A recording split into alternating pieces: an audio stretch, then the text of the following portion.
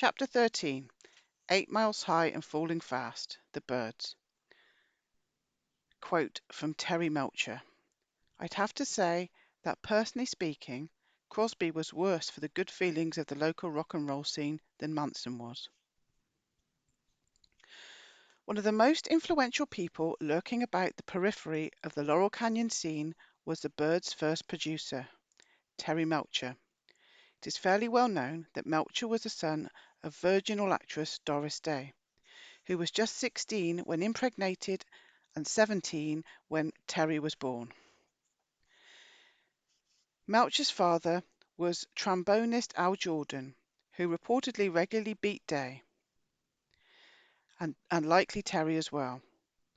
Jordan wasn't around for long enough. His death, when Melcher was just 2 or 3 years old, was yet another Hollywood suicide. After an equally short-lived second marriage, Doris Day married her agent and producer, Marty Melcher, who was universally regarded as one of the biggest assholes in Hollywood. And that's not an easy title to attain, given the fierce competition. Like Jordan, Melcher was well known for being a tyrannically violent and abusive man. He also reportedly embezzled some $20 million from his wife client. On the bright side, though, he did adopt and help raise Terry, who took his name. Terry Melcher, perhaps more so than anyone else, had deep ties to virtually all aspects of the Canyon scene, including the Laurel Canyon musicians, the Manson family, the group of young Hollywood actors generally referred to as the Young Turks, and the Vito Paulikas dance troupe. As it turns out, Melcher first met Vito Paulikas, or Paulikas, when Terry was still in high school in the late 1950s. As Melcher later recalled, Vito was an art instructor. When I was in high school, we'd go to his art studio because he had naked models.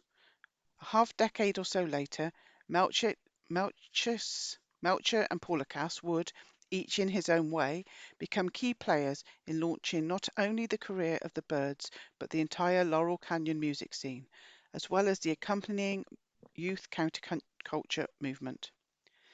Also, while still in high school, Melcher befriended Bruce Johnston, the adopted son of a top executive with the Rexall drugstore chain. While growing up on the not-so-mean streets of Beverly Hills and Bel Air, the two recorded together a singing duo, Bruce and Terry. Johnston also played in a high school band with Phil Spector, who, it will be recalled, shared with Melcher and various others in this story the distinction of having lost a parent to an alleged act of suicide. As this had been pointed out, it was Spector's crack team of studio musicians, dubbed the Wrecking Crew, who provided the instrumental tracks for countless albums by Laurel Canyon bands. Bruce Johnston, meanwhile, went on to become a Beach Boy, replacing Wrecking Crew member Glenn Campbell, who had briefly replaced Brian Wilson after Brian abruptly decided that he no longer wanted to perform live. Brian's brother Dennis forged a close bond with Terry Melcher, as well as with Greg Jacobson, a would-be actor and talent scout who was married to famed comedian Lou Costello's daughter. The trio of Wilson, Melcher and Jacobson, who dubbed themselves the Golden Penetrators, with Wilson referring to himself rather subtly as the Wood, infamously forged a close bond with a musician prophet penetrator by the name of Charles Manson. In 1966, Melcher, along with Mark Lindsay of the band Paul Revere and the Raiders, leased and moved into the soon-to-be infamous home at 10050 Cielo Drive in Benedict Canyon. Lindsay would later have the dubious distinction of also living for a time in that other infamous Canyon death house on Wonderland Avenue. Lindsay was also a regular visitor to the log cabin. The two were soon joined by Melcher's girlfriend, actress Candice Bergen. Melcher and Bergen remained in the same home until early 1969, frequently entertaining high-profile guests from both the music and film industries. During the summer of 1968, when Charlie Manson and numerous members of his entourage, including Charles Tex Watson and Dean Morehouse, were shaken up with Melcher's sidekick Dennis Wilson, Watson and Morehouse were known to regularly visit the Melcher Bergen home on Celio Drive. Charlie Manson is known to have visited the Melcher home on several occasions as well, and to have occasionally borrowed Melcher's Jaguar. Just after Melcher and Bergen vacated the home, Jacobson reportedly arranged for Morehouse to live there briefly, before Tate and Polanski took possession in February 1969. During Morehouse's stay, Tex, who would later be portrayed as the leader of the Tate and LaBianca hit squads, came calling regularly. His address book would be found to contain a number for a former Polanski residence. Watson had moved out to LA from Texas in 1966 after opting to drop out of college, which those who knew him viewed as being wildly out of character. By the spring of 1968, when Charles Watson met Charles Manson at Dennis Wilson's home, Tex was a modish co-owner of Crown Wig Creations on the corner of Santa Monica Boulevard and Rodeo Drive in Beverly Hills. Through that business enterprise, he had developed extensive Hollywood contacts that came in handy when he began handling large drug transactions and large piles of cash for Charlie Manson. Tex Watson soon grew so close to Manson that, according to Ed Sanders, he was known to complain at times that he actually thought he was Charlie. According to Vanity Fair, Tex Watson was also a regular patron of the whiskey, which isn't too surprising given that Elmer Valentine's Club was well known to be a major drug trafficking site during the late 1960s. Watson's frequent sidekick, Dean Morehouse, by the way, hailed from Minot, North Dakota, identified by Maury Terry as the longtime home of a process faction with deep ties to Outfit for Air Force Base. Though it is purely speculation, it seems entirely possible that Morehouse served as a handler for both Manson and Watson. Perhaps tellingly, Vincent Bugliosi mentioned Morehouse only once in his nearly 700-page treatment of the Manson case, in much the same way that David Crosby ignored Vito Polikas in his wordy autobiography. In the spring of 1969, the trio of Wilson, Melcher, and Jacobson got close to Bobby Beausoleil as well. Jacobson made at least 2 trips to the Gerald Theatrical Agency to hear demo tapes that Bobby had recorded. The agency, headed by Jack Gerard, specialized in supplying topless dancers to seedy clubs and actors and actresses for porno film shoots. Beausoleil's primary job with the agency was to deliver carloads of girls to the clubs. More than a few of those girls were members of Charlie's family. In March of 1969, just months before he was arrested for the torture murder of Gary Hinman, Bobby signed a songwriting contract with the agency and began recording demos. Beausoleil also accompanied Melcher and Jacobson on at least 2 trips out to the Spahn movie ranch. Once in May of 1969, and then again the next month. Jacobson was a frequent visitor to Spahn and was known to boast of having held over 100 hours of conversations with the all-knowing prophet known as Charles Manson. Gregg also lobbied NBC to shoot a documentary film about the Manson family's hippie commune, and the network was for a time quite interested in the project.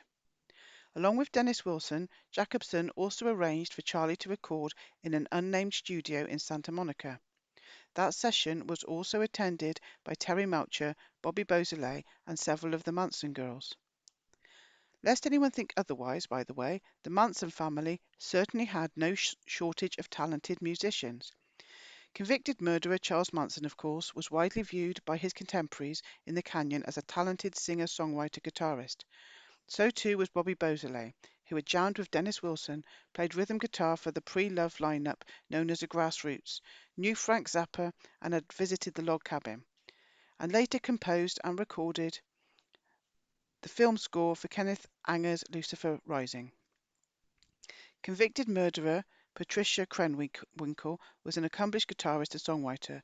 Convicted murderer Steve Clem Grogan was a talented musician as well.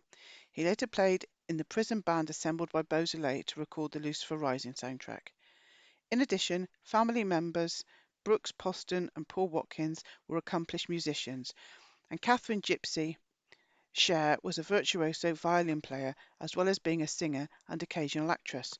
See, for example, Ramrodder, co-starring Bobby Beausoleil and filmed partially at Where Else? Span Movie Ranch. Catherine Cher is notable in other ways as well, including her unparalleled feat of raising the bar so high on parental suicides that no one else, even in Laurel Canyon, is likely to be able to clear it. Orphaned as a child when both biological parents purportedly committed suicide, Gypsy was adopted by a psychologist and his wife. Her adoptive mother then allegedly committed suicide as well, leaving her to be raised by her adoptive father. Cher is also notable for being the oldest of Charlie's girls, nearly 27 at the time of the murders. Most of the others were under 21, and many, including Dean Morehouse's daughter Ruth Ann Ausch Morehouse, were minors. Gypsy lived with Bobby Beausoleil before meeting and living with Manson, and she seemed to serve as a recruiter for both of them. According to Ed Sanders, Gypsy Cher also arranged for Paul Rothchild, the producer of The Doors, to hear the family music. It seems as though just about everyone had an opportunity to hear the family's music. Some of it was recorded in Beach Boy Brian Wilson's state-of-the-art home recording studio. Some was recorded by Terry Melcher and Greg Jacobson at Spahn Ranch using a mobile recording studio. Some was recorded in Santa Monica. By some reports, some was recorded by a major Hollywood studio. Other recordings were likely made as well, though nobody really likes to talk about such things. Greg Jacobson recorded many of his marathon conversations with Charlie, but as with the demo recordings made by Dennis Wilson, everyone likes to pretend that such recordings were lost or destroyed or never existed. The family was filmed at Spahn Ranch by Melcher as well. Family members also shot an extensive amount of filmmaking home movies, which some witnesses have claimed included family orgies and ritualized snuff films. A vast amount of NBC camera equipment and film was found to be in the possession of Charlie's motley crew, all of which was claimed to be stolen. It seems likely, however, given the network's known involvement with the family, that the equipment was provided to them so they could film their exploits. When not hanging out with Charlie and Tex and Bobby, Terry Melcher also found time to produce the records that first captured the Byrds to fame, Mr. Tambourine Man and Turn, Turn, Turn. The first, recorded in January 1965 and released a few months later, was a record that announced to the world the arrival of a new breed of music. Those early hits were created simply enough by borrowing from the songbooks of folk legends Bob Dylan and Pete Seeger, and then playing these songs on amplified equipment. Dylan himself followed suit not long after at the Norfolk Folk Festival in July 1965, much to the consternation of the gathered crowd of folkies. In Hotel California, Barney Hoskins writes that the Byrds were, from the very outset, conceived as an electric rock and roll group. What Hoskins doesn't really clarify, though, is who exactly it was that initially conceived of this hugely influential band in those terms. Surely it wasn't the band members themselves who decided that they were going to pioneer a new musical genre, since they probably had their hands full with just learning to play their instruments. It would probably be slightly more accurate to say that the Byrds appear to have been initially conceived as an electric folk rock group. By July of 1966, however, when the band released its third album, featuring the Gene Clark penned 8 Miles High, it had morphed into something different, and by doing so helped pioneer another genre of music, psychedelic rock. With the later addition of Gram Parsons and the growing influence of Chris Hillman, the Byrds would next morph into a country rock band, thus helping to spawn that genre of music as well. According to rock and roll legend, the first two Byrds to get together were James Joseph McQuinn III and Howard Eugene Clark. McQuinn hailed from Chicago, the son of best-selling authors James and Dorothy McQuinn. Considered a very talented guitarist, Jim had played with Bobby Darin, the Limelighters, and the Chad Mitchell Trio. In 1962, he left the Chad Mitchell Trio and worked for a time in New York City as a studio musician, before hearing the call that so many others seemed to hear and making his way to Los Angeles. Once there, he wasted no time hooking up with Gene Clark. Clark had been born in Tipton, Missouri, the second oldest in a family of 13 siblings. An undeniably talented songwriter and vocalist, Clark had his first record with the rock and roll combo with a local rock and roll combo when he was just 13 years old. He later joined the New Christie Minstrels, a vocal ensemble known during his tenure primarily for the hit song Green Green. Like so many others, however, Gene soon found himself packing his bags for, where else, Los Angeles, where he met up with the recently arrived Jim McGuinn. The newly formed folk duo soon added a third voice to the mix, our old friend David Crosby, who had formerly been a vocalist with Les Baxter's Balladeers. Crosby brought in manager Jim Dixon, with whom he had done some solo sessions in 1963. The year before that, Dixon had produced a self-titled album for a band known as the Hillmen, featuring a young mandolin player out of San Diego named Chris Hillman. Hillman had cut his first album with a band known as the Scottsville Squirrel Barkers, while still in high school. He was a highly regarded young bluegrass musician and was generally considered to be a virtuoso mandolin player, which I guess is why Jim Dixon cast him to play the part of the bass player in the world's first folk rock band.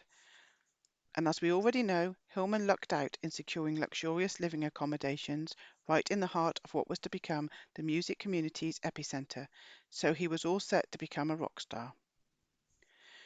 Raised on a ranch in San Diego, Hillman had traveled alone to Berkeley when he was just 15, ostensibly to take private mandolin lessons. At about that same time, his father had, wait for it, reportedly committed suicide. Those two closely aligned events would, I guess, have had a profound impact on the young musician. Hillman would ultimately become a skilled bass player and a major figure in the Laurel Canyon-spawned country rock movement. Like many others of that bent, Hillman had been a huge fan of Spade Cooley during his formative years, and he later cited Cooley as a major influence on his own musical direction. Most readers are probably not familiar with the story of the King of Western Swing, which is a kind of shame because as stories go, it's a pretty good one.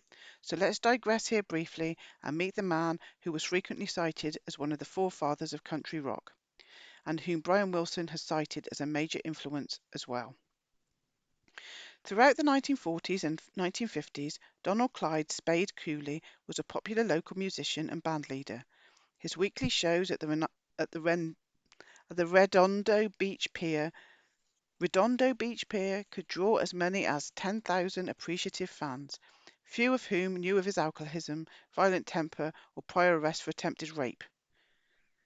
His popularity ultimately landed him his own local television show, The Spade Cooley Hour.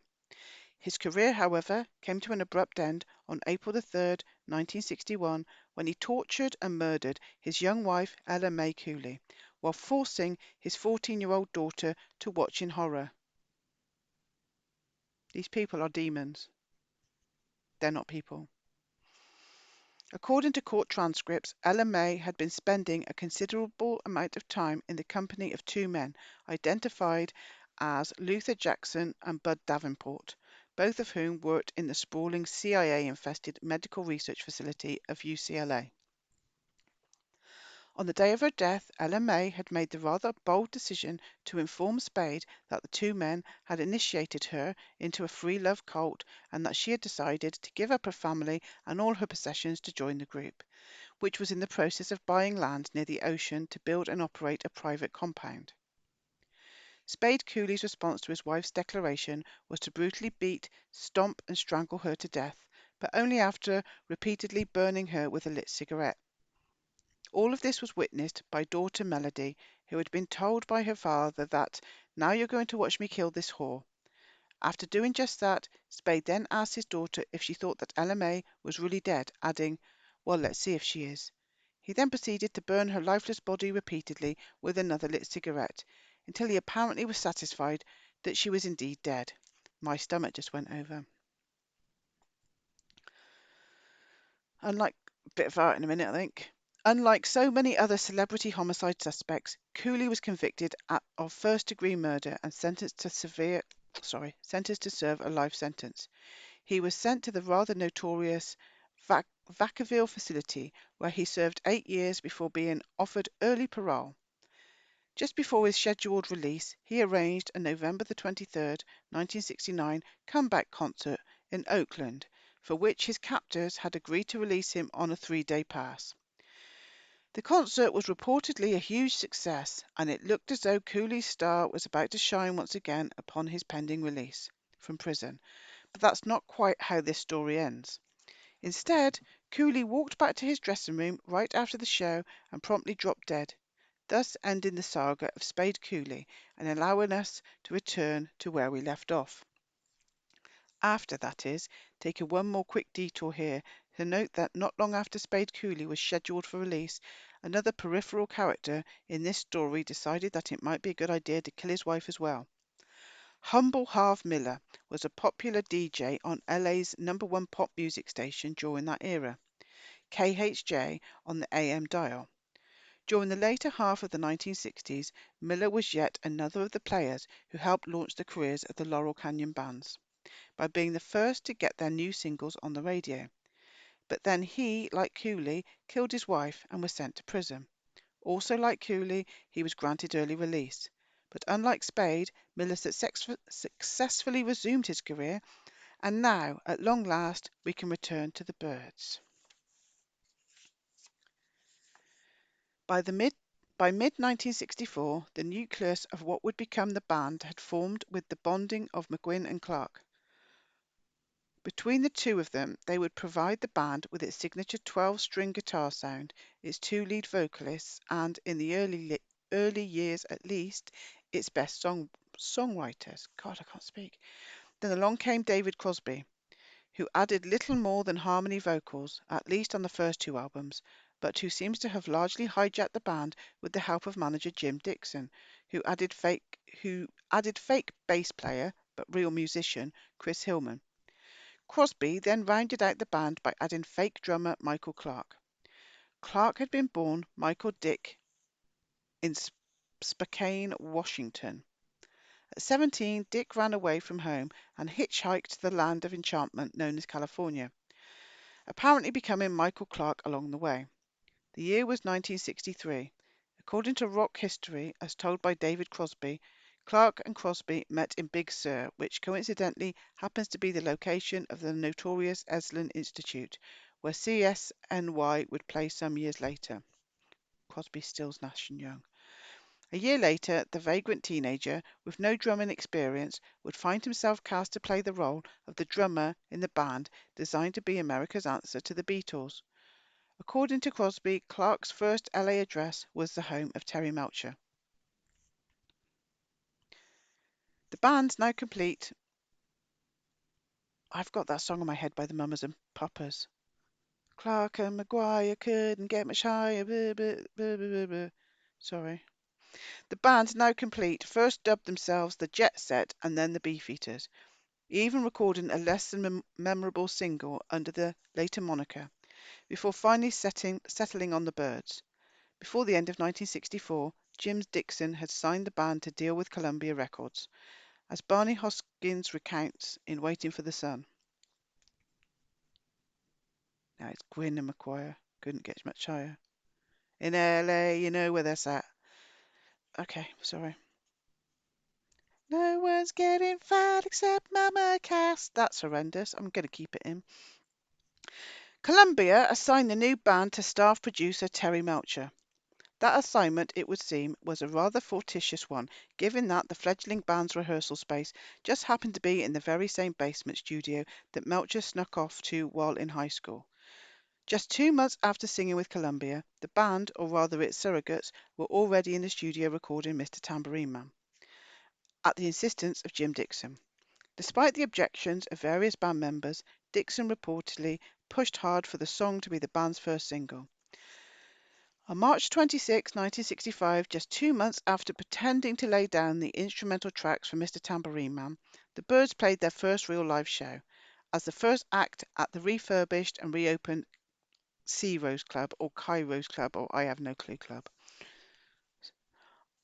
I wasn't there, so I can't be for sure, but I'm going to go out on a limb and guess that a band whose entire rhythm section was just learning to play their instruments probably did not put on a very compelling performance. The Byrds apparently played one other live show before the Kairos opening. though the nature of that show appears to be in dispute, or perhaps there were two previous shows. According to Jim Dixon, the Byrds' first public gig was booked by Lenny Bruce's mother, Sally Marr. She got them a job at Los Angeles City College noon assembly for a half hour. According to Carl Franzoni and various others, however, it was Vito Paulikas who booked the Byrds' first live show in a rented hall on Melrose Avenue just a day or two before the show at Cairo's. Zeros, no idea. In any event, Mr. Tambourine Man was released about a month after the band had its big public debut at Cairo's, and the LA music scene would never be the same again. Before long, clubs big and small were popping up all along the fabled Sunset Strip, and bands were spilling out of Laurel Canyon to play them. As Terry Melcher recalled, kids came from everywhere. It just happened. One day you couldn't drive anymore. It was like overnight you couldn't drive on the strip. That would soon change. By the summer of 1967, the mythical summer of love, the club scene on the Strip was quickly dying. It had been killed, deliberately or not, by some of the key players who had created it. Terry Melcher, producer of the scene's first band, Lou Adler, business partner of club owner Elmer Valentine, and John Phillips, leader of the Mamas and the Poppers. It was the show they produced, you see, the fabled Monterey Pop Festival held on June the 16th to the 18th, 1967, that killed the Sunset Strip scene. The bands that had filled the clubs became literally overnight too big to play such intimate venues. Over the course of the next decade, Laurel Canyon bands quickly moved from clubs to concert halls to massive sports arenas. But here we are, I suppose, getting ahead of ourselves. As for the Byrds, they carried on for a good many years, albeit with numerous personal changes. First out was the man who many feel was the most talented member of the group, Gene Clark, who dropped out in March of 1966, just 1 year after the band had first taken the stage at Cairo's. Clark was also the first original Byrd to pass away on March the 24th, 1991, at just 46 years of age, reportedly due to a bleeding ulcer. 2.5 years later, on December the 19th, 1993, Michael Clark died as well when his liver failed. Both deaths were attributed to chronic alcoholism. Jim McGowan, who remained a Byrd through numerous band lineups, joined the subbed religious sect Subud? No idea. Religious sect in 1965. 2 years later, upon the advice of the cult's founder, he changed his name to Roger. A decade later, he became a born-again Christian. In a similar vein, Chris Hillman became an evangelical Christian in the late 1980s, but then later switched to the Greek Orthodox faith. Hillman played in various Byrds lineups with Graham Parsons' Flying Burrito Brothers and in David Griffin's failed attempt at creating a second supergroup, one known as Souther Hillman Furay. David Crosby, of course, left the Byrds and became one-third of David Griffin's first supergroup, Crosby, Stills and Nash. These days he primarily spends his time inseminating lesbians. I'm sorry, I wasn't expecting that. Inseminating lesbians and occasionally reuniting with former bandmates. Well, it's a job, I suppose. Jim Dixon and Terry Melcher continued to work with some of the Byrds, particularly Graham Parsons and Chris Hillman. Melcher formed a particularly close bond with fellow trust fund kid Parsons, as did Melcher's sometime sidekick John Phillips. Both Melcher and Phillips, of course, had ties to Charles Manson. Melcher raved about him to Ned Doheny, whose former prison buddy, Phil Kaufman, was already noted Parsons' road manager. In unrelated news, Bill Siddons, the Doors' road manager, was once a paramour of Mansonette Lynette Squeaky Fromm. The family's fingerprints, it appears, can be found in nearly every nook and cranny of the Laurel Canyon scene. Chapter 14. The Great Serendipity, Buffalo Springfield. A quote from Hal Blaine, longtime drummer for the Wrecking Crew, quoted in the Wall Street Journal on March the 23rd, 2011. This is going to break your heart, but much of the music you heard in the 60s and early 70s wasn't recorded by the people you saw on the album covers. It was done by me and the musicians you see on these walls. Many of these kids didn't have the chops and were little more than garage bands, At concerts, people hear with their eyes. Teens cut groups slack in concert, but not when they bought their records. The Byrds were the very first folk rock band to take flight out of Laurel Canyon, and they were also the one that achieved the greatest fame. But so many discerning ears, the Sunset Strip's other folk rock powerhouse, Buffalo Springfield, was the more talented band. In the literature chronicling the 1960s music scene, few stories have been repeated more frequently than the legend surrounding the formation of what would later be regarded as perhaps the first supergroup.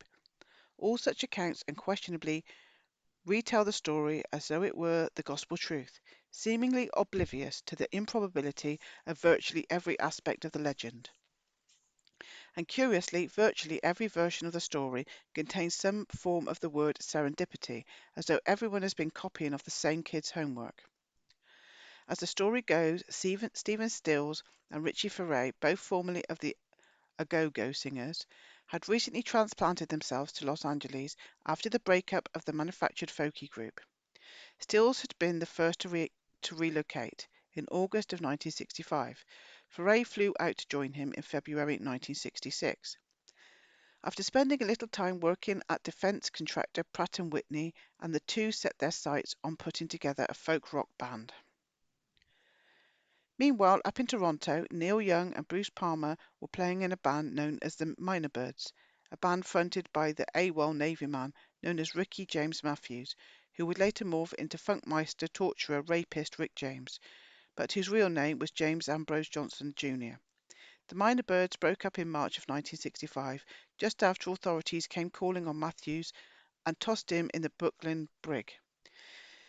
In search of a new band, Young made the curious decision to head out to LA for no other reason that he had what Palmer described as a hunch, a feeling that Stephen Stills was in LA. Of course, Young had no clue if Stills was in fact there, nor did he know anyone else in LA, and you would think that he would have realised that. Even if Stills was there was virtually no chance of finding some random person in a city of millions, especially when the person doing the searching had no idea how to get around the city. But no matter, Neil had a calling, so he jumped into an old hearse, of all things, recruited Palmer to ride shotgun, and the two set off to the lengthy trek to Los Angeles. They arrived, the legend tells us, on April the 1st, 1966, April Fool's Day, appropriately enough, and began the search for Stills. Several days of searching yielded no results, however, and on the afternoon of April the 6th, the frustrated pair decided to head off to San Francisco in hopes that they might have better luck finding Stephen there. Perhaps they were going to go on a tour of all the big cities in America, in the hopes that somewhere along the way they might find Stephen Stills. But as fate would have it, just as they were about to head out of town, Stephen Stills found them. As Barney Hoskins tells a story in Hotel California. Early in April 1966, Stills and Richie Furay were stuck in a Sunset Strip traffic jam in Barry Friedman's Bentley. As they sat in the car, Stephen spotted a 1953 Pontiac hearse with Ontario plates on the side of the street. "I'll be damned if that ain't Neil Young," Stills said. Friedman executed an illegal U-turn and pulled up behind the hearse. One of the Rock's great serendipities had just occurred. Young, a lanky Canadian, had just driven all the way from Detroit in the company of bassist Bruce Palmer. They'd caught the bug that was drawing hundreds of other pop wannabes to the West Coast. The pair had actually driven out from Toronto, not Detroit, and the hearse was a 1959 model, by most accounts, and Stills and Furay were in a van rather than a Bentley. But such inconsistencies are typical of all Hollywood legends. In any event, John Einarson, in For What It's Worth, supplies a somewhat longer and more hyperbole-filled version of the legend. What transpired next is no longer considered simply a chance encounter. Transcending mere fact, the events of the next few minutes have taken on mythic proportions to become, in the annals of popular culture, legendary. More than pure luck, coincidence, or serendipity, at that very moment the planets aligned, stars crossed, everyone's karma turned positive, divine intervention interceded, the hand of fate revealed itself. Whatever you subscribe to in order to explain the unexplained. Though each of the five participants in that moment in time tell it slightly differently, the fact remains that the occupants of the white van, individually or collectively, depending on who's retelling it, noticed the black hearse with the foreign plate heading the other direction. Once the light of recognition came on, the van hastily pulled an illegal and likely difficult in rush hour U-turn, manoeuvring its way through the line of northbound cars, horn honking frantically all the while to pull up behind the hearse. One of the passengers leapt out, ran up and pounded on the driver's side window of the strange vehicle, yelling to the startled travellers inside, who had taken no notice of the blaring car horn directly behind them. "Hey, Neil, it's me, Steve Stills. Pull over, man." The drivers of the two vehicles managed to find curb space or a vacant store parking lot, again depending on whose version is being related, and the five piled out to embrace and introduce one another. On April the 6th, 1966, 666, in that late afternoon line of traffic, the course of popular music was altered forever. Could happen.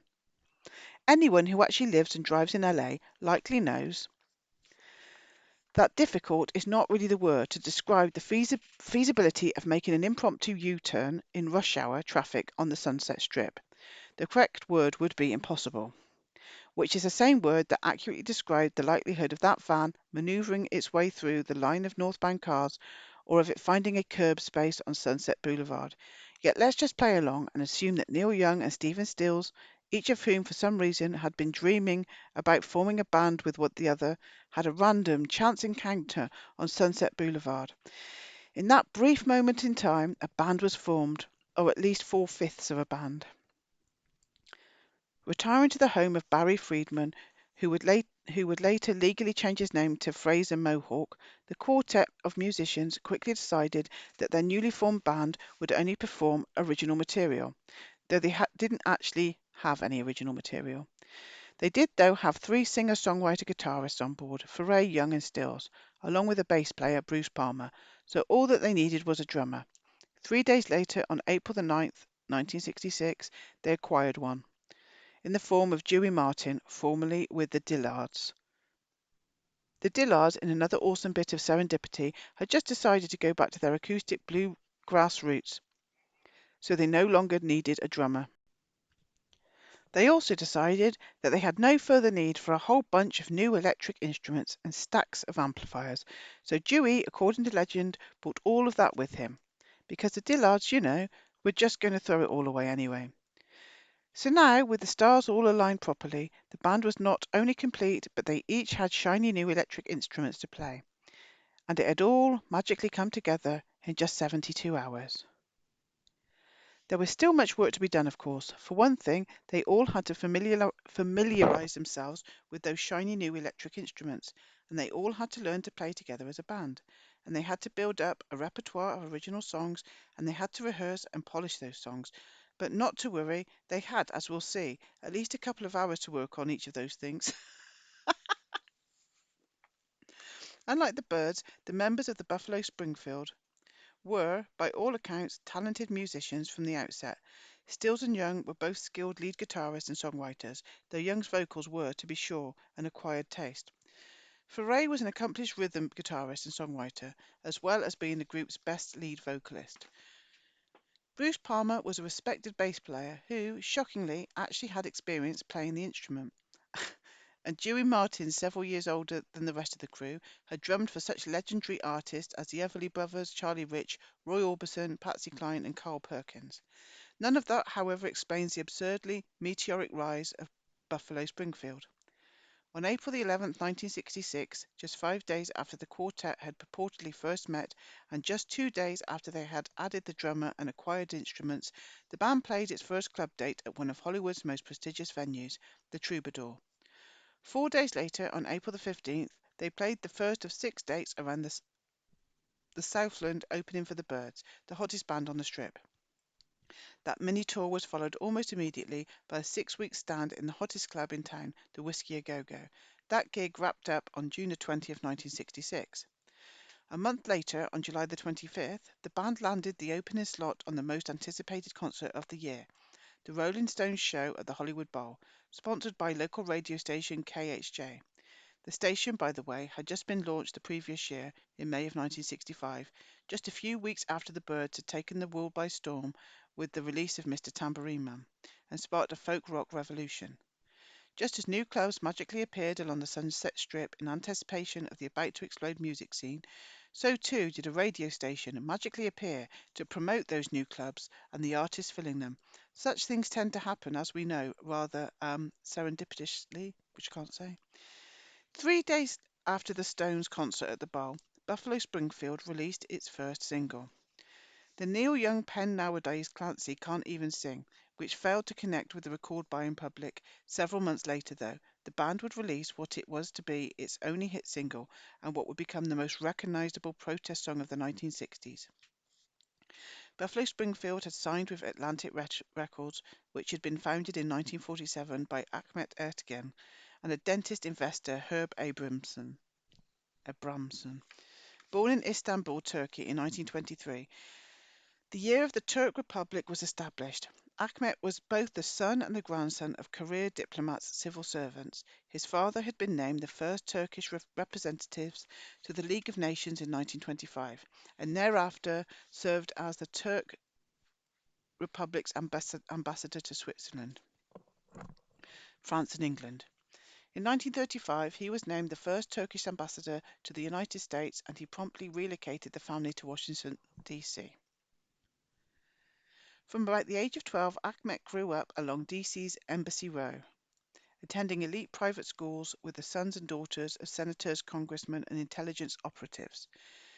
In 1947, 3 years after his father died, Ertegun founded Atlantic Records.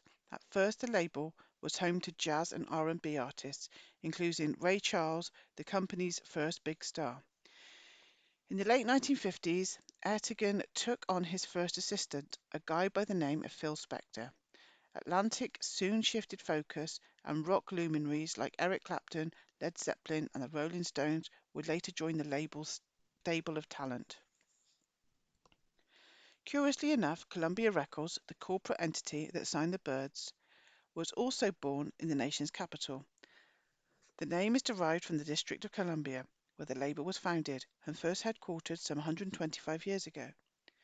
It would appear then that the two record labels that signed and launched Laurel Canyon's first two folk rock bands were not only major record labels, but also happened to be corporate entities that had deep ties to the nation's center of power. With Laurel Canyon's other bands as well, it was the major record labels, not upstart independents, that signed the new artists.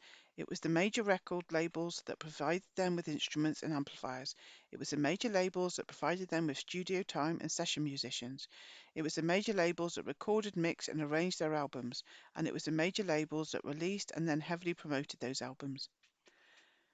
As Unterberger duly notes in his expansive two-volume review of the folk rock movement, much folk rock was recorded and issued by huge corporations and broadcast over radio and television stations owned for the most part by the same or similar pillars of the establishment. The corporate titans of all three branches of the mainstream media, print, radio, and television, did their part to help out the titans of the record industry. Unterberger notes that AM radio and sometimes primetime network television could act as a primary conduit for this countercultural expression. Conservative corporate-controlled AM stations across the country almost immediately began giving serious airplay to the new sounds coming out of Southern California, and network television gave the rising stars unprecedented coverage and exposure. Primetime variety hours were much more likely to showcase rock stars than they would be in subsequent decades. New releases by the Byrds were often accompanied by large ads in trade magazines that simultaneously plugged the records and upcoming TV appearances. The boys in Buffalo Springfield, for example, managed to find themselves appearing as guests on an impressive array of network television shows, including American Bandstand, The Smothers Brothers Show, Shebang, The Della Reese Show, The Ghost Show, The Andy Williams Show, Hollywood Palace, Where the Action Is, Joey Bishop's Late Night Show, and a local program known as Boss City. They also made guest appearances, curiously enough, on primetime hits like Mannix and The Girl from U.N.C.L.E.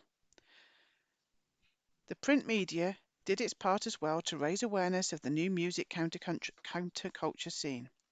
In September 1965, the nation's premier news weeklies, Time and Newsweek, ran virtually simultaneous stories on the folk rock craze. Just months after the folk rock release had climbed to the top of the charts, the country's biggest daily newspapers chimed in as well, providing an inordinate amount of coverage of the emerging scene. By the end of 1967, the movement had its very own publication, Rolling Stone, initially designed to look at as though it were a product of the underground press. It was, without question, very much a corporate mouthpiece. Another avenue of the print media provided the scene with considerable exposure as well. As Emerson notes, many of the Laurel Canyon stars, particularly members of Buffalo Springfield and the Monkees, were the darlings of the California teen magazines, including Teen Set, Teen Screen, and Tiger Beat. In 1964, just months before the birth of folk rock, the LA Free Press, widely believed to be the first underground newspaper of the 1960s, was launched from offices at the corner of Sunset and Crescent Heights, at the very mouth of Laurel Canyon. The publication, which quickly became the voice of the canyon, was initially financed by comedian Steve Allen. In the late 70s, it was purchased and killed off by pornographer Larry Flynt. As the story is usually told, the 1960s counterculture movement posed a rather serious threat to the status quo. But if that were truly the case, then why was it the pillars of establishment, to use Unterberger's words, that initially launched the movement? Why was it the man that signed and recorded these artists and that heavily promoted them on the radio, on television, and in print, and that set them up with their very own radio station and their very own monthly magazine? It could be argued, I suppose, that this was simply a case of corporate America doing what it does best, making profit off of anything and everything. Blinded by greed, a devil's advocate might say, the corporate titans inadvertently created a monster. The question that is begged by explanation, however, is why, after it had become abundantly clear that a monster had allegedly been created, was nothing done to stop the growth of that monster? Why, for example, did the state not utilize its law enforcement and criminal justice powers to silence some of the most prominent counterculture voices? It's not as if it would have required resorting to heavy-handed measures, since many of the Laurel Canyon stars were openly using, dealing, or at least advocating the use of illegal substances. They were particularly begging for the powers that be to take action. And yet that never happened. As just one example, 3 members of Buffalo Springfield, Neil Young, Richie Furay, and Jim Messina, along with a dozen others, including Eric Clapton, were arrested in a drug bust in Topanga Canyon home, only to then walk away as if nothing had happened. Why wasn't this case, and so many others like it, aggressively prosecuted? David Crosby has candidly acknowledged that the DEA could have popped me for interstate transport of dope or dealing lots of times and never did. John Phillips, busted for wholesale trafficking of pharmaceuticals, was, by his own account, looking at 45 years and got 30 days. He began serving his sentence on April the 20th, approximately enough, and served just 24 days in a minimum security prison that offered residents such as activities as basketball, aerobics, softball, tennis, archery, and golf, and that featured a delicious kosher kitchen, an elaborate salad bar, and a tasty brunch on Sundays. Time and time again, the man was handed golden opportunities to crack down on Laurel Canyon's most prominent voices, and time again, those dangerous dissidents were handled with kid gloves. Indeed, the LAPD appears to have adopted a hands-off policy towards the Laurel Canyon crowd. As musician turned photographer, Henry Ditz acknowledged to writer Harvey Kubinick, there was not a presence of the heat in Laurel Canyon. Radio personality Elliot Mintz agreed. Nothing that he couldn't recall a law enforcement presence in Laurel Canyon. Given the unique geography of the canyon community, it would have been very easy for the police to cut off access and conduct regular sweeps. But nothing like that ever happened. Instead, police seem to have stayed out of the canyon entirely. The state had another powerful tool at its disposal to silence young critics: involuntary military service. There was, after all, a war going on, and hundreds of thousands of draft-age young men across the country were being fed into the war machine. As Richie Unterberger noted in Turn, Turn, Turn, Most folk rockers, if they were male, like their audience, were of draft age, but curiously enough, very, very few had their careers interrupted by the draft.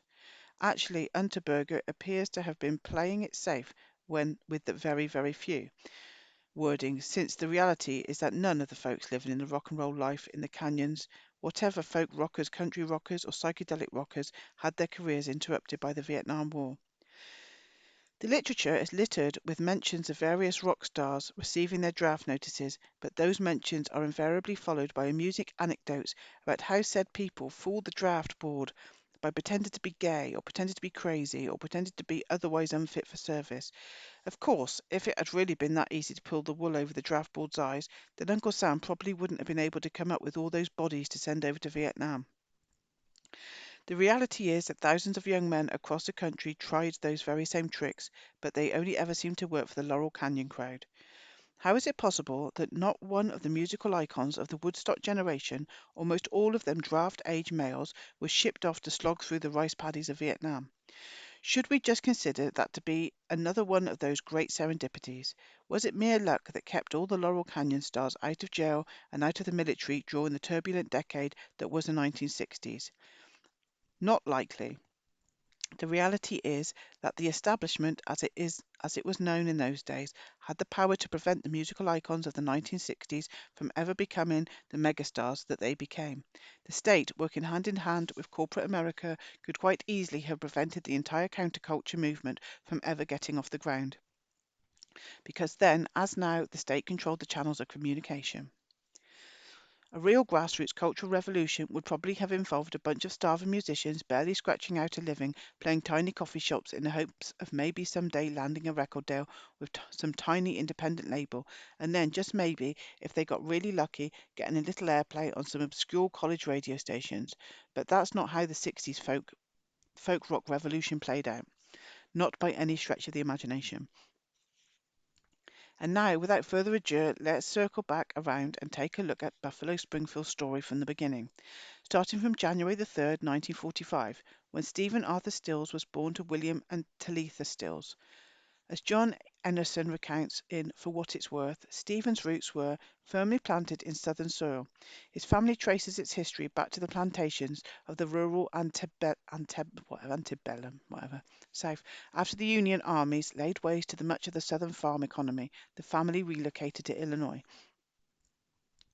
Emerson describes William Stills as somewhat of a soldier of fortune, an engineer, builder, and dreamer who frequently uprooted the family to follow his dreams and schemes.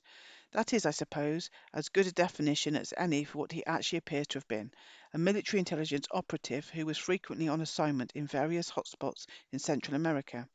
Stephen's childhood was spent in Illinois, Texas, Louisiana, Florida, and various parts of Central America, including Costa Rica, El Salvador, and the Panama Canal Zone. At a fairly young age, Stills attended the Admiral Farragut Military Academy in St. Petersburg, Florida. In later years, his authoritarian manager and military bearing would earn him the nickname the Sarge. He joined his first band, the Radars, as a drummer. In his next band, the Continentals, he played guitar alongside another young guitarist named Don Felder, who would later turn up in Laurel Canyon as a member of the Eagles. Because as we have seen repeatedly, all roads seem to lead to Laurel Canyon. According to Emerson, an unfortunate incident with the administration at his Tampa Bay high school resulted in Stephen's dismissal in 1961, after which he joined his wayward family, then settled in Costa Rica. What that unfortunate incident may have been, and why he had been separated from his family at a fairly young age, remains a mystery. In any event, Stephen's next few years are rather murky. Some reports have him graduating from a high school in the Panama Canal Zone. Others have him shuffling back and forth between Florida and Central America. Stills himself has, as previously noted, at times claimed that he served a stint in Vietnam. Whatever the case, circa March of 1964, he surfaced in New Orleans with his sights set on a career in music. By the summer of 1964, he had drafted to New York's Greenwich Village, which he became fast friends with a young folk singer-songwriter by the name of Peter Torkelson, who, like so many others in this story, hailed from Washington, D.C. The two played together briefly as a duo before Torkelson migrated to Connecticut, then Venezuela, which was, I suppose, a typical migratory route for folkies in those days. Torkelson would soon enough make his way to Laurel Canyon, where he would become Monkey Peter Tork. Stills would also audition for the show, but his bad teeth and thinning hair would render him unfit for a leading role on a primetime TV. In July 1964, Stills found work as one of the 9 members of the A-Go-Go Singers, the newly formed house band for the New York's famed Cafe A-Go-Go. Singing alongside of Stills was a young folkie named Richard Ferre, the son of a pharmacist who had run a family drugstore in Yellow Springs, Ohio. By November 1964, the A-Go-Go Singers already had an album out, but trouble soon arose, due primarily to the fact that the band was under contract to Morris Levy, a known organised crime figure who would soon be indicated on an array of criminal charges. The band soon broke up and Ferre headed off to Connecticut, where a cousin got him a job at Pratt& Whitney. While working there, he took a little time off to audition for a slot in the Chad Mitchell Trio, but he was beat out by a military brat from Roswell named John John Denver, I think. Is it? Yeah.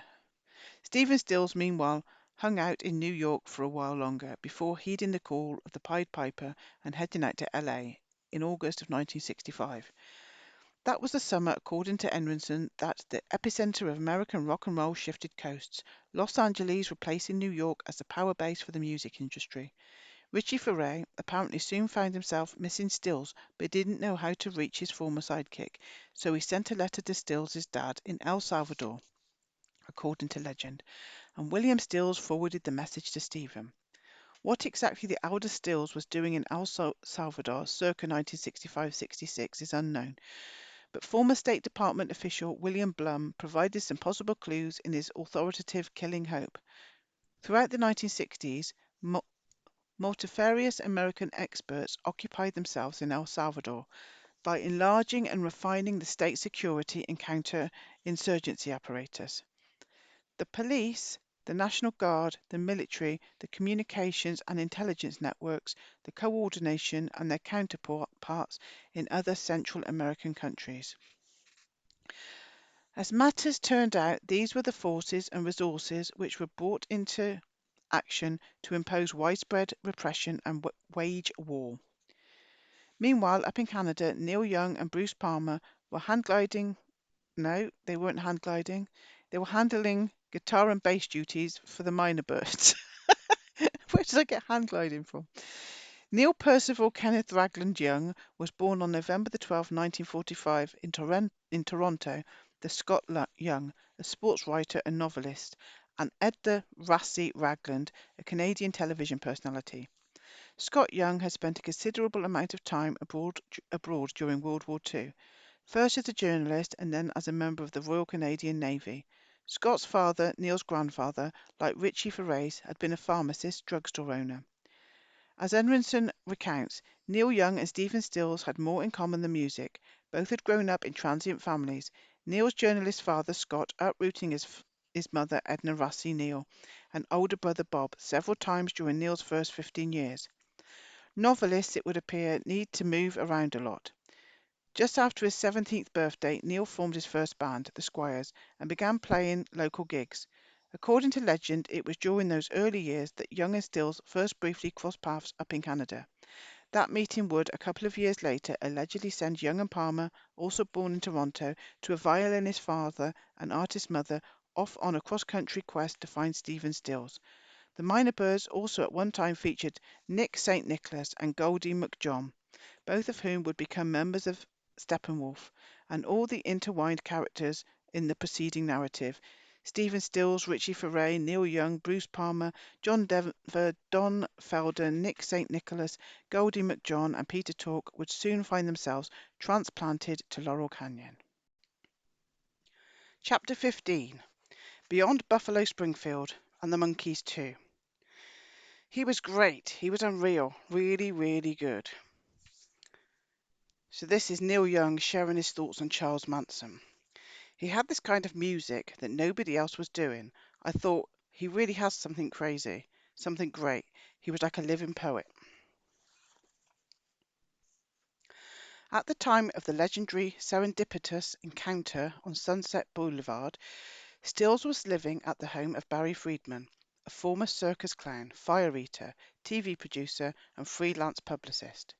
To say that his home was a bit odd would probably be an understatement. According to folk who knew it wild, it had a bathtub in the middle of the living room and a secret room behind the bathroom where people carried on liaisons. The massive bathtub sat right in the front of the equally massive fireplace. As Freedom himself would later acknowledge, this was a very strange house. Not strange by canyon standards, perhaps, but strange nonetheless. Stranger homes can certainly be found, such as in the Hollymount neighborhood near the base of nearby Beechwood Canyon.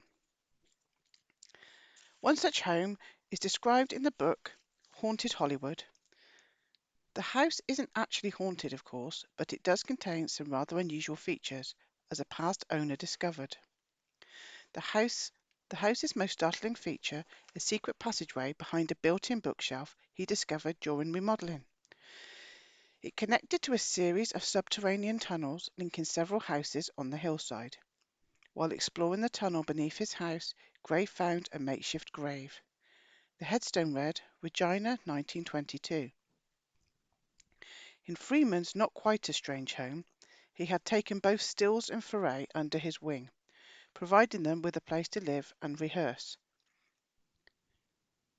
doling out spending money and introducing them to various music industry contracts. Friedman had been present when the fabled meeting took place, and it was to his home that the group adjourned after stooping on the strip. It was also Friedman who found them their drummer, Walter Milton Dwine Midkiff, otherwise known as Joey Martin. Though Martin was, like Young and Palmer, Canadian, he had served a stint in the US Army. Friedman was working for Bird's manager Jim Dixon, who also managed the Dillards. It was Dixon who hooked Friedman up with Martin, and with a full slate of electric instruments, just as he had set the Byrds up with instruments and a bass player. Dixon and Freeman would soon become neighbours when Freeman moved from his odd house on Fountain Avenue to a home in, naturally enough, Laurel Canyon. That home on 8524 Ridpath would become a rather notorious party house. As Jackson Browne, who Freedman later took under his wing, recalled, it was always open house at Paul Rothchild's and Barry Friedman's. Barney Hoskins writes in Hotel California that Friedman orchestrated scenes of sexual and narcotic depravity that soon spun out of control.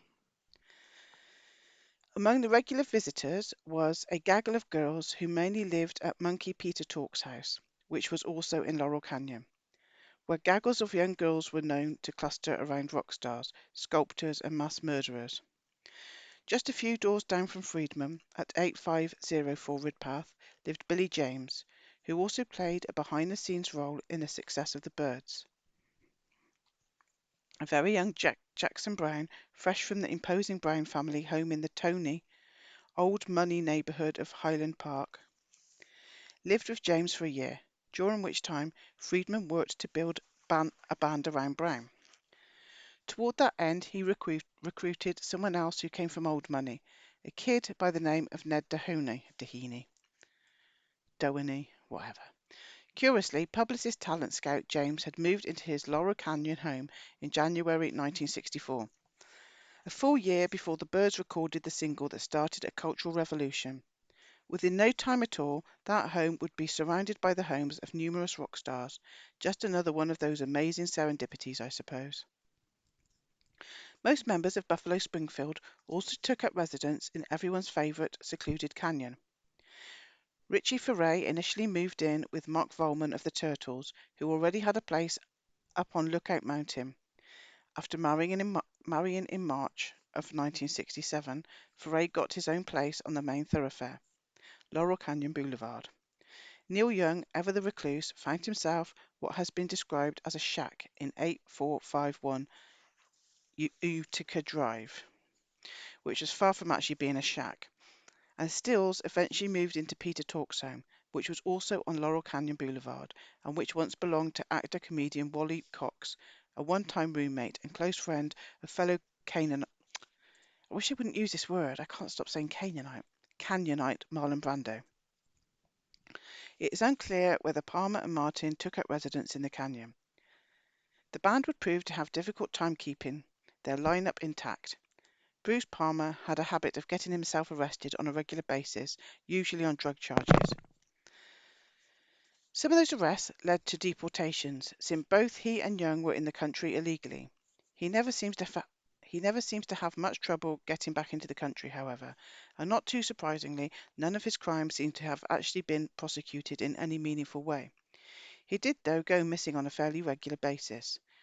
During the band's 2-year run, Ken Coblin, Jim Fielder, formerly of Zappa's Mothers of Invention, and Jim Messina all filled in on bass for varying lengths of time. And Doug Hastings filled in for an occasionally absent Neil Young, who had a habit of quitting the band due to ego clashes with the Sarge. The Springfield second single, recorded and mixed on December the 5th, 1966, and written just a couple of weeks earlier, was released locally in December 1966 and nationally in early January 1967. It was the group's only hit single, and it is remembered today as the quintessential protest song of the 1960s. That song, of course, is For What It's Worth, the opening lines of which kicked off this book. As a protest song, however, it doesn't quite measure up. Despite what is commonly believed today, the song was not a commentary on anti-war demonstrations. Far from it. The event under consideration was the so-called riot on the Sunset Strip, which involved about 1,000 kids who were demonstrating against the imposition of a curfew and the announcement that a popular club, Pandora's Box at 8118 Sunset Boulevard, was slated to be closed. Pandora's was a small coffee shop that featured poetry readings, folk music, and, with the birth of folk rock, Laurel Canyon bands like Love and Buffalo Springfield. The crowds drawn to the club caused a bit of a problem, though, as Pandora sat on a traffic island at the intersection of Sunset and Crescent Heights, the gateway to Laurel Canyon, and overflow crowds would frequently spill out into the boulevard, blocking traffic and endangering pedestrians. Even before the problems began, the building had been scheduled to be demolished as part of a planned road widening project. Nevertheless, the announcement of the closing sparked a demonstration, and on the night of November the 12th, 1966, 200 cops squared off against an estimated 1,000 kids. The LAPD, being the LAPD, began cracking heads and arresting everyone in sight. Protesters responded by throwing rocks, setting a car ablaze, and attempting to ignite a bus. Just 1 month later, a song commemorating the event was blaring from car radios across the city. 8 months after that, Pandora's was bulldozed. Even if the song had been about anti-war protests, it still would be an odd choice for a protest song. Lyrics such as "singing songs and carrying signs, mostly say hooray for our side," seem to largely dismiss the concerns of protesters, and the line "nobody's right if everybody's wrong" seems to suggest that protesters are no better than that which they are protesting against. Another curious irony about the song is that it was authored by Stephen Stills, an authoritarian, law and order kind of guy, if ever there was one. Stills himself later heaped derision on the very notion of writing protest songs. "We didn't want to do another song like For What It's Worth. We didn't want to be a protest group. That's really a cop-out, and I hate that. To sit there and say, I don't like this and I don't like that, is just stupid." While For What It's Worth is now the best remembered protest song of the 1960s, the most successful one at the time was Barry McGuire's recording of P.F. Sloan's The Eve of Destruction, which was also a curious choice for a protest song, for reasons best explained by Paul Jones of the band Manfred Mann. I think that Barry McGuire must have been paid by the State Department. The Eve of Destruction protests about nothing. It is simply a "Thy Doom at Hand" song with no point.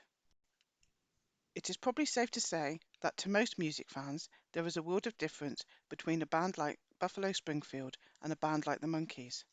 That perception, however, is not necessarily accurate. As Anterberger has written, there is not nearly as much gauche commercialism separating the Monkees and the bold Sunset Strip vanguard as is commonly believed. The Byrds, Buffalo Springfield, and Barry McGuire might have been landing hit records with social protest both gentle and incendiary, but they were tethered to a corporate media establishment in order to deliver those messages.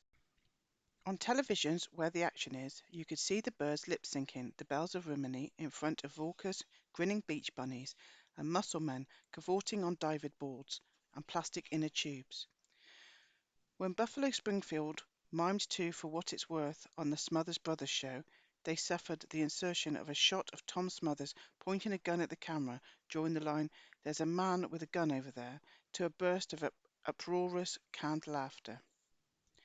The parallels between the bands actually ran far deeper than their mutual fondness for cheesy television appearances. Stephen Stills, it will be recalled, auditioned to be a monkey, as did singer-songwriters Harry Nilsson and Paul Williams. Stills and Talk remained close friends and frequently jammed together at various Laurel Canyon gathering spots. Both Talk and fellow monkey Mickey Dolenz at times joined the Springfields on the stage at various local shows, and Stills' young and Dewey Martin all sat in on Monkey's recording sessions.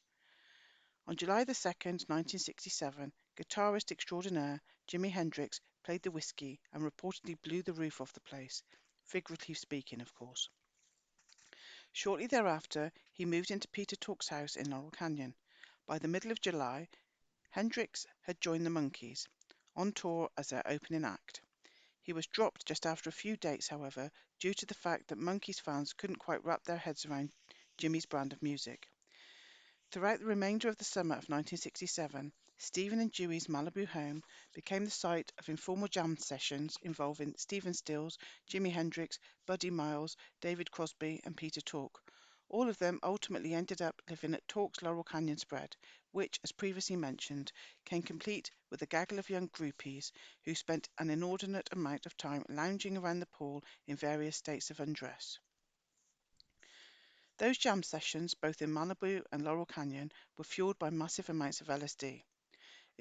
According to an anonymous insider interviewed by John Aronson, LSD guru Augustus Owsley Stanley used to give Bruce Palmer baggies full of acid, 1,000 tabs of purple.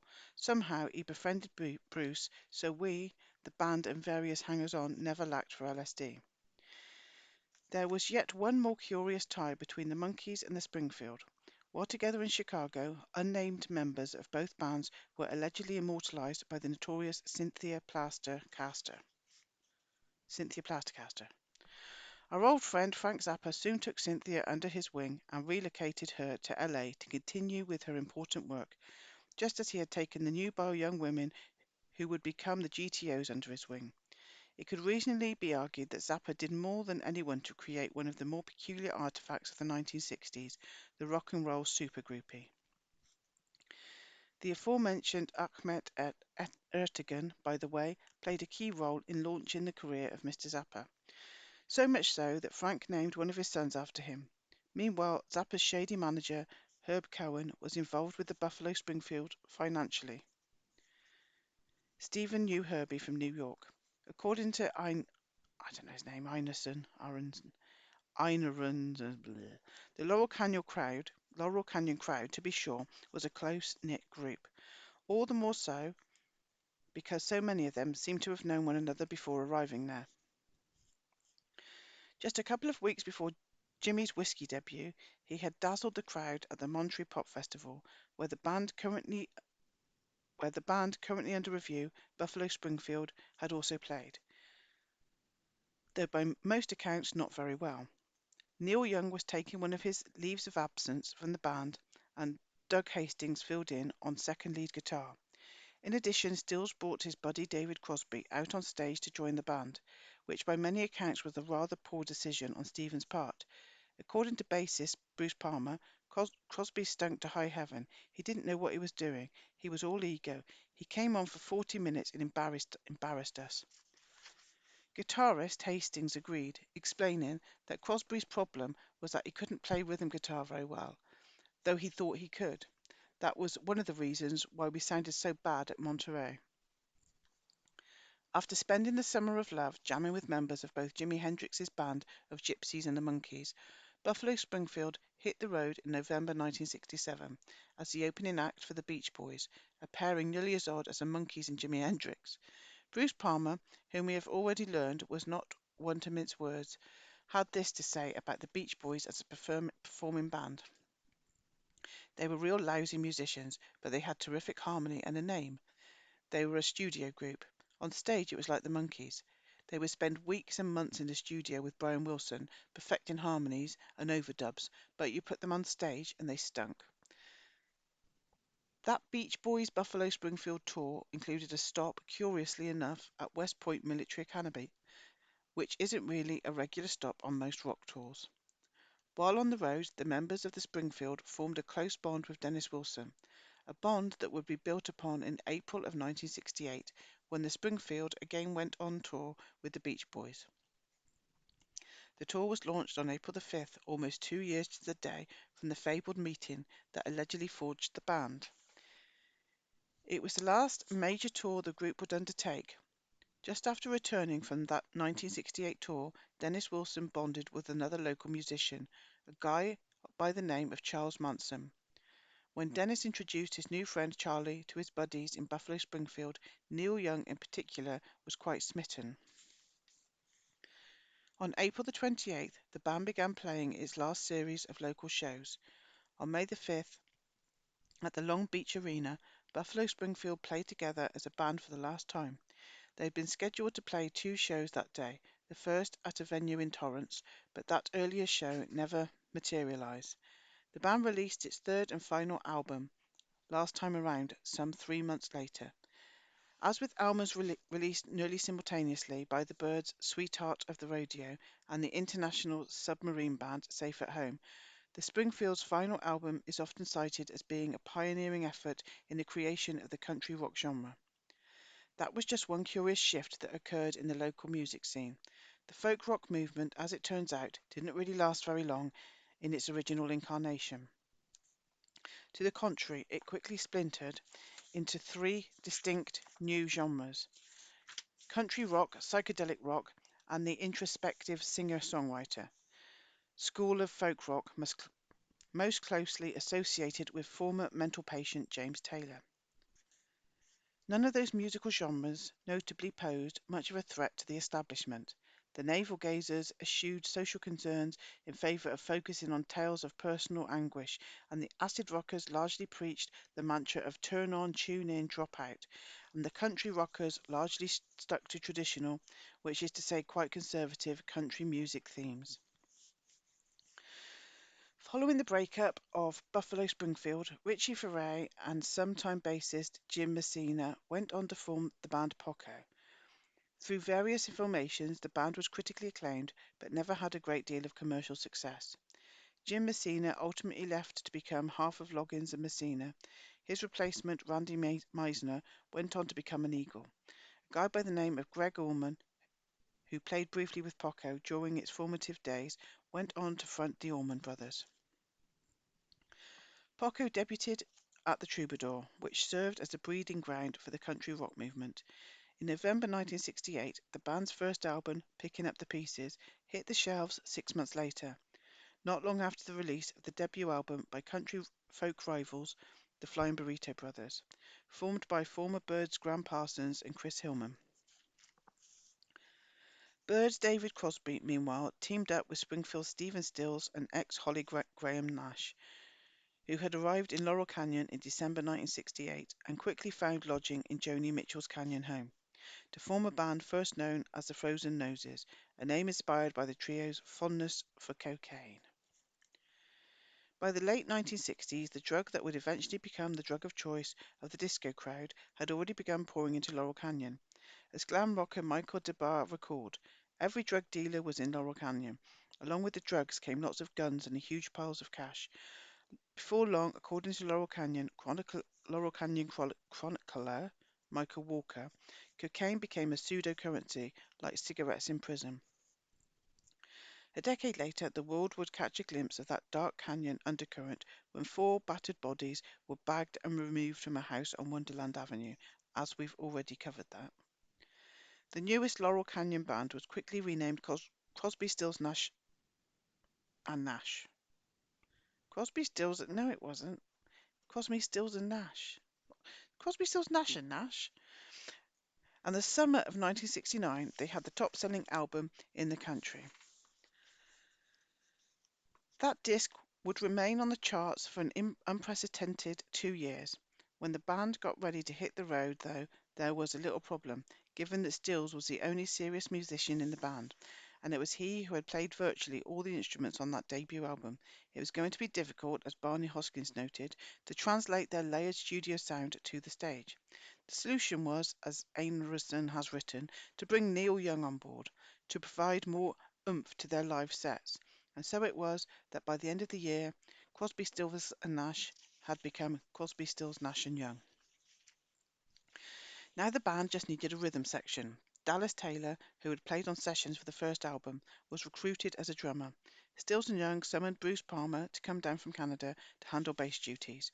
According to Palmer, however, that didn't work out, primarily because once he got to LA and started rehearsing at Stephen's house with Crosby and Nash, it became real evident that they were nothing but backup singers. They didn't like it and decided to change it. They couldn't take that. They thought they were too big, too famous, too talented. They weren't talented. They were backup singers.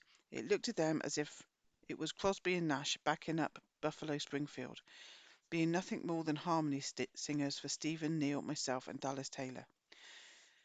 According to Palmer, the first Crosby, Stills and Nash album was 95% Stephen doing everything, and he's got his backup singer boys with him. Considering that Stills composed a majority of the material, played most of the instruments, and produced and arranged the album, Palmer's assessment seems a reasonable one. In any extent, Crosby, Stills, Nash and Young didn't last too long, dissolving after their 1970 tour.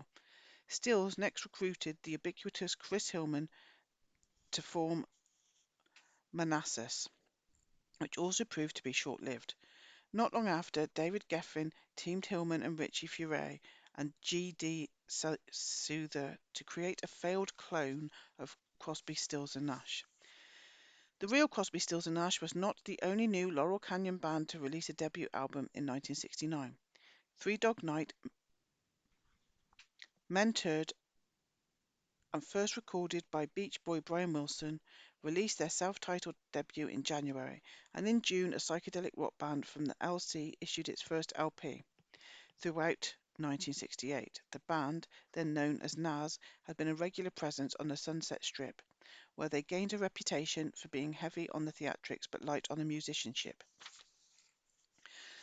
The band was fronted by Vincent Furnier, the boyfriend of Miss Christine of the GTOs. Miss Pamela, aka Pamela de Barre, described Furnier as a rich kid from Phoenix. A staunch supporter of the war in Vietnam, Vince would later become a golf partner of notoriously conservative Senator Barry Goldwater. Furnier would soon change his own name and the name of his band to Alice Cooper. That's easier. After deciding that he was the reincarnation of a witch who purportedly lived in the 17th century. Frank Zappa signed the band, whose debut album, Pretty's for You, was the first release on Zappa's Straight label. After transforming into a shock rock band, the group would hit it big for a few years with the release of Schools Out. Cooper had a curious connection to another rather eccentric Canyon character, Mr. Brian Wilson. In later years, both Cooper and Wilson would receive wildly controversial psychiatric treatment from a certain Eugene Landy, who took complete control of Wilson's life for an entire decade. Another star client of Landy's was Academy Award-winning actor Gig Young. On October 19, 1978, Young and his fifth wife, Kim Schmidt, were found shot through the head in their New York City apartment. The 64-year-old Young, raised as would be expected in Washington, D.C., had just married the young art gallery worker 3 weeks earlier. There was no note found and no one close to the pair could come up with a motive for either to commit suicide, so the incident naturally was written off as a murder-suicide. Young had just taped an episode of the Joe Franklin television show that day, and he presumably had given no indication that anything was amiss. The show never aired. As for the original members of Buffalo Springfield, Stephen Stills and Neil Young are still known to perform at times. Richie Furay founded the Calvary Chapel near Boulder, Colorado, and for quite some time served there as a senior pastor. Bruce Palmer died of a heart attack on October 1st, 2004, and Dewey Martin was found dead by his roommate on February 1st, 2009. He had been living in a nondescript apartment in Van Nuys, California. Chapter 16. Altamont Pie, Gram Parsons. So this is a little quote from author Ben Fong Torres, who interviewed scores of people close to Gram Parsons while researching Hickory Wind. No one could recall ever seeing or hearing about Gram being involved in a protest of any sort. Let's begin with the obvious. Gram Parsons was far from being the biggest star to emerge from the Laurel Canyon scene. In his short lifetime, he failed to achieve any significant level of commercial success. None of his albums, whether recorded solo or with the International Submarine Band, the Byrds or the Flying Burrito Brothers, climbed very high on the sales charts. But to many fans and musicians alike, he is considered a hugely influential and tragically overlooked figure. It is safe to say that Parsons does not have nearly the number of fans that David Crosby or Frank Zappa have. And compared to contemporaries who died during the same era and at roughly the same age, legendary artists like Jim Morrison, Janis Joplin, and Jimi Hendrix, Parsons is all but unknown. His life story, nevertheless, is a fascinating one, primarily because it contains all the classic Laurel Canyon elements: the royal bloodlines, the not-so-well-hidden intelligence connections, the occult overtones, the extravagantly wealthy family background, an incinerated house or two, and of course a whole lot of curious deaths. We begin back about 1,000 years ago with Ferdinand the Great, the first king of Castile on the Iberian Peninsula. It is to him that the wealthy Connor family claims their family lineage can be traced. Also in the family tree was King Edward II of England, son of Edward I and Eleanor of Castile. According to some sources, Eddie too was murdered by having a red-hot iron shoved up his rectum, though most of his loyal subjects probably didn't shed many tears for the hated ruler.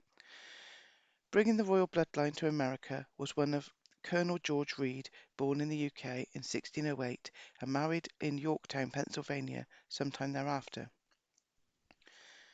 Reed's offspring would ultimately spawn Ingram Cecil Connor Jr., a well-to-do gent who settled in Columbia, Tennessee. Like his father before him, Cecil attended Columbia Military Academy. In May 1940, at the outset of World War II, he enlisted in the U.S. Army Air Force as a second lieutenant. In March of 1941, Cecil, who during the war, don't know where I got cold from, who during the war would become known as Coondog, though no one seems to remember why, was shipped off to Hawaii. 9 months later, Pearl Harbor came under attack by Japanese bombers. Not to worry though, Cecil was never in harm's way, having opted to forgo living in officers' quarters on the military base in favour of staying at a luxurious, massive estate near Diamond Head, owned by wealthy heiress Barbara Hutton. Hutton, for the record, was the granddaughter of Frank Woolworth, the founder of the Woolworth's Five and a Dime store chain. She was also the daughter of Franklin Laws Hutton, co-founder of E.F. Hutton, one of the nation's most prestigious brokerage firms, until it ran afoul of the law for such crimes as check kiting, money laundering, and mail fraud. Barbara was also the niece of Major Post Hutton, the daughter of C.W. Post, founder of what would become General Foods. Like so many of the other characters who have populated this story, Barbara was traumatized in childhood by the alleged suicide of a parent. According to news reports, it was 5-year-old Barbara who discovered her mother Edna's lifeless body in May of 1917. An empty bottle of strychnine was reportedly recovered by police from a nearby bathroom.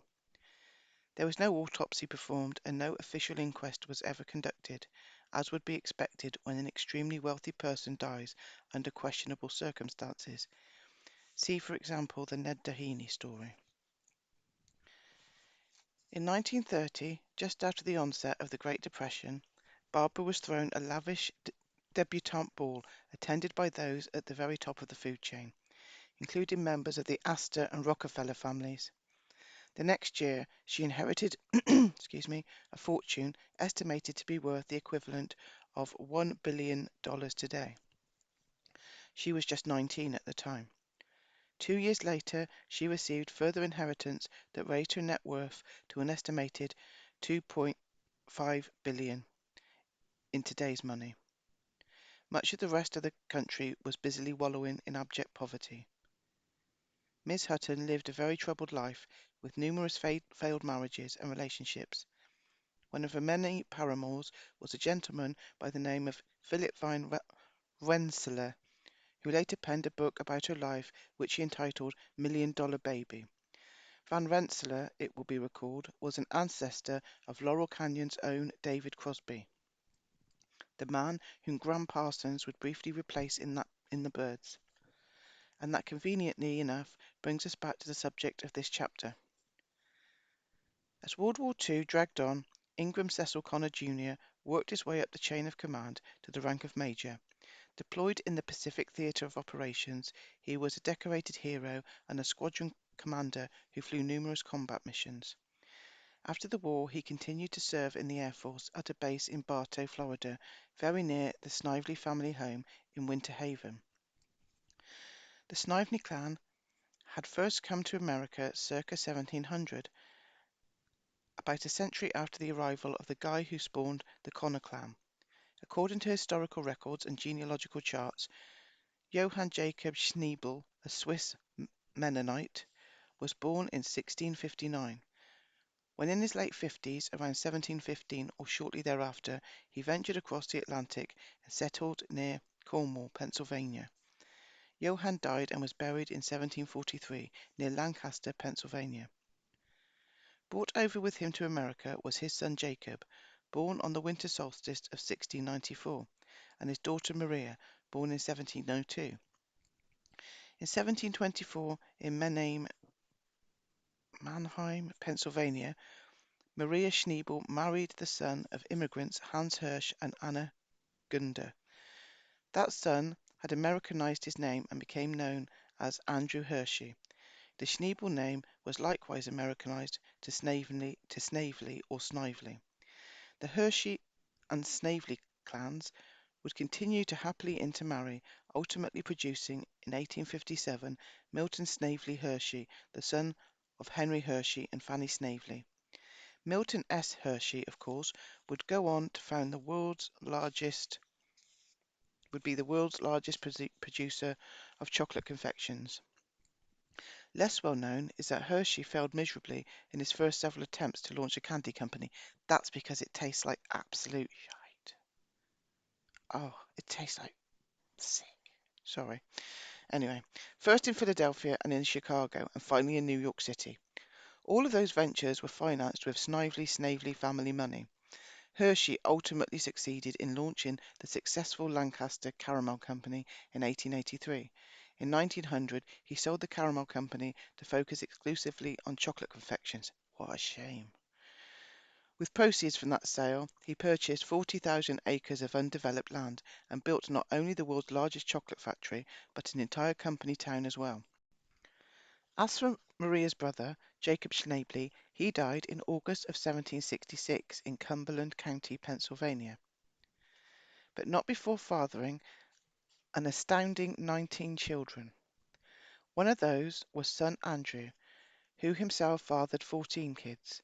From that branch of the family tree would emerge John Andrew Papa John Snively, who headed off to Florida in the early 1900s to seek his fortune. By the 1950s, Snively Groves was the largest shipper of fresh fruit in the state of Florida. Avis Snively, who exchanged vows with Ingram Cecil Connor Jr. on March 22nd, 1945, was a daughter of Papa John. On November 5th, 1946, Coon Dog and Avis gave birth to their first child and only son, Ingram Cecil Connor III, later known as Gram Parsons. Soon after, the family relocated to Waycross, Georgia, where, as with Winter Haven, the Snively family owned a massive amount of land devoted to citrus fruit production. It was there that young Ingram Graham Connor was raised. The Connor family home in Waycross, as would be expected, was large and luxurious, and there were numerous servants in attendance, all of whom had considerably more skin pigmentation than did the Connors. Coondog and Avis entertained frequently, and both were well known to be heavy drinkers. There were hushed rumours that they were swingers as well. As Graham's younger sister, known as Little Avis, would later recall, things were mighty strange around the house. In September of 1957, when Graham was not yet 11, he was sent off to attend the Bowles School, a combination prep school and military academy in Jacksonville, Florida. While attending Bowles, he became a member of the Centurions, the school's version of an elite fraternity. The following year, just before Christmas 1958, Ingram Cecil Coondog Connor Jr. was found sprawled across his bed in the family home, a bullet hole in his right temple. A 38 caliber handgun was found nearby. There was no note to be found. Cecil's brother Tom had visited just a month before, around Thanksgiving, and Coondog had told him that he'd never been happier and that life with Avis was wonderful. Curiously, his death was initially ruled to be accidental, but the cause of death was later changed to suicide. Just 10 months before Cecil's death, Papa John Snively Avis's dad had also died, so she suddenly found herself with both of the men in her life gone. And yet, according to a family member, she never appeared to grieve, and she displayed a total lack of remorse over anything she may have done to drive Coondog to allegedly commit suicide. By some reports, she had been having an affair. Some 6 months after Cecil's death, Avis Graham and little Avis boarded a train for a cross-country trip. They were gone the entire summer. Not long after returning, the family moved from the house that Cecil had died in, and Avis soon met Robert Ellis Parsons, who owned a business that ostensibly specialized in leasing heavy construction equipment. Parsons's clients, curiously enough, happened to be in Cuba, then under the brutal hand of Batista, and in various South American countries that were also under the thumb of US-installed dictators. The Snively clan took an immediate dislike to Parsons, who was described by one family member as a greedy son of a bitch. Nevertheless, Avis quickly married him, and Bob Parsons quickly took control of her life. One of his first moves was to adopt Graham and Avis, even going so far as to have new birth certificates drawn up, listing him as their biological father, though it remains unclear exactly how he could have done that. He also promptly impregnated Avis and conceived her to file a $1.5 million lawsuit against her brother John Jr. and her sister Evelyn.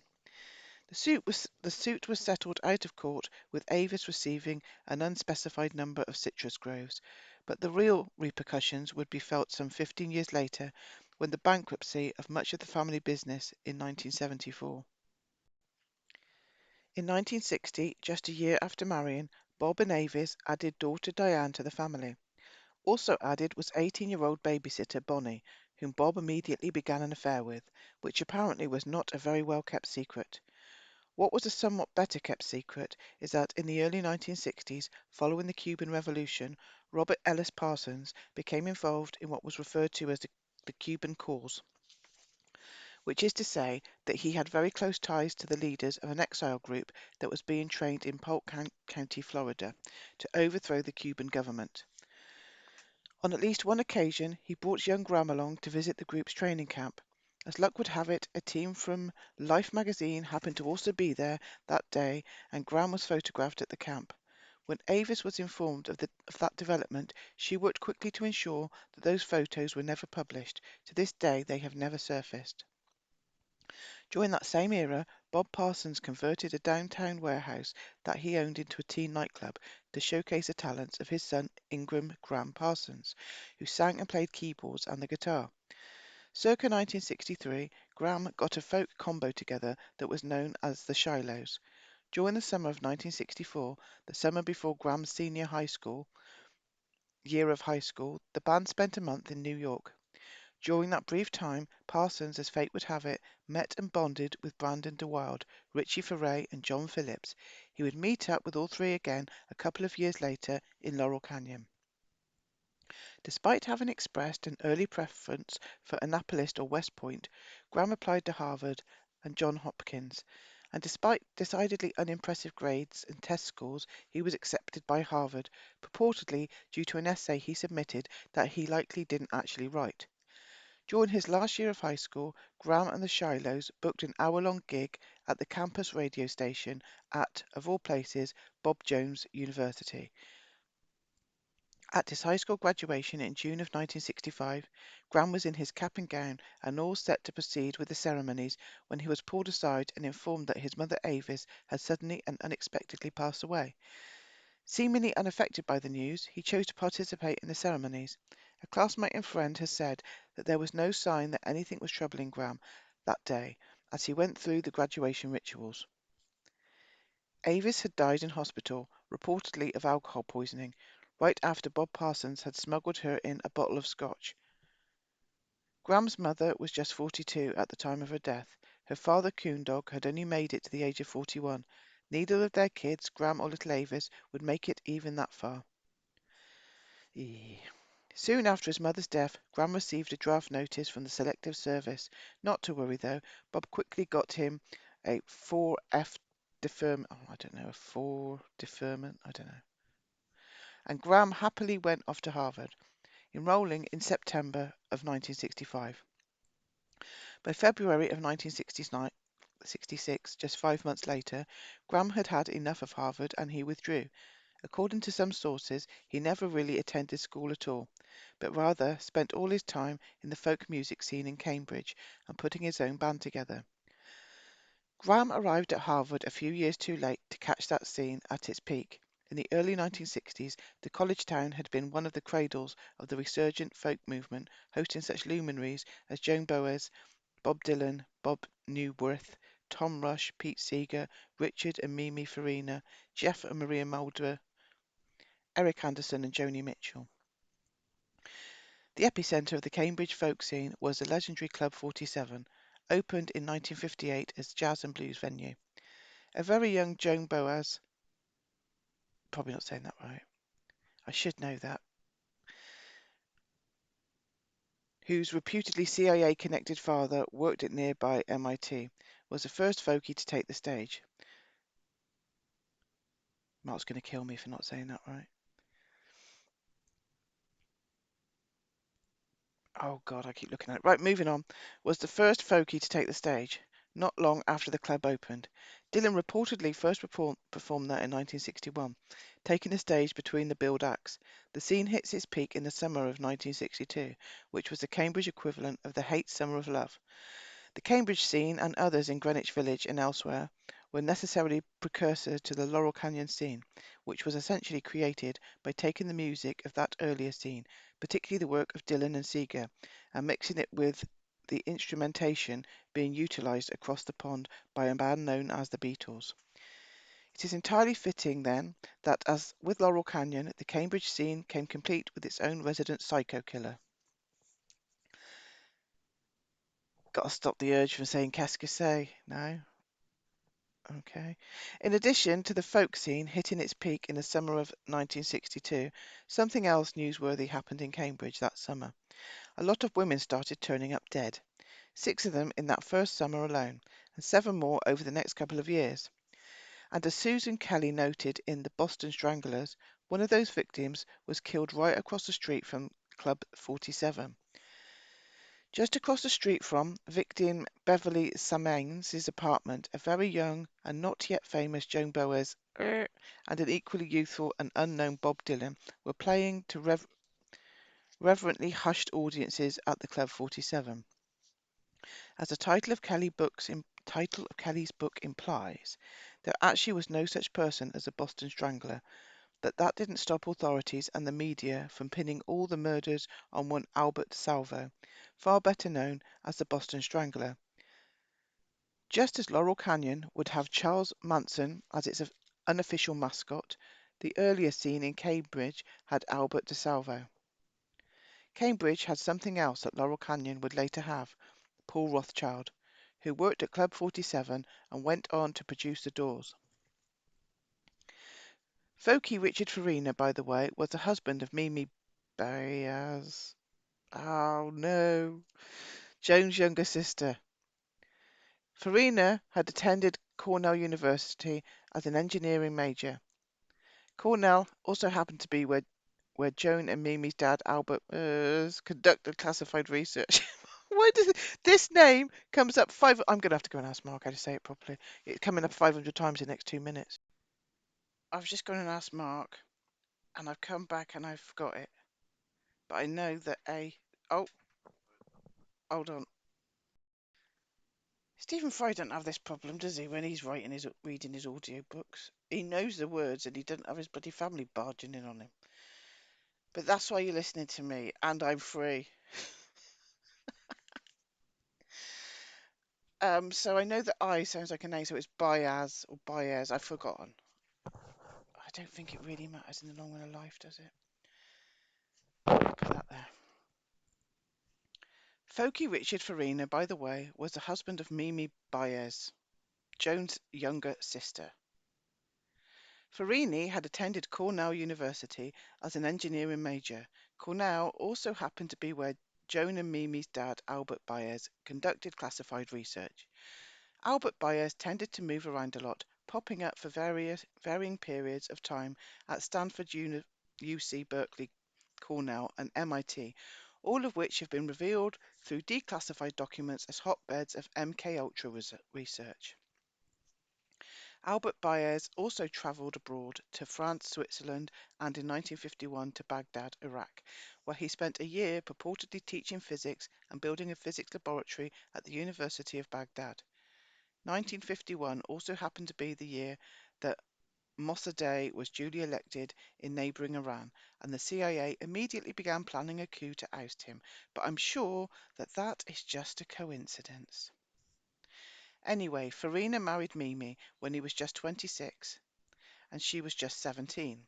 The two of them, along with Joan, became stars of the Cambridge folk music scene, which they were introduced to when Albert Baez moved the family to Boston in 1958, and when he went to work at MIT. Richard and Mimi's marriage was a short one, alas, as Richard Farini was killed in a motorcycle accident in Carmel, California, on, of all days, April the 30th, 1966. On that very same day, in nearby San Francisco, Anton Sansa, don't know, LaVey declared it to be the dawn of the age of Satan. Brilliant. But perhaps I've gotten sidetracked here. During Graham's brief time at Harvard, he began gathering together what would become the Instrumental Submarine Band, International Submarine Band even, when he dropped out in early 1966. He and his new bandmates moved to the Bronx in New York, where Graham rented an 11-room party house where marijuana and LSD flowed freely. One official member of his band was child actor turned aspiring musician Brandon DeWild, known in the 50s as the King of Child Actors. Parsons and DeWild worked together on demo tapes during their time in New York. In November-December 1966, 9 months after leaving Harvard for New York, Graham ventured out to California.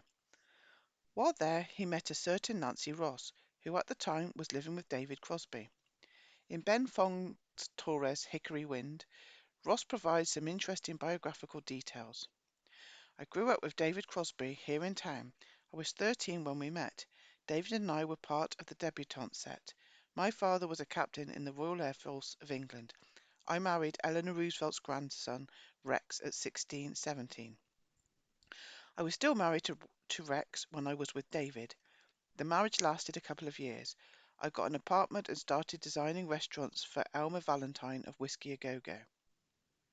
At age 19, Ross went with Crosby up to his little bachelor apartment, where I drew pentagrams on the wall. Soon after, Crosby bought a house on Beverly Glen, and Ross moved in with him. That is where Gram Parsons found Nancy Ross and stole her away from David Crosby. Brandon DeWild, who was a good friend of David's and Peter Fonda's, brought Gram up to our Beverly Glen house one Christmas time. According to Nancy, Gram quickly stole her heart. Shortly after, in early 1967, Parsons permanently relocated to Los Angeles with his band in tow. According to Fong Torres, Graham, who received up to $100,000 a year from his trust fund, a considerable amount of money in the mid-1960s, found a house for the rest of the band on Willow Glen Avenue, off Laurel Canyon Boulevard, and just north of Sunset. He and Nancy found an apartment together nearby. Meanwhile, back at home, Bob Parsons had married Bonnie shortly after the death of Avis, and the newlywed couple had then moved with little Avis and Diane to New Orleans. Back in Waycross, the Connor family home that had been abandoned after Coon Dog's alleged suicide had been occupied since 1960 by the family of Sheriff Robert E. Lee, and no, I'm not making that up. In late 1968, on the eve of the election that put Richard Nixon in the White House, the stately home exploded from within and caught fire. The cause of the explosion was never determined. Once ensconced in the hills above Los Angeles, Gram Parsons and his band began recording what would prove to be their only album, Safe at Home, which some pop music historians regard as the first country rock album, but others regard as a straight country album performed by guys who look like they should be playing in a rock band. Whatever the case, by the time the album was released in 1968, Graham had disbanded the International Submarine Band and unofficially joined the Byrds, replacing the recently departed David Crosby, who had determined that there just wasn't quite room in the band for both he and his ego. Parsons' time with the Byrds was rather brief, just 4 to 5 months, after which he was replaced by virtuoso guitarist Clarence White, who had been part of the Cambridge folk scene. Despite his brief tenure, Parsons is credited with having a major influence on the album that the band produced during that period, Sweetheart of the Rodeo. Soon after leaving the Byrds, Parsons ran into Richie Furay, who was casting about for a new band after the breakup of Buffalo Springfield. Graham and Furay considered working together, but quickly realized that they wanted to go in different musical directions, so Furay went to work putting Poco together while Parsons assembled the Flying Burrito Brothers. By 1969, Graham's new band had taken shape, with Graham supplying lead vocals and guitar, Chris Hillman also on guitar, Chris Etheridge on bass, and Sneaky Pete Klenow on pedal steel guitar. With various other local musicians sitting in, the band recorded and released The Gilded Palace of Sin. Bird Michael Clarke would later join the band, as would soon-to-be Eagle Bernie Leadon. Also in 1969, late in the year, 23-year-old Graham hooked up with 16-year-old Gretchen Burrell. His new love interest was the daughter of high-profile news anchor Larry Burrell, who was very well connected in Hollywood. Before long, Gretchen had moved into Parsons' place at the notorious Chateau Marmont Hotel with her parents' blessings, because most wealthy parents, I would think, want their teenage daughter living in the debauched rock star's drug den. Another guest at the hotel at that same time, incidentally, was Rod Stewart, at whose home one of the victims of the so-called Sunset Strip killers would later be last seen. At the tail end of 1969, Parsons and his fellow Burrito Brothers had the dubious distinction of playing as one of the opening acts at the Rolling Stones' infamous free show at Altamont Speedway. Graham had become a very close confidant of the Stones, particularly Keith Richards, and he would later be credited with being the inspiration for the country flavour evident on the Stones' Let It Bleed album. Parsons had first met up with the Stones when they were in Los Angeles in the summer of 1968 to mix that Beggar's Banquet album. Also hooking up with the Stones around that same time was Phil Kaufman, who once boasted that he had slept with every one of the convicted murderesses in the Manson family. Ooh, you're hard. Kaufman initially lived with Charlie and his girls after being released from prison in March of 1968, and he therefore remained with Kaufman himself, described as a sympathetic cousin to Manson. He also went to work as the Rolling Stones' road manager for their 1969 American tour, which is a type of job apparently best fitted by ex-convict friends of Charles Manson. In the late summer of 1969, following the curious death of Brian Jones in July, the Stones were back in LA to complete their Let It Bleed album and prepare for yet another tour. According to Beng Fong Torres, writing in Hickory Wind, Mick and Keith stayed at Stephen Stills' house near Laurel Canyon. Before Stills, the house had been occupied by Peter Tork of the Monkees. For the record, other reports hold that house was in, not near, Laurel Canyon. On December the 6th, 1969, temporary Laurel Canyon residents Mick and Keith, along with permanent Laurel Canyon residents Crosby, Stills, Nash and Young, and the Flying Burrito Brothers, all gathered at a desolate speedway known as Altamont to stage a free concert. By the time it was over, 4 people were dead and another 850 concert-goers were injured to varying degrees, mostly by members of the Hells Angels swinging leaded pool cues. Lovely. The Angels had, of course, been hired by the Stones to ostensibly provide security. That decision is almost universally cast as an innocent mistake on the part of the band, though such a claim is difficult to believe. It was certainly no secret that the reactionary motorcycle clubs, formed by former military men, were openly hostile to hippies and anti-war activists. As early as 1965, they had brutally attacked peaceful anti-war demonstrators, while police who had courteously allowed the Angels to pass through their line looked on. It was also known that the Angels were heavily involved in trafficking meth, a drug that was widely blamed for the ugliness that had descended over the hate. Expect that was just a coincidence. Don't expect they realised that was going to happen. Perhaps less well known was that more than a few of the biker gangs of the 1960s had uncomfortably close ties to Charlie Manson, particularly a club known as the Starlight Satans, one of whose members, Danny DiCarlo, served as the family's sergeant-at-arms, watching over Charlie's arsenal of weapons. DiCarlo also, by some reports, had close ties to the process. At least one of the performers taking the stage at Altamont, curiously enough, also had close ties to some of the outlaw biker gangs. As was revealed in his autobiography, Crosby had friends in every Bay Area chapter of the Hells Angels. The death that the concert at Altamont will always be remembered for is that of Meredith Hunter, the young man who was stabbed to death by members of the Hells Angels right in front of the stage while the band, in this case the Rolling Stones, played on. The song they were playing, contrary to most accounts of the incident, was the process-inspired Sympathy for the Devil, as was initially reported in Rolling Stone, based on the accounts of several reporters on the scene and a review of the unedited film stock. And people don't think that rituals happen. Ridiculous. Just because you wouldn't do it doesn't mean they wouldn't do it. Most accounts claim that Hunter was killed while the band performed Under My Thumb, but all such claims appear to be based on the mainstream snuff film Gimme Shelter, in which the killing was deliberately presented out of sequence. In the absence of any alternative filmic versions of Hunter's death, the Maysles brothers film became the default official orthodoxy. Not well known is that someone went to great lengths to ensure that there would be only one available version of events. As Rolling Stone reported shortly after the concert, one weird ultimate story has to do with a young Berkeley filmmaker who claims to have gotten 8mm footage of the killing. He got home from the affair Saturday and began telling his friends about this amazing film. His house was knocked over the next night, completely rifled. The thief took only his film, nothing else. Contrary to the impression created by Gimme Shelter, Hunter was killed not long into the Stones' set, but as the film's editor Charlotte Swerin explained to Salon.com some 30 years later, the climax of the movie always has to come at the end. We're talking about the structure of a film. And what kind of concert film are you going to be able to have after somebody has been murdered in front of the stage?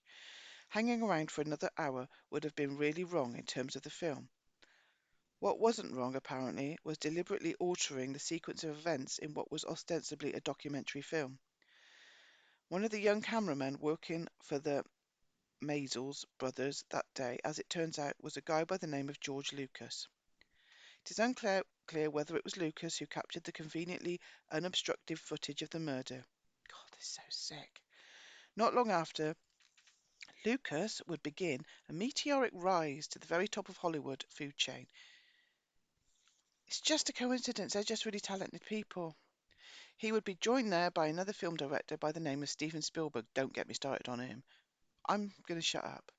The two of them would emerge as arguably the most critically acclaimed and influential paedophiles, I mean filmmakers, of their generation.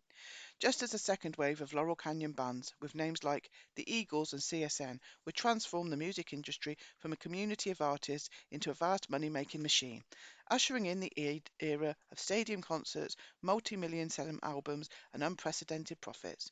Spielberg and Lucas would perform a similar trick with the film business, producing blockbusters like E.T., Raiders of the Lost Ark, Jaws, and Star Wars. It seems perfectly natural then that in the mid to late 1960s, USC film student Spielberg was living on Lookout Mountain in Laurel Canyon. Many of the accounts of the tragedy at Altamont include the dubious claim that Hunter can be unmistakably be seen drawing a gun just before being jumped and killed by the Angels. Some accounts even have Hunter firing the alleged gun. What can certainly be fairly clearly seen is the large knife being brought down into Hunter's back, but the footage is ambiguous at best as far as Hunter allegedly brandishing a gun. The angel who was charged with the murder and then ultimately acquitted, Alan David Passero, was found floating face down in a reservoir in March of 1985 with $10,000 in his pocket. Despite a widespread belief to the contrary, Passero's acquittal was not based on the jury having been convinced that Hunter had drawn a gun, but rather on the fact that the knife wounds that killed Hunter were apparently upstrokes, which meant that they were not the wounds inflicted on camera by Passero. Someone else continued to stab Hunter after he was down, and it was those wounds which the cameras didn't clearly record that killed him. About 1 year after Altamont, otherwise obscure singer-songwriter Don McLean penned the lyrics to what was destined to become one of the most iconic songs in the annals of popular music, American Pie. Those lyrics are essentially a chronological recitation of various tragedies that shaped the world of popular music. Not long after a reference to the August 1969 Manson murders and their connection to the Laurel Canyon music scene, and just before a reference to the October 1970 death of Janis Joplin, can be found the following verse in which McLean characterized the death of Hunter as a ritualized murder with Mick Jagger in the role of Satan. Shall I sing it? No. And there we were, all in one place, a generation lost in space, with no time left to start again. So come on, Jack, be nimble, Jack, be quick, Jack, Flash sat on the candlestick, 'cause fire is the devil's only friend. Oh, and as I watched him on the stage, my hands were clenched in fists of rage. No angel born in hell could break that Satan's spell. And as the flames climbed high into the night to light the sacrificial rite, I saw Satan laughing with delight the day the music died. Just a coincidence. As was the custom with big events in the mid to late 1960s. Sorry, I'm just looking at those words again because whenever we play that in the car, me and Mark always have a conversation about the fact that he's talking about Mick Jagger. As was the custom with big events in the mid to late 1960s, particularly in the Northern California area, Altamont was drenched in acid, and as was also the custom at the time, the acid that provided free of charge by Mr. August Owsley Stanley III, also known as the Bear, at the time so-called Human Be-In, staged in January of 1967. For example, Owsley kindly distributed 10,000 tabs of potent LSD. For the Monterey Pop Festival just 5 months later, he had cooked up and distributed 14,000 tabs. What a kind man. But Altamont he did likewise, also present that day and featured in the Maysles Brothers film, gyrating atop a raised platform near the stage, was the king of freaks himself, Vito Paulicas, or Paulicas. Along with Mick and the boys, Gram Parsons made a hasty exit from the chaos at Altamont via the Stones' private helicopter. God. The next year, his Flying Burrito brothers released their second album, Burrito Deluxe, which was produced by Jim Dixon, the man who had played such a pivotal role in shaping Laurel Canyon's first band, the Byrds. By June, Parsons had been booted out of the band, reportedly due to chronic alcohol and drug abuse. He quickly signed with A&M, a regular visitor of Melcher's Benedict Canyon with A&M Records, and was partnered with Terry Melcher. Graham soon became a regular visitor to Melcher's Benedict Canyon home, where the self-destructive pair worked on songs together, with Graham on guitar and Melcher on piano. John Phillips became a close associate of Parsons at that time as well. Meanwhile, Sister Avis had been institutionalized back in New Orleans. She had gotten pregnant, after which Bob Parsons had moved quickly to have her committed and to have her marriage annulled. Little Avis reached out repeatedly to Big Brother Graham for help, but got none. In late October of 1970, Graham went to A&M and signed out the master tapes of 10 songs that he had recorded with Melcher. Those tapes were never seen or heard again, as seems to happen from time to time with recordings made with Melcher. During roughly that same period of time, Parsons was busted with a briefcase full of prescription drugs. As would be expected, however, the charges were quietly dropped and Graham walked away unscathed. In 1971, Graham married Gretchen Burrell. The lavish affair was held curiously enough at the New Orleans home of stepdad Bob Parsons, a fact that has left Graham's chroniclers somewhat puzzled. Bob Parsons was, after all, the man who had, at least in the eyes of many family members, terrorized and institutionalized Graham's younger sister, carried on a scandalous affair with the family's babysitter, murdered Graham's mother and subsequently married that babysitter, and repeatedly looted the family coffers. And yet it was Bob Parsons, of all people, who Graham trusted to host his wedding, suggesting a bond between the two that would seem to defy conventional explanations. That same year, Graham spent some time in France, hanging out once again with the Rolling Stones. The following year, he was signed to Reprise Records by Mo Austin, and he and Gretchen moved back into the Chateau Marmont, where Graham and Emmy Lou Harris, who had been raised on various military bases in Virginia, began working on the songs that would make up his first solo album. In 1973, with that first solo album, entitled simply GP, due for release, Graham and Gretchen finally moved out of the Chateau Marmont and found a cozy brown wood shingled house on Laurel Canyon Boulevard, which wound its way north from Hollywood through the Star's favorite canyon, as recounted by Fong Torres. Together again with Emmy Lou, Graham began working on tracks for what would be his posthumously released second solo album, Grievous Angel. But as July of 1973 rolled around, a series of tragedies befell Parsons and the people around him. In July of the previous year, Graham's friend Brandon DeWild, who had introduced Graham to Peter Fonda, Dennis Hopper, Bruce Dern and Jack Nicholson, resulting in Graham's involvement in the trip, had been killed in a traffic accident. A year later, on July the 5th, 1973, Graham's friend and fellow musician Clarence White was hit by a car and killed, according to Fong Torres. Can move my mic. Around the same time that Clarence White was killed, Sid Kaiser, a family face in the Los Angeles rock scene, a close friend of Graham's and, not so incidentally, a source of high-quality drugs, died of a heart attack. Just after those two deaths, in late July 1973, Graham's house in Laurel Canyon burned down. Other sources for the record have placed that house in Topanga Canyon rather than Laurel Canyon. Whatever the case, Graham was home when the house caught fire, and he was briefly hospitalized for smoke inhalation. Having lost their home and all their possessions, Graham and Gretchen moved into Gretchen's father's spacious home on Mulholland Drive in Laurel Canyon. Graham wouldn't live in the Burrell estate long, though.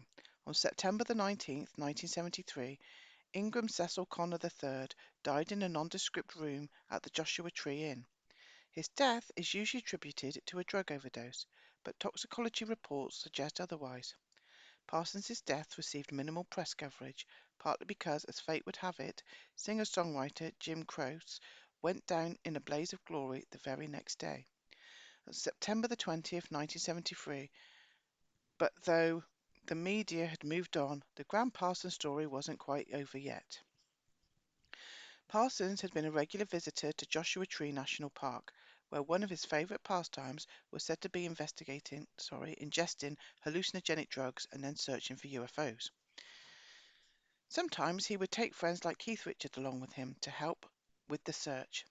In September of 1973, Graham was accompanied by Joshua Tree by his personal assistant Michael Martin, Martin's girlfriend Dale McAllery, and Parsons's former high school sweetheart Margaret Fisher. As the story goes, the group soon ran out of pot and quickly dispatched Martin back to LA to pick up a fresh supply. He was therefore officially not there at the time of Graham's death, though why he hadn't returned has never been explained, especially given that his job was, specifically, to keep an eye on Graham and monitor his drug intake. How Graham Parsons died is anyone's guess. There are as many versions of the event as there were witnesses to it. Actually, that's not quite true. There are some more versions than there were witnesses, because some of those witnesses have told more than one story. Officially, Parsons dies of an overdose, but forensic testing revealed no morphine or barbiturates in his blood. Morphine showed up in his liver and urine, but as experts have noticed, those toxicology results indicate chronic but not recent use. Police seem to have had little interest in getting at the truth and made no apparent effort to reconcile the various conflicting accounts. Details of the incident, such as how long Graham had been left alone, whether he was still alive when discovered, who made that discovery, etc., were wildly inconsistent in the accounts of Fisher, McAllery, and Frank and Alan Barbary, the inn's owner and his son. The Barbarys' accounts conflicted both with each other and with the girls' accounts. At the hospital, police spoke briefly with the two girls and then released them. Within 2 hours, Phil Kaufman was on the scene to pick up Fisher and McAllery.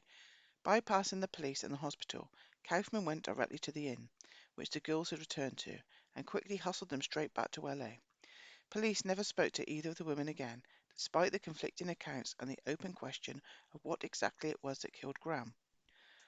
On the autumnal equinox of 1973, Kaufman and Martin, driving dilapidated hearse provided by McAllery, arrived at LAX to claim the body of Graham Parsons. If this story is to be believed, then nobody, including the police officer who was nearby, found it at all unusual that two drunken, dishevelled men in an obviously out-of-service hearse, it had no licence plate and several broken windows, had arrived without any paperwork to claim the body of a deceased celebrity. In fact, according to Kaufman's dubious accounts, the cop even helped the pair load the casket into the hearse, and then looked the other way when Martin slammed the hearse into a wall on the way out of the hangar. Kaufman and Martin then drove the body back out to Joshua Tree, doused it with gasoline and set it ablaze. Local police initially speculated that the cremation was ritualistic, which indeed it was, but such reports were and continue to be scoffed at. People think they just write about Satanism. They just write about these things and it's just a bit quirky. They don't just write about them. They believed in these things and they practiced these things. People don't believe that. On September the 26th, LAPD detectives, led by anchorman Larry Burrell, came knocking on Kaufman's door with warrants to serve. Bizarrely enough, director Arthur Penn was there with a full crew shooting scenes for the film Night Moves with star Gene Hackman. When you're a friend of Charlie Manson's, it would appear everyone in Hollywood wants to hang out with you. While the crew continued working, Kaufman was taken in by the police. He was back just a few hours later. In the end, he and Martin were fined $300 each, plus reimbursement for the cost of the coffin. In January 1974, 4 months after Parsons' death, Grievous Angel was released to critical acclaim and public indifference. Later that year, Graham's adopted father, Bob Parsons, died from complications of an alcohol-related illness. He had apparently been making moves aimed at gaining control of the deceased musician's estate. By sheer coincidence, no doubt, the deaths of Graham and Bob Parsons were followed by the 1974 bankruptcy of much of the Snively family business. Around that same time, little Avis gave birth to daughter Flora. 16 years later, Both were killed in a boating accident in Virginia. Avis had made it all the way to age 40. Chapter 17: The Lost Expedition of Gene Clark. So this is a quote from Kai Clark, Gene Clark's son. In later years, towards the end, he would have really bad nightmares. He would wake up in the middle of the night screaming. In many ways, the Gene Clark story reads a lot like the Gram Parsons story. Both were considered by their peers to be among Laurel Canyon's brightest stars, yet both are now largely forgotten. Both of their lives were cut tragically short, though Clark lived considerably longer than Parsons. Both of their deaths were overshadowed to some extent by unusual events that occurred just after their passing. Both were considered pioneers of the country rock genre. Both played for a time with the Byrds. Both recorded duets with Emmylou Harris, and both employed many of the same musicians on their various solo projects. Both had legions of female admirers. Both had a keen interest in UFOs and believed in alien visitations, and both were notorious drug and alcohol abusers. Harold Eugene Clark was born on November 17, 1944, in Tipton, Missouri, though the year of his birth was frequently reported as 1941. It seems quite likely that Gene Clark himself was the source of that erroneous biographical detail, to avoid questions about the fact that his alleged father was actually overseas for all of 1944. Tipton is a small town, the kind of town where everyone knows one another by name. In fact, Tipton is kind of like a big park where the same oversized family reunion is held every day of the year.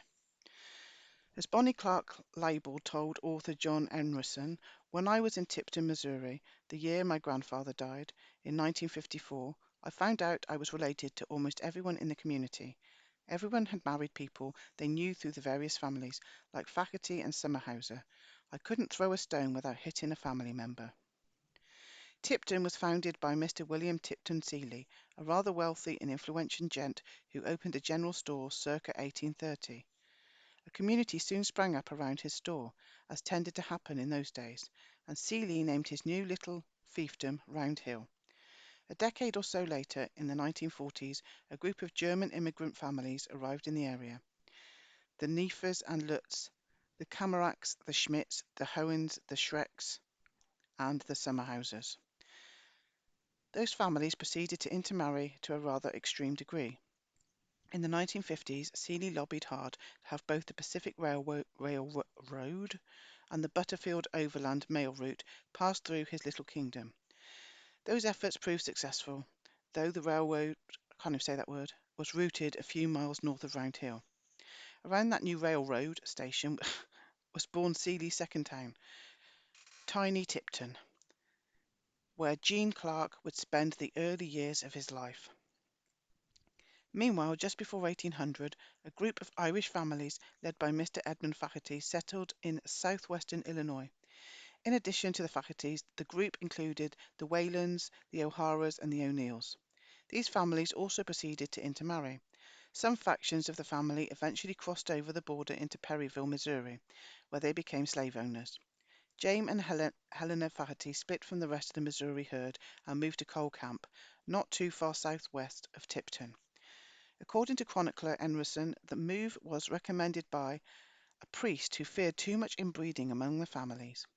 Oscar Faherty, Gene Clark's maternal grandfather, was born and raised near Tipton, as was the woman who was to be his wife and Gene's grandmother, Rosemary Summerhauser.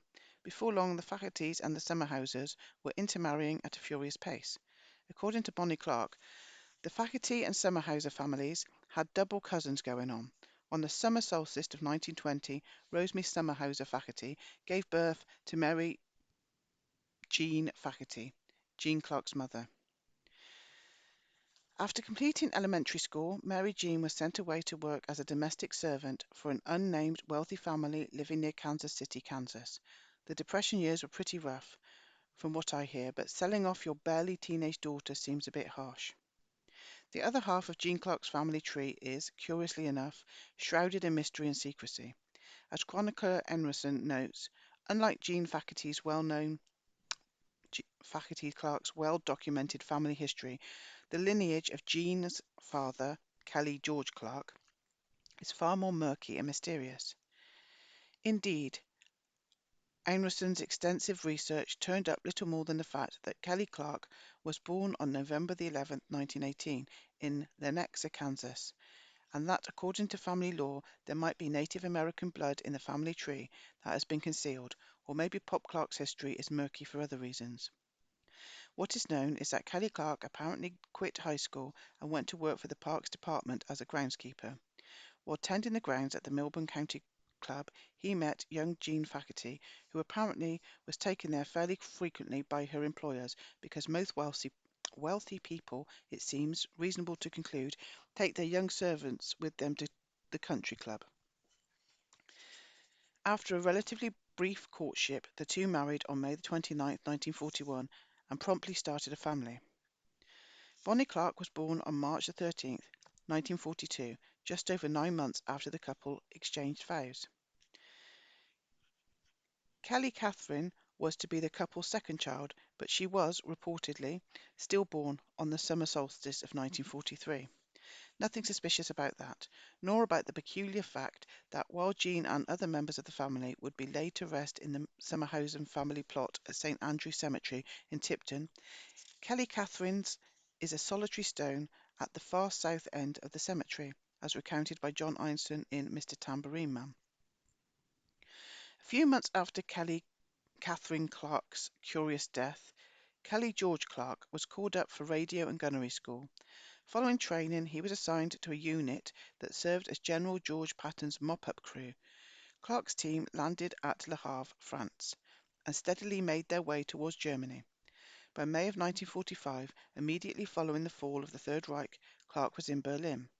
Meanwhile, the third Clark child, Jean, was born in November 1944.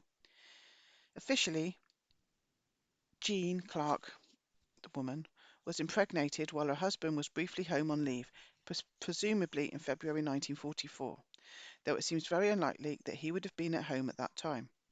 In any event, Jean spent the first years of his life in a house at 304 Morgan Street, directly across the street from a funeral home. Kelly Clark returned home at the end of World War II and promptly impregnated his wife once again. Nancy Patricia Clark was born on July the 19th, 1946. The family would continue to grow until there were no fewer than 10 Clark siblings, all living in a tiny house far off the beaten path. As a former classmate and friend told Aronson, you had to take a dirt road up, and it was the only house back in the woods, way up high. I couldn't believe the first time Jean took me there. It was a kind of spooky in a way. As Sister Bonnie had acknowledged, the Clarks were known as a very strange family in the community. That may have had something to do with the family's rather unusual choice of recreational activities, such as throwing knives at laundry detergent boxes. Jean was very good at it, we both were. This was one of the things we did as a family function, noted Bonnie. Jean would have a lifelong fascination with knives and guns, according to a friend, Joe Larson. After Clark began making money with the Byrds, he started buying guns. In the cover photo for one of Jean's solo albums, he is sitting on a picnic table. As brother Rick Clark has noted, there are bullet holes in the table where we would shoot at cans and bottles from the back porch with Jean's guns. One of those guns was an antique rifle given to Jean by fellow gun aficionado David Crosby. Apparently, a lot of those peacenik hippie types in Laurel Canyon were packing heat. Shockingly enough, most of the members of that strange family living in the backwoods did not fare so well as they grew into adulthood. As of the time of the writing of Aronson's Mr. Tambourine Man, 2005, one Clark sibling had been diagnosed as a paranoid schizophrenic, another suffered from severe bouts of clinical depression, another was homeless due to untreated mental illness, another was on psychiatric meds most of her life before dying suddenly in 1987, another was bipolar, and yet another was diagnosed with severe mental retardation. Even more shockingly, mysterious Father Kelly Clark was said to be a raging alcoholic who suffered from severe mood swings. Jean's formal education began in 1949 at a strict Catholic school in Raytown. According to Big Sister Bonnie, quoted by Aronson, there were truly some abusive people there. I can remember some of those nuns being real nightmares. By 1960, the family had moved to Bonner Springs, Kansas, where Jean attended high school.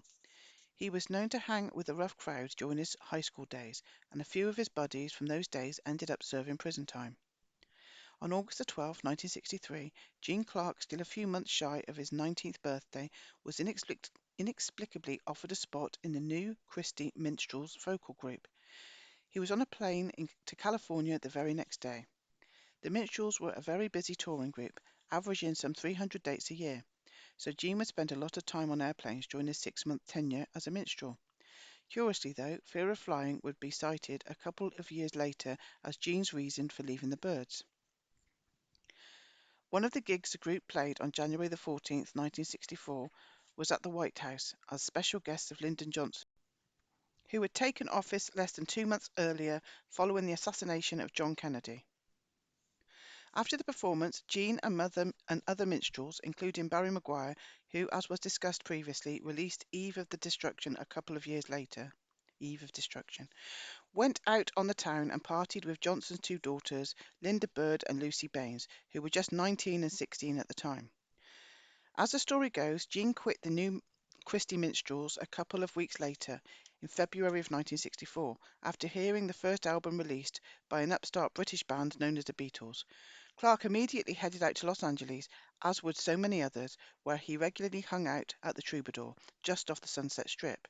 It was there that he met one James Joseph McGowan III, who had, curiously enough, once been in the new Christie Minstrels himself for exactly one day.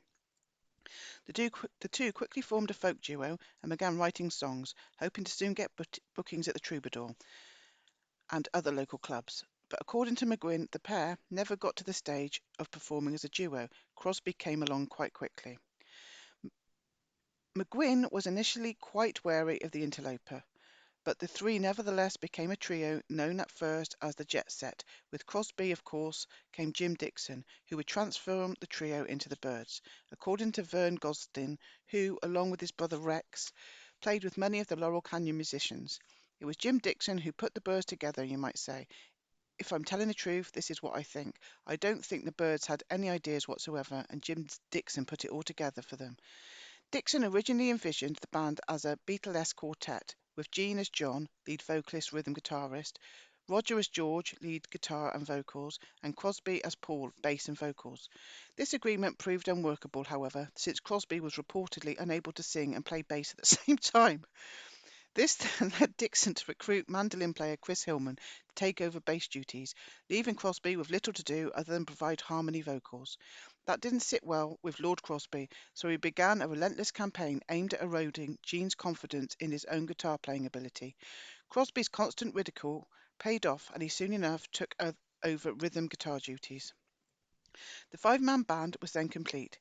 Gene would provide most lead vocals and bang the tambourine. Jim Roger McGuinn would provide the band's signature 12-string guitar sound and harmony vocals. Crosby would provide serviceable, at best, rhythm guitar work and harmony vocals.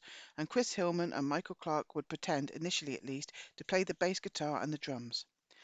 The band released its first single as the Beefeaters. The record was produced by Jim Dixon, who would go on to guide the Byrds' career, and Paul Rothchild, who would go on to guide the Doors' career. The single, released by Elektra Records, went nowhere. By November of 1964, though, the band, renamed the Byrds, was signed with Columbia Records. Just 2 months later, they would record Mr. Tambourine Man and become huge stars. But there was a hurdle to overcome first. As Arslan notes, whatever his name is, Gene had received his draft notice. Roger and Michael had already dodged the bullet. Now it was Gene's turn. Not to worry, though, Gene was able to dodge that bullet as well. According to an old football disease identified as Osgood-Schindler's disease. Luckily for Gene, it apparently didn't prevent him from playing football, but it did keep him out of the service. Gene Clark was, without question, an astoundingly prolific songwriter. Relatively few of his compositions, however, appeared on Byrds' albums, which instead features a lot of covers. The truth is that Gene had more than enough songs, and reportedly good songs, to fill the early Byrds' albums. Even Crosby has acknowledged that Clark was prolific. He would show up every week with new songs, and they were great songs. Crosby wasn't so generous, though, with his assessments of Gene's talents back in the day. According to most accounts, it was a jealousy of Crosby and McGuinn that kept Gene's tracks off the records. In those days, there wasn't a lot of money to be made by performing and recording music. The real money was in song royalties, so Clark was paid considerably more than the rest of the band. As McGowan put it, Gene was into Ferraris and we were still starving. That disproportionate compensation quickly drove a wedge between Clark and the other two-thirds of the original trio. At times, At times, Gene even shared writing credits on his songs just to get them onto albums. The classic 8 Miles High, for example, was written by Gene, but credited to Crosby and McGuinn as well. As has been noted previously, Vito Paulikas played a key role in launching the careers of the Byrds, and so it is that we find references to Vito and his entourage in Einarsson's telling of the Gene Clark story.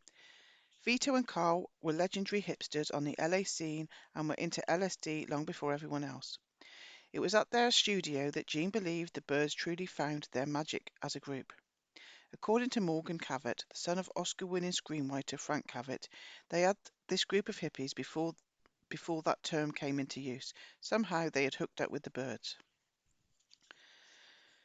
When the band launched its very first national tour in July 1965, along for the trip were LA scene makers Vito and Carl, and their entourage of crazed hippie dancers whose uninhibited gyrations caused quite a stir in the heartlands of America.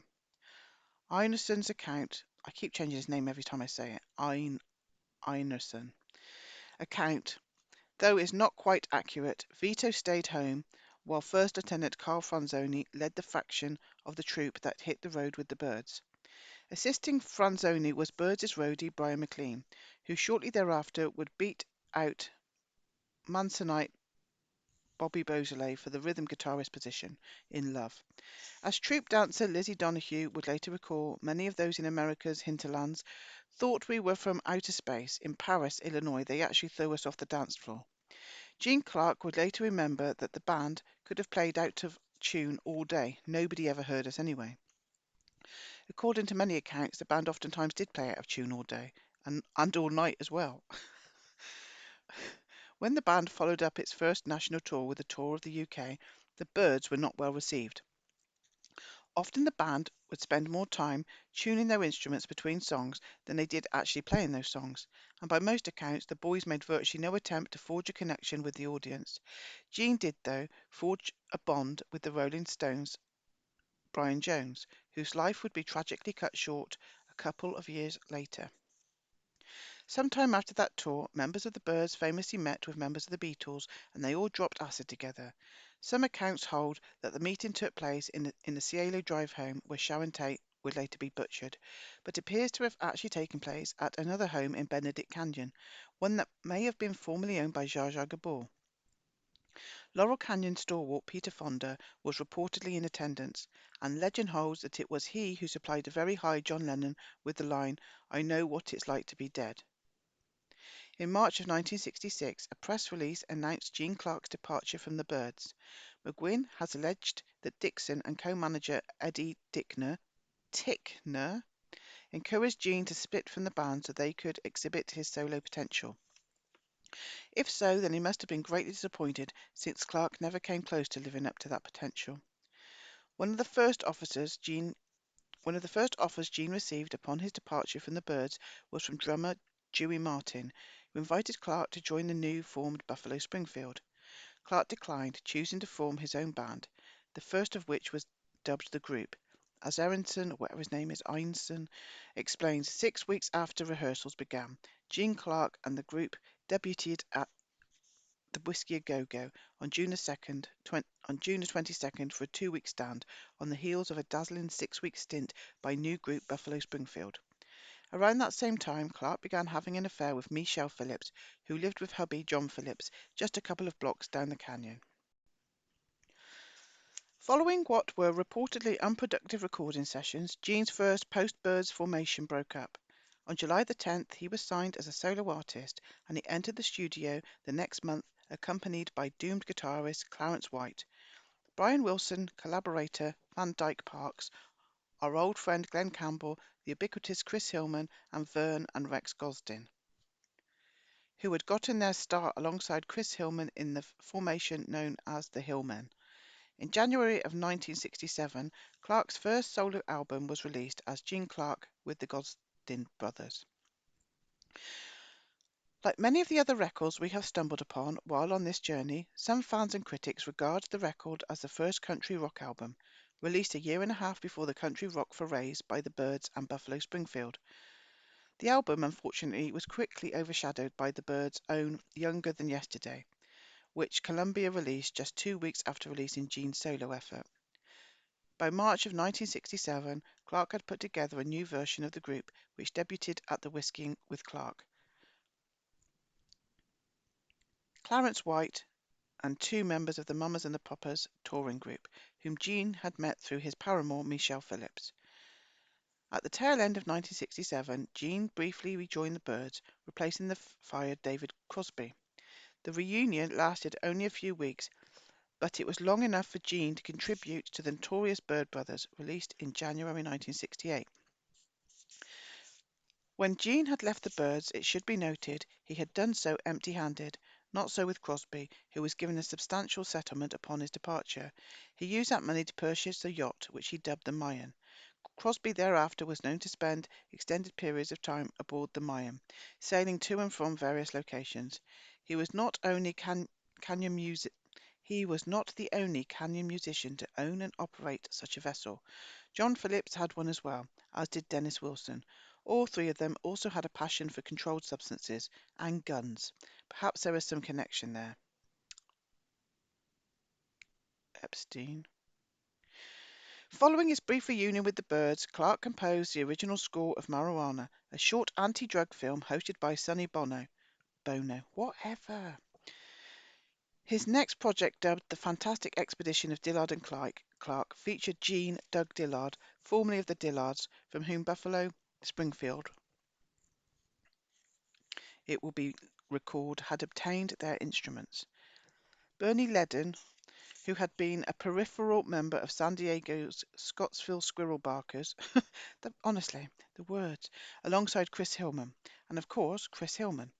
By that time, Gene had married, and his wife, Carly, was an avid reader of occult literature, particularly, as she recalled, this lady named Madame Blavatsky. Circa 1971, Clark was approached by his friend and fellow Canyonite Dennis Hopper to compose songs for the soundtrack to Hopper's American Dreamer.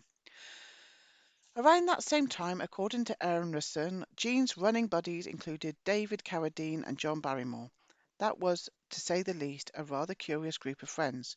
According to authors such as Craig Heimbichner, the names in this blooming book, Martin P. Starr and John Carter, Dennis Hopper and John Carradine, David's dad, were both members of the infamous Agape Lodge of the OTO. Ordo Templi Orientis, whatever it's called, alongside doomed rocket scientist Jack Parsons, actor Dean Stockwell, and doppelgangers L. Ron Hubbard and Robin Heinlein.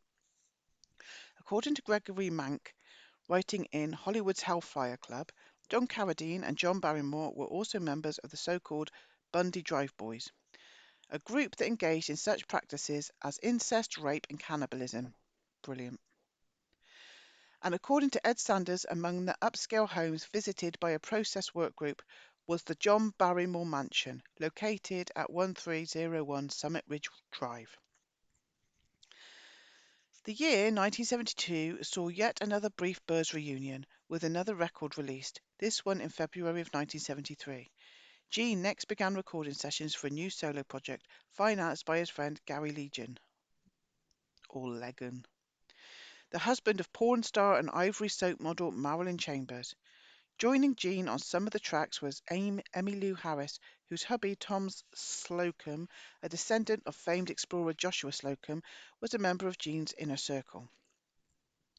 After briefly relocating to Albion, California with his wife and kids, Clark moved back to Laurel Canyon, where he moved into a home on Stanley Hills Drive with his new girlfriend, Terry Messina. Born into considerable wealth, Messina was the daughter of a prominent area physician. In 1963, she had enrolled in theatre arts at UCLA, which quite likely would have placed her in the company of a couple of other UCLA theatre arts students named Jim Morrison and Ray Manzarek.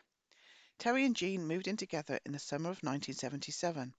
According to Emerson, Messina laterally worked in film editing, but she was better known in exclusive circles as a supplier of cocaine and heroin. As has been previously discussed, during that time period, the entire Laurel Canyon lifestyle revolved around cocaine, and Jean fell into line, becoming a legendary partier. Canyon resident Ken Mansfield recalled those dark years. That particular point in my life, and most of us, was the craziest time of all, when we were all into drugs the most. Tommy's, in brackets, Tommy K's house was one of the houses we hung out a lot. David Carradine was my neighbour in Laurel Canyon. Our two properties were side by side. David had a group called Water. I could tell you some wild canyon stories. Looking back, it's not a nice memory. Even though we thought we were having a good time, I don't think we really were. Shortly after Tommy K's little girl Eloise died in an unfortunate accident, it just seemed like everybody's life got dark, and we all kind of lost hope there for a while. Kids living in Laurel Canyon apparently had to be particularly vigilant about avoiding tragic accidents.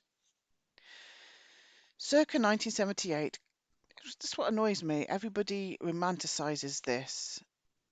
You've got a bunch of absolutely out of their head parents, and the kids are dying left, right, and centre and being sexually abused. But people romanticize this and hark back to the golden age of the peace and love. But the reality is this.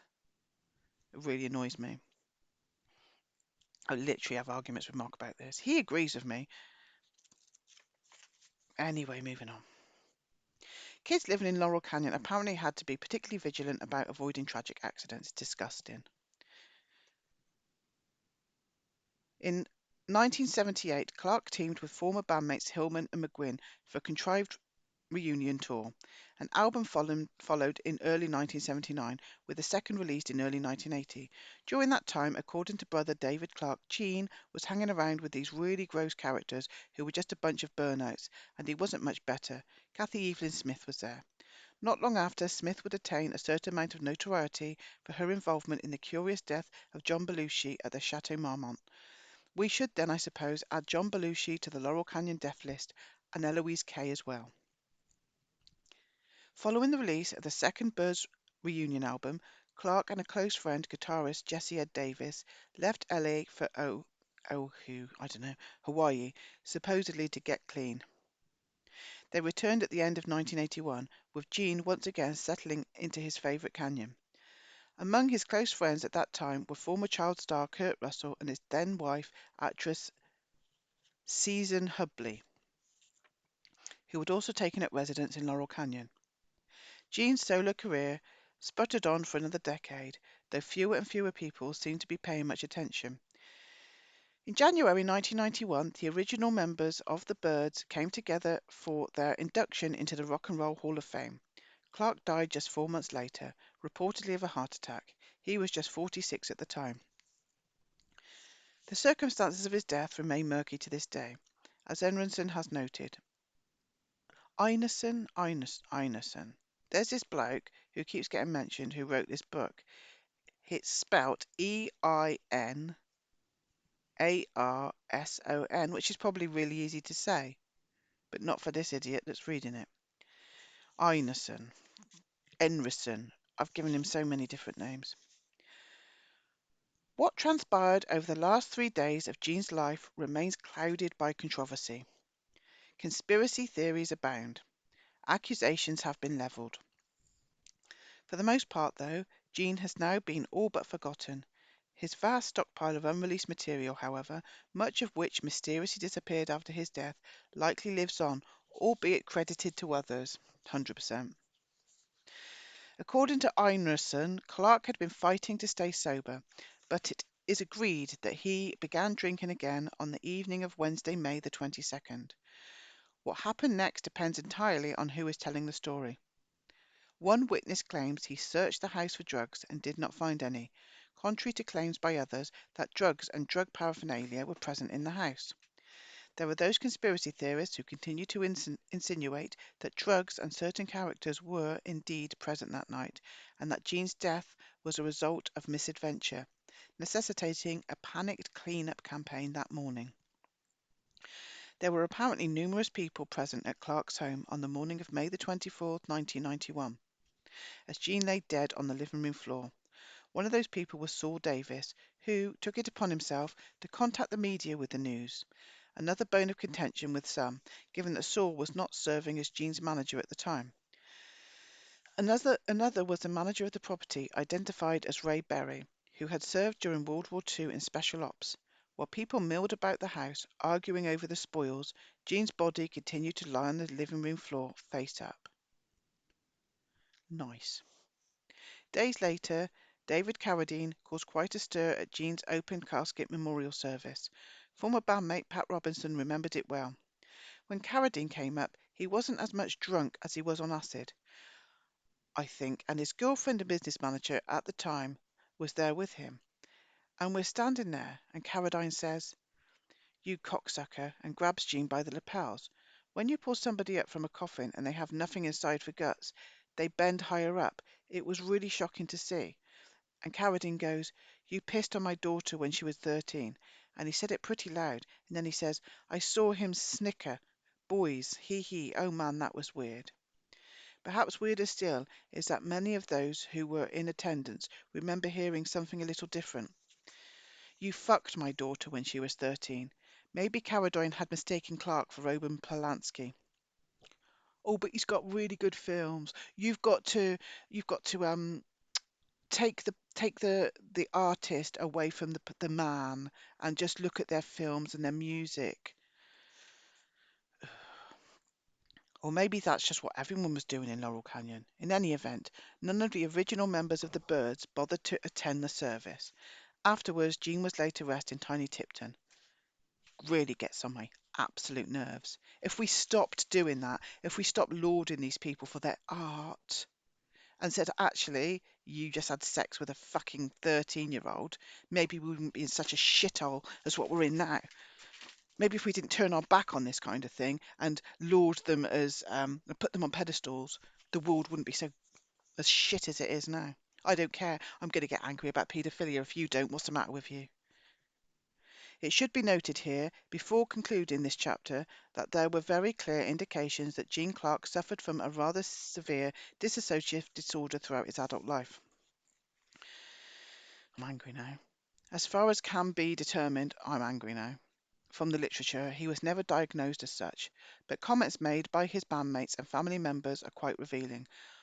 One such bandmate, Pat Robinson, has described how Clark used to slip into these dream states, which I thought was really amazing. He'd go into these dream states and lay down on the couch and go, "I'll be right back, Patrick." Another, John York, has said that Jean had these multiple personalities. Yet another, Bernie Leadon, remembered that Clark would often appear to be completely out of it, and he'd say, "Hey, Jean, what are you thinking?" And he would go, "Huh? Oh," like he was being brought back to reality. Jean's sister, Bonnie Clark, has also noted that there was more than one version of the troubled singer-songwriter. There was this persona, and the rest of Jean was somewhere in there. He was hard to get to know. He could be very warm and loving, but he could change in a heartbeat.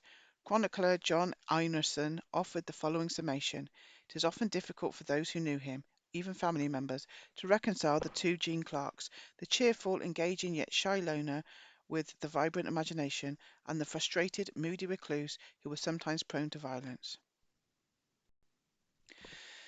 Chapter 18, The Wolf King of LA, Papa John Phillips. This is the one that depresses me the most because I love their music, even though it wasn't their music and it was all done in the studio. And when you listen to them live, they're shite. But it's really sad, this one. John Phillips, he's a wrong un, and it depresses me. So this is a quote. Mamas and the Papas producer, manager Lou Adler. "John Phillips was the ultimate controller." This is a quote, Michelle Phillips describing John's relationship with his third wife, Genevieve Waite. "She was practically his slave." I don't know if it's in this book, but you should read what happened to his daughter on the night of her marriage, just saying. Oh, it's so wrong, isn't it? It's so wrong. Thus far on this journey, we have seen what are arguably the two most bloody and notorious mass murders in the history of the city of Los Angeles. The murders of the occupants of the home on Cielo Drive in Benedict Canyon and the so-called four on the floor bludgeoning murders of four drug dealers on Wonderland Avenue were directly connected to the Laurel Canyon music scene. But the city of Los Angeles can boast of one other particularly notorious murder, one that stands to this day as both the most gruesome single victim murder and the most famous and unsolved murder in the city's history. On January 15th, 1947, the mutilated body of aspiring actress Elizabeth Short, Mark's done a video about this, I think, was found posed in the field. Mark has definitely done a video on this. The ritualistically butchered body was nude, sliced cleanly in half, and completely drained of blood. Parts of the body had been removed. This is the Black Dahlia thing. Mark's done a video on this Black Dahlia murder. Um, after which the corpse had been thoroughly sanitized. Bruising clearly indicated that the young girl had been savagely beaten. Forensic evidence suggested that she had been forced to eat feces during her torturous ordeal. She was quickly dubbed yet the Black Dahlia, and it is by that name that she is known and written about today. Um, let's remember her as Elizabeth Short, shall we? Let's just remember her as Elizabeth Short, please. Much of what has been written about the brief life of Miss Short is contradictory. Among the facts that seem to be agreed upon are that she had recently worked at a military faculty that is known as Vandenberg Air Force Base, and that she had some kind of close connection to the U.S. Naval Hospital in San Diego, where she may have also worked. That is, in any event, what she had indicated in a letter to her mother. Unlike the Manson and Wonderland murders, the mutilation of the Black Dahlia of Elizabeth occurred some 20 years before Laurel Canyon's glory days. There is, nevertheless, a possible connection. The story begins on August the 30th, 1935, when the birth of John Edmund Andrew Phillips to parents Claude and Edna Phillips. Claude was a retired Marine Corps officer and engineer. His father, John Andrew Phillips, who had been a prominent and influential architect, one day mysteriously fell to his death on a construction site, according to John Phillips's autobiography. John's mother, Edna, had what most people would consider a decidedly unconventional upbringing. Her mother was a psychic and faith healer, and many of her siblings, her 11 siblings, were well known locally as gunfighters and bandits. When Edna was just a year old, she was purportedly kidnapped by gypsies. Not to worry, though, her father allegedly found her a year later down in Mexico, though how he would have done so will doubtless forever remain a mystery.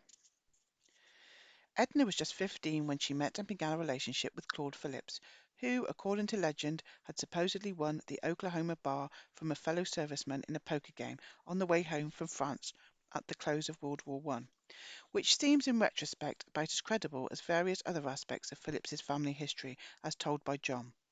By 18, Edna had given birth to the couple's first child, Rosie Phillips, born on New Year's Eve 1922. Rosie would later become a career employee of the Pentagon, where John's first wife would also find work. Years later, according to John, Rosie's daughter, Patty, would be found dead of an overdose in a girlfriend's apartment in North Hollywood. There were mysterious questions surrounding her death. This kind of thing tends to happen to families in Laurel Canyon. In the late 1920s, Claude Phillips was commissioned to Haiti, where he remained for 4 years. He was then sent back to Quintico, then shipped off to Nicaragua, before finally returning to Alexandria, Virginia, where John Phillips, who would become arguably the most important music figure in the canyon, grew up and went to school. John attended a series of strict Catholic and military schools. He also served as an altar boy, though, according to his own account, he also had a darker side which included forays into vandalism, auto theft, breaking and entering, fighting, and other assorted mischief. His mother, meanwhile, routinely cruised for men. When not spending time with a U.S. Army colonel named George Lacey, John would later be told that his real father was a U.S. Marine Corps doctor named Roland Meeks, who died in a Japanese prisoner of war camp during World War II. Phillips played basketball at George Washington High School, graduating in 1953. He then scored an appointment to Annapolis Naval Academy, but soon dropped out. One of his first paying jobs was working on a fishing charter boat. As John later recorded, the crew consisted of him, a retired Navy officer, and 4 retired Army generals. Seemed like a perfect fit for one of the future guiding lights of the hippie movement. Phillips also, for a brief time, tried his hand at selling cemetery plots. As noted at the beginning of this odyssey, John's first wife was the aristocratic Susie Adams, a direct descendant of President John Adams, and an occasional practitioner of voodoo. The couple's first son, Jeffrey, was born on Friday the 13th in December 1957. Shortly after that, John found himself in, of all places, Havana, Cuba, just as the Batista regime was about to fall to the revolutionary forces of Fidel Castro. According to Phillips, he and his travelling companions were once whisked off the street by a director straight into a TV studio to appear on a live Havana variety show. Many of you, I'm sure, have had a similar experience. He's so funny. Some months later, in 1958, Phillips flew to Los Angeles and began performing on amateur nights at Pandora's Box on the legendary Sunset Strip. His first band, The Journeymen, featured Phillips, Scott McKenzie, and Dick Wiseman. It was while touring with this formation that John Phillips met a very young Holly Michelle Gilliam. Michelle was born November the 10th, 1944, in Long Beach, California, to a father variously described as a merchant marine, a movie production assistant, and a self-taught intellectual. When Michelle's mother, a Baptist minister's daughter, reportedly died of a brain aneurysm when Michelle was just 5, gardener Gil Gilliam took his daughters and promptly relocated to Mexico, ostensibly to attend college on the GI Bill. They remained there for several years. Upon their return to Southern California, Gil found work as an LA County probation officer. According to John, Gil's work often required him to go out of town, though one would think that that would make it rather difficult for him to keep tabs on his charges. Probation officers don't have to go out of town. They sit there and they say, go to that group. I should know because I used to work with them.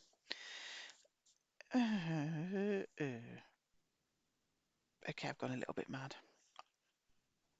I'm going to cut that bit out. I didn't cut it out. I thought I'd keep it in. Got to have a little bit of lightness in this bloody book. In 1958, while future husband John was vacationing in war-torn Cuba, Michelle found a new mother figure in 23-year-old Tamar Hodel. Tamar's father, Dr. George Hodel, was described by Vanity Fair in December 2007 as the most pathologically decadent man in Los Angeles. Bloody hell. That must have been a hard stretch. And the city's venereal disease czar, and a fixture in its A-list demimonde. That's probably some word I haven't said right. Also noted in the article was that George Hodel shared with Man Ray a love for the work of the Marquis de Sade, great, brilliant, and the belief that the pursuit of personal liberty was worth everything. For those of you that don't know, Marquis de Sade is where we get the word sadism. You probably all know that. Maybe one person doesn't. Well, they do now. Shut up, Liz. Okay. In other words, Hodel embraced that all-purpose Luciferian creed, do what thou wilt.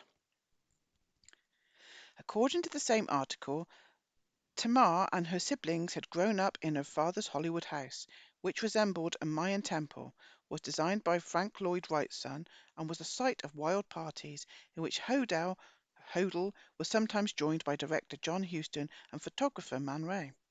The luxurious home reportedly features, among other amenities, a subterranean walk-in vault, which is always a nice thing to have around, within the walls of that singularly odd Hollywood Hills home, which lies about 3 miles due east of the mouth of Laurel Canyon. They're just a bunch of wrong-uns, aren't they?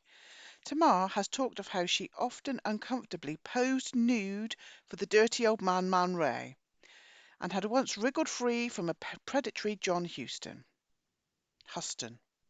Her own father, not so shockingly, had committed incest with her. When I was 11, my father taught me to perform oral sex on him. Brilliant. Her father also piled her with erotic books, grooming her for what he touted as their transcendent union. and freely shared her with his wealthy and influential friends. Absolutely brilliant. To the girl's horror, she became pregnant at the tender age of 14 with her father's child. Great. To her greater horror, she says, "My father wanted me to have his baby." A friend nevertheless took her to get an abortion. Dr. George was so incensed that, according to Tamar, he struck her on the head with his pistol, prompting her stepmother, who also happened to be John Huston's ex-wife, to assist her in going into hiding. Dr. George Hodel was arrested and charged with, among other things, offering his young daughter to several friends at an orgy. The sensational 1949 incest trial featured a witness who took the stand to describe being hypnotized by Hodel at a party. Allegations that the rich and powerful were dabbling in incest, hypnotism, paedophilic orgies, and Luciferian philosophies must surely have been shocking to Angelenos in the 1940s, as they would still be to most Americans today. Perhaps that is why the jury chose not to believe Tamar and instead acquitted Dr. Hodel.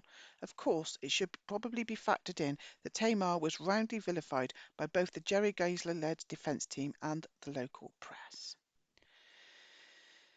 Far more shocking than the allegations aired at trial was the then unknown fact that even while Hodel was standing trial on the sensational charges, he was, and still is today, a prime suspect in the Black Dahlia murder case. Elizabeth Short. There have been, to be sure, numerous suspects identified in the case, including actor-director Orson Welles, but George Hodel, whatever, does seem to be a much more likely suspect than most of these who have been identified, and his possible guilt, it should be noted, does not exclude others from likely complicity as well. The mistake that virtually all investigators of this case have made is assuming that there was only one culprit. Same with Jimmy Savile. It is entirely possible, and Peter Sutcliffe. It is entirely possible that Hodel committed the crime in conjunction with various others in his Luciferian social circle. Photographer Man Ray, for example, is a compelling suspect, given that the posing of Ms. Short's body appeared to mimic the Minotaur, one of his better-known photographs. It seems unlikely that the 14-year-old daughter of a lowly probation officer would fall into the orbit of the daughter of the very wealthy and well-connected George Hodel, but not any more unlikely, I suppose, than numerous other aspects of the Laurel Canyon saga. Tamar, who had been described by Michelle as the epitome of glamour, quickly took the youngster under her wing, buying her clothes, enrolling her in modelling school, teaching her to drive, and providing her with a fake ID and a steady stream of prescription drugs.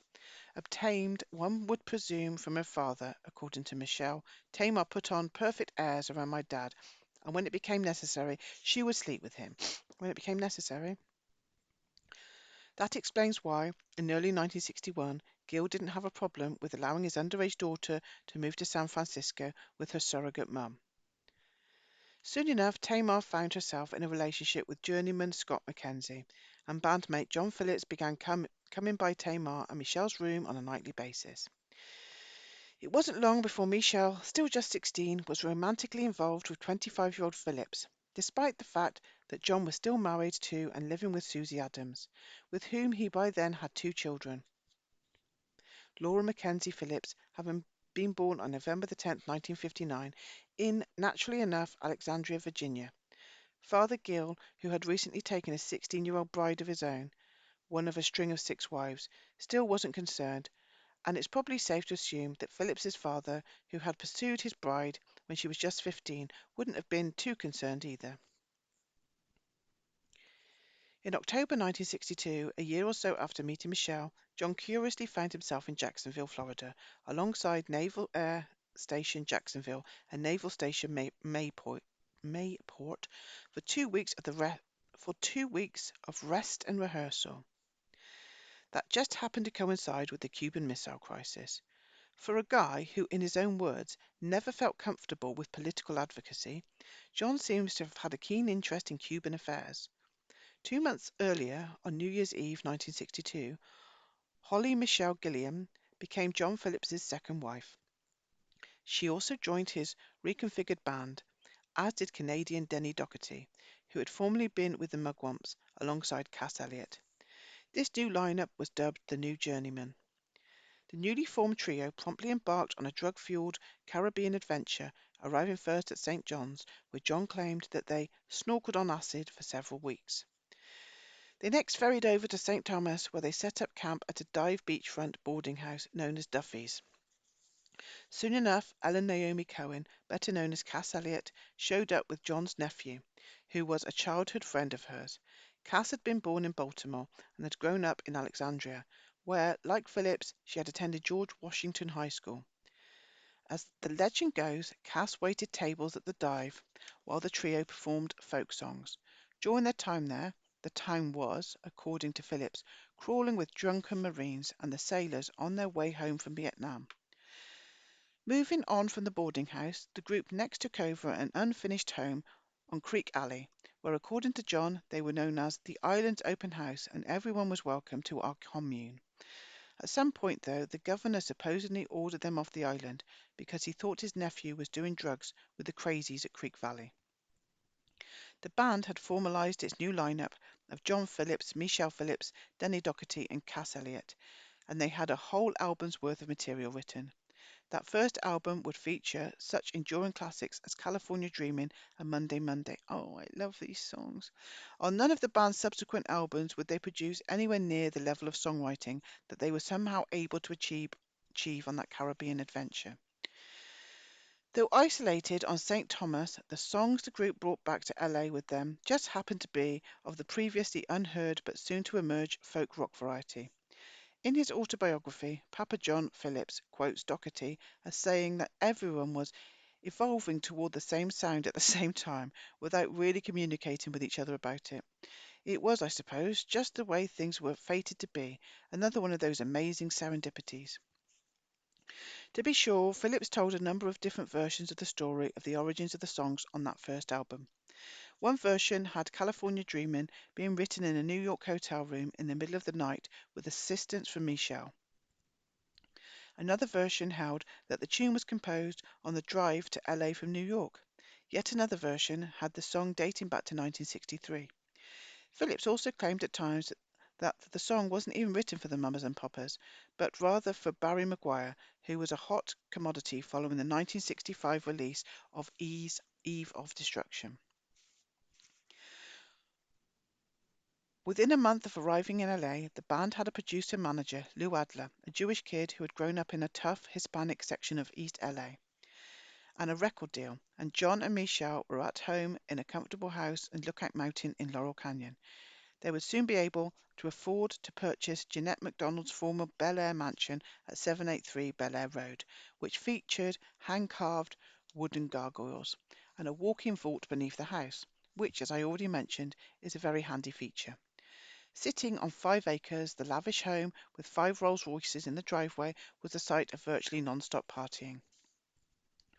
The new lineup, of course, needed a new name, and John pushed hard for the occult-based Magic Circle, a name by which the band was briefly known before ultimately setting on the Mamas and the Papas.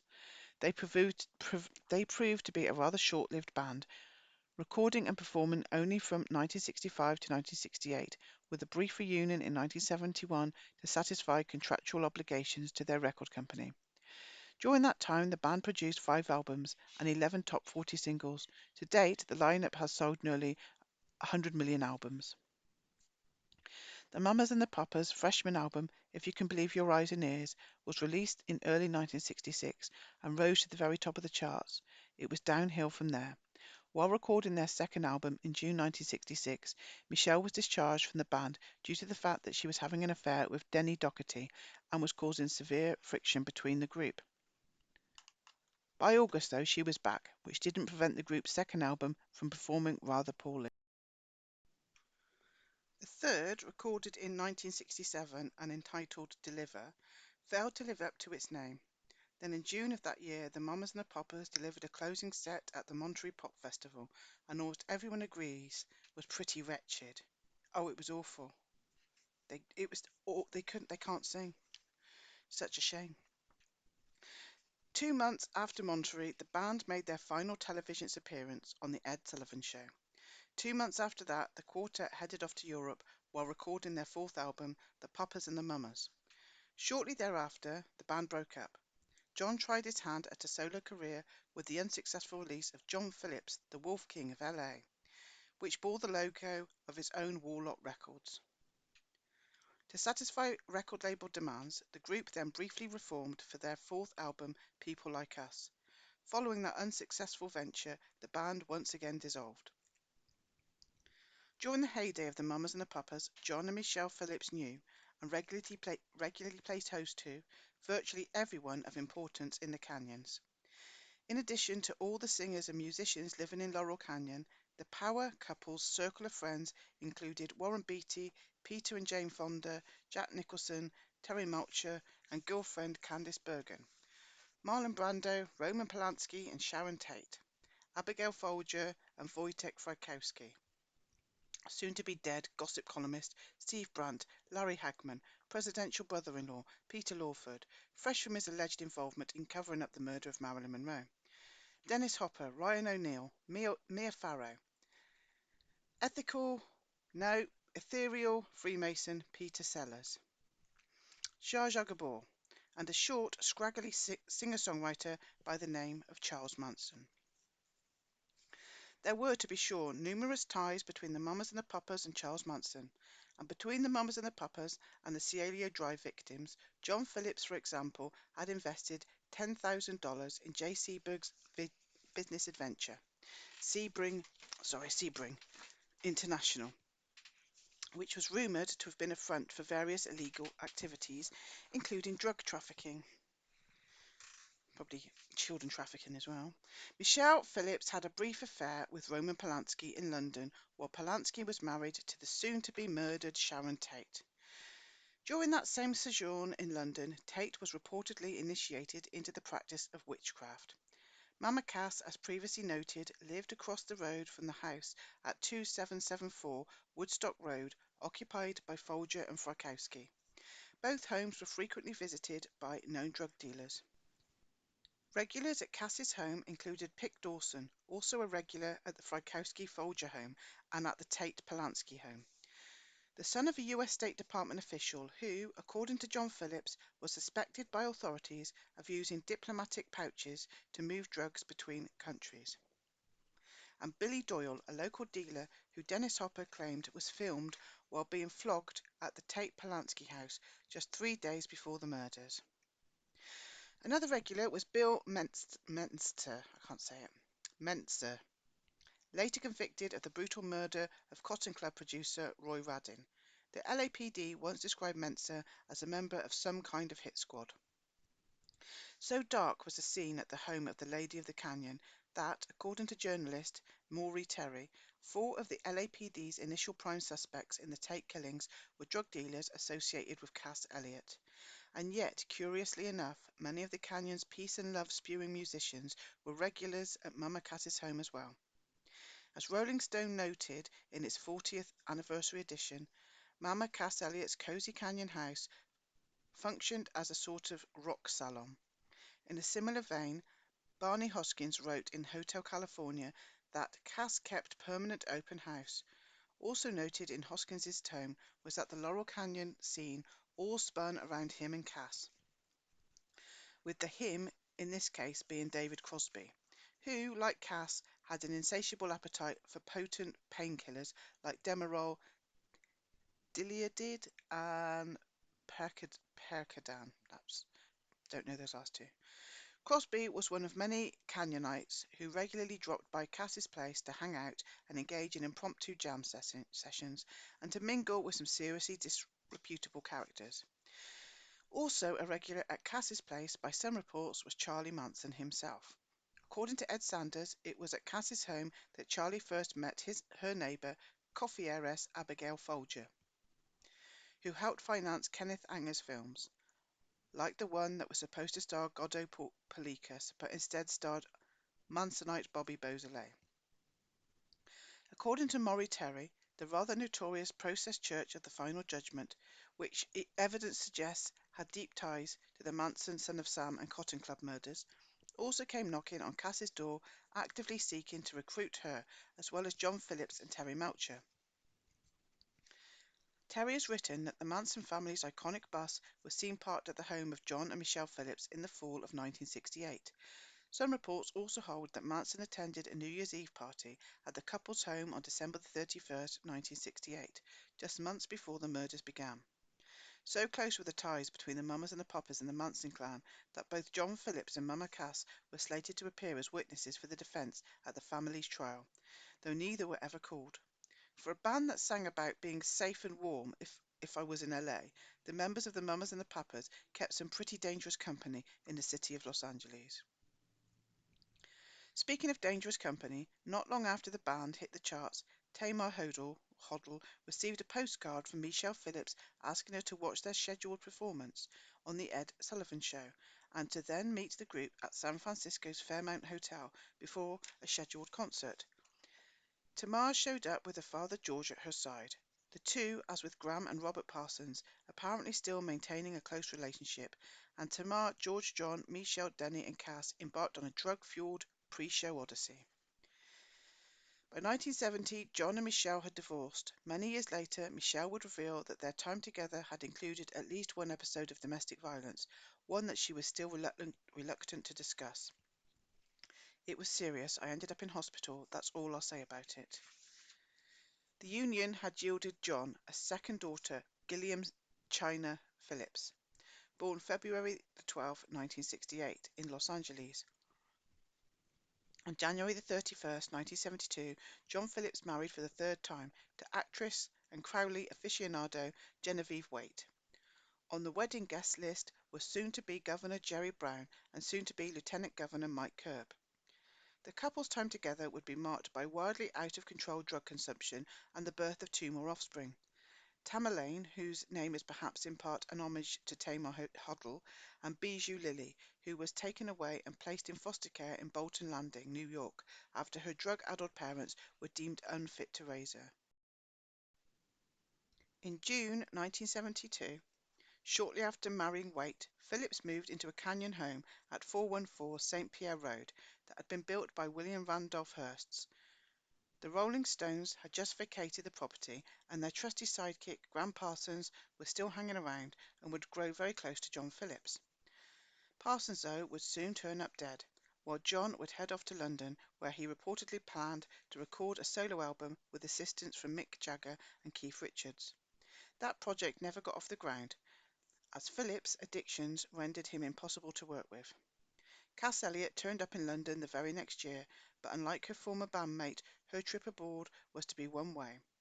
On July 29, 1974, she was found dead in occasional Canyonite Harry Nilsson's London flat. Miss Elliot, it seems safe to say, knew a little too much about the dark side of Laurel Canyon. Following the dissolution of the Mamas and the Papas, Cass had gone on to a successful solo career and had become a familiar face on American television screens. In addition to hosting two primetime network specials, she had guest hosted The Tonight Show and had appeared on such popular early 1970s shows as The Red Skeleton Show and Love American Style.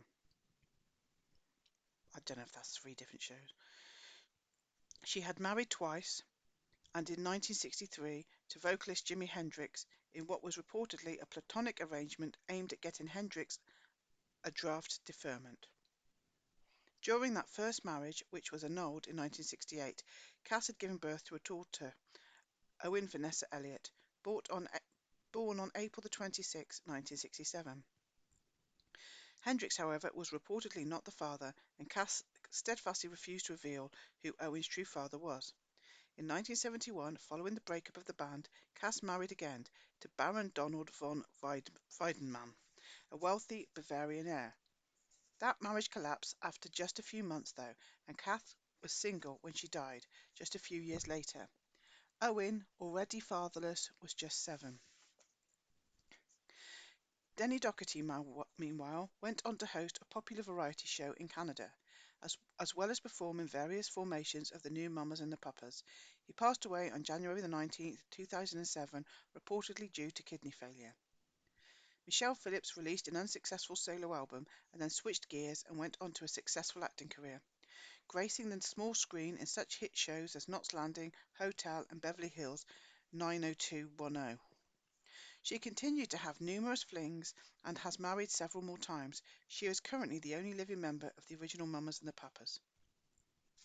As for John Phillips, in 1975 he sobered up enough to put together the soundtrack for the film The Man Who Fell to Earth, a surreal venture featuring the talents of fledgling actor David Bowie and director Nicholas Roeg, who had previously collaborated with Crowleyite Donald Cammell on Performance. At that same time, Phillips was working on completing a horrifically bad Andy Warhol-produced stage musical entitled Man on the Moon, which closed just 2 days after opening. Phillips at one time had Don Miami Vice Johnson in mind to play the lead in his space opera. Like the rest of Hollywood notables in this story, Johnson was a canyon dweller at the time. His next-door neighbor happened to be a guy by the name of Chuck Wine, an avid occultist and buddy of Warhol, who, in addition to managing bizarre nightclub acts, directed the 1972 documentary Rainbow Bridge. Wayne shared a curious nickname with fellow Canyonite Charles Manson, the Wizard. For the remainder of his career, Phillips's musical output consisted primarily of occasionally writing songs for and with others, his most well-known contribution being his co-writing duties on Kokomo, recorded and released by the Beach Boys. In 1981, Phillips found himself facing charges of trafficking large quantities of narcotics. By his own account, he had an arrangement with a pharmacy that allowed him to obtain large amounts of narcotics without prescriptions. Daughter Bijou would later say that he had actually purchased a pharmacy, guaranteeing virtually unlimited access. The charges were quite serious. In Phillips's own words, he was looking at 45 years and got 30 days. He began serving his sentence, appropriately enough, on April the 20th, when he was released just 3.5 weeks later. It never hurts to have friends in high places. Phillips's circle of friends in the Mamas and Papas years included J. Paul Getty, Jr., Bobby Kennedy, Jr., and Princess Margaret. Getty and Kennedy, both plagued by demons of their own, were likely being supplied by Phillips. Another name in Phillips's Rolodex was Colin Tennant, the wealthy heir of a massive petrochemical conglomerate in the UK. Tennant owned a private island in the British West Indies, where wealthy friends like John Phillips and Mick and Bianca Jagger would engage in unknown activities in complete seclusion. Private islands, nothing to see there. Upon being released from his preposterously short period of confinement, Phillips put together a version of the Mamas and the Papas that included daughter Mackenzie Phillips and original lead vocalist Denny Doherty.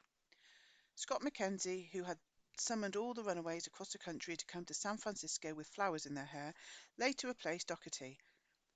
Laurie Bebe, don't know, subsequently replaced Mackenzie Phillips, after which Doherty returned once again to replace John Phillips. The band finally called it quits in 1994. Phillips had divorced Waite in 1985. In 1992, he received a liver transplant and a new lease of life. Just months later, he was photographed drinking in a bar in Palm Springs. In 1998, Phillips and the other surviving members of the Mamas and the Papas were inducted into the Rock and Roll Hall of Fame. 3 years later, on March 18, 2001, Phillips died of heart failure. The saga wasn't quite over, however. Phillips's daughters would carry on with the family tradition, while spilling some dark family secrets along the way. Oldest daughter Mackenzie began her acting career at the tender age of 12 when she landed a role in what was to be George Lucas's breakthrough film American Graffiti. Just a few years before, it would be recalled, Lucas had been unknown cameraman at the Rolling Stones' notorious Altamont concert.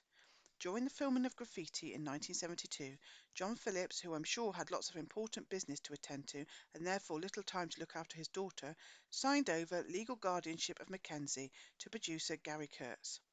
A few years later, in 1975, Mackenzie landed a role on what would quickly become a hit television series, One Day at a Time. During the third season, however, Mackenzie was arrested for public drunkenness and cocaine possession, after which her substance abuse problems continued to spiral out of control, causing frequent problems and considerable tension on the set of her hit show. Providing a template for Charlie Sheen to follow later, she was fired from a show in 1980. After two nearly fatal overdoses, she was invited back by producers in 1981. The following year, she collapsed on the set and was once again fired. What had once seemed a very promising acting career was over as quickly as it had begun. From the late 1980s through the early 1990s, she performed intermittently with the Reformed Mamas and the Papas. In 1992, she reportedly entered a long-term rehab program that didn't emerge for 9 months. Following that, she kept a low profile for many years. In August 2008, however, she was arrested at LAX for heroin and cocaine possession, and on Halloween Day 2008, she entered a guilty plea and was once again sent to rehab.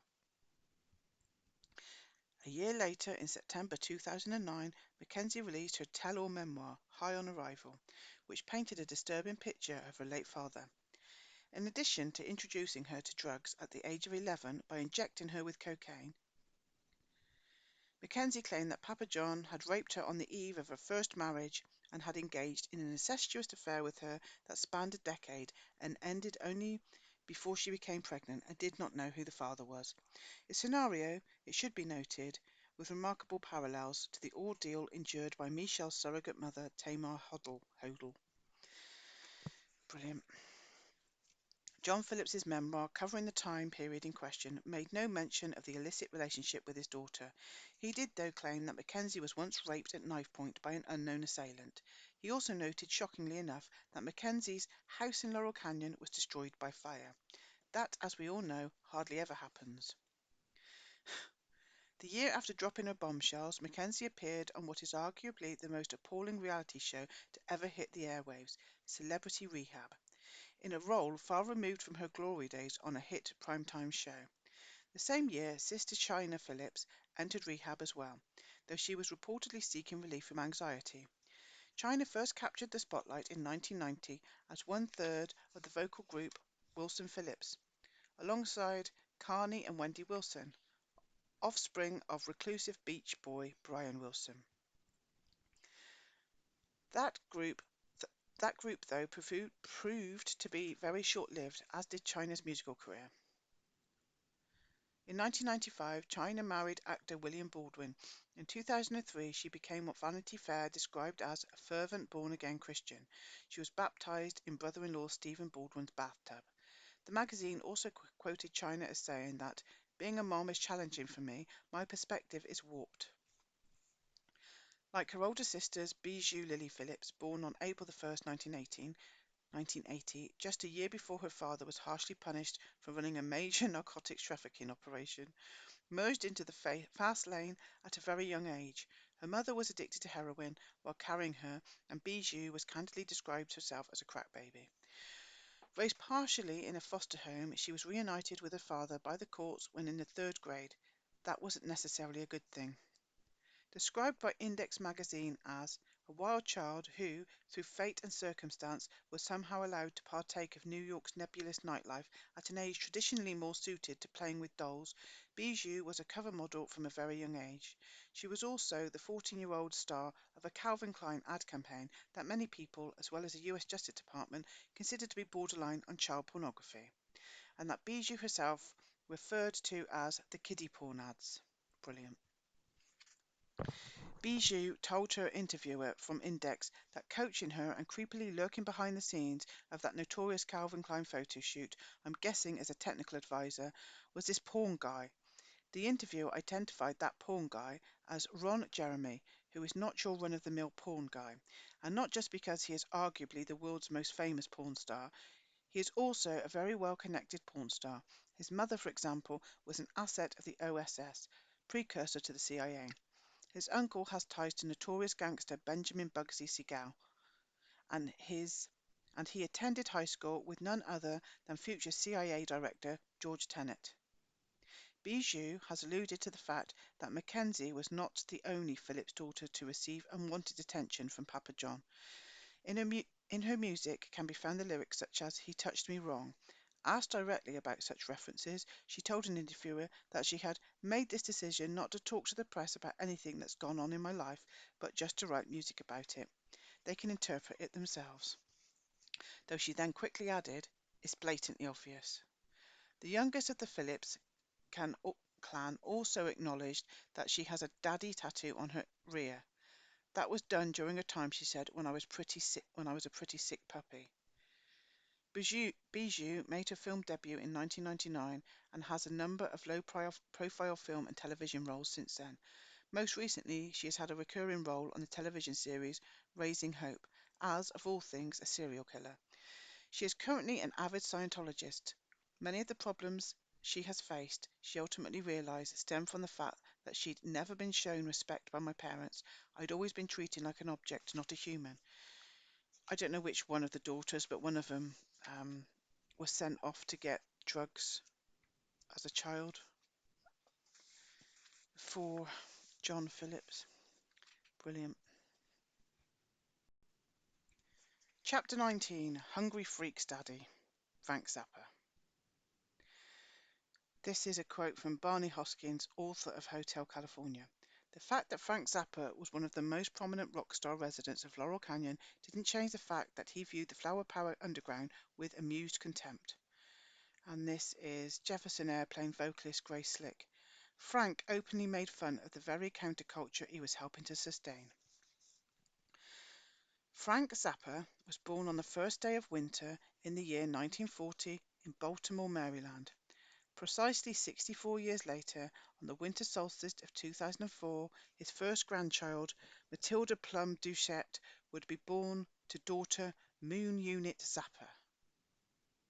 They're psychopaths, aren't they? Zappa's father, Francesco Vincenzo Zappa, hailed from I don't even care if I get this wrong because I've got no respect for these people, Partinico, Sicily. Described by Zappa biographer Barry Miles as the Mafia Heartland. Brilliant.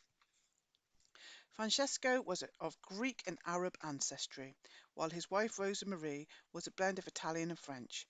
Many of Francesco and Rosemarie's siblings seem to have lived very short and tragic lives, including Francesco's twin sisters who perished in a train crash. Rosemarie had one sister who died at birth, another, Margaret, who only made it to the age of 2, and a third who died shortly after Margaret. She also had a brother who simply vanished at the age of 19 and was never seen or heard of again. Francesco Zappa arrived in America in 1908, settling with his parents in the city of Baltimore, Maryland, just outside of Washington, D.C. He attended the city's Polytechnic High School and then the University of North Carolina, after which he spent the rest of his life in the employ of the U.S. military intelligence establishment. He and Rosemarie had 4 offspring, the oldest of whom was Francis Vincent, better known as Frank. Frank's first schooling was at the Edgewood School, part of the Edgewood Arsenal complex, where his father worked and the family lived.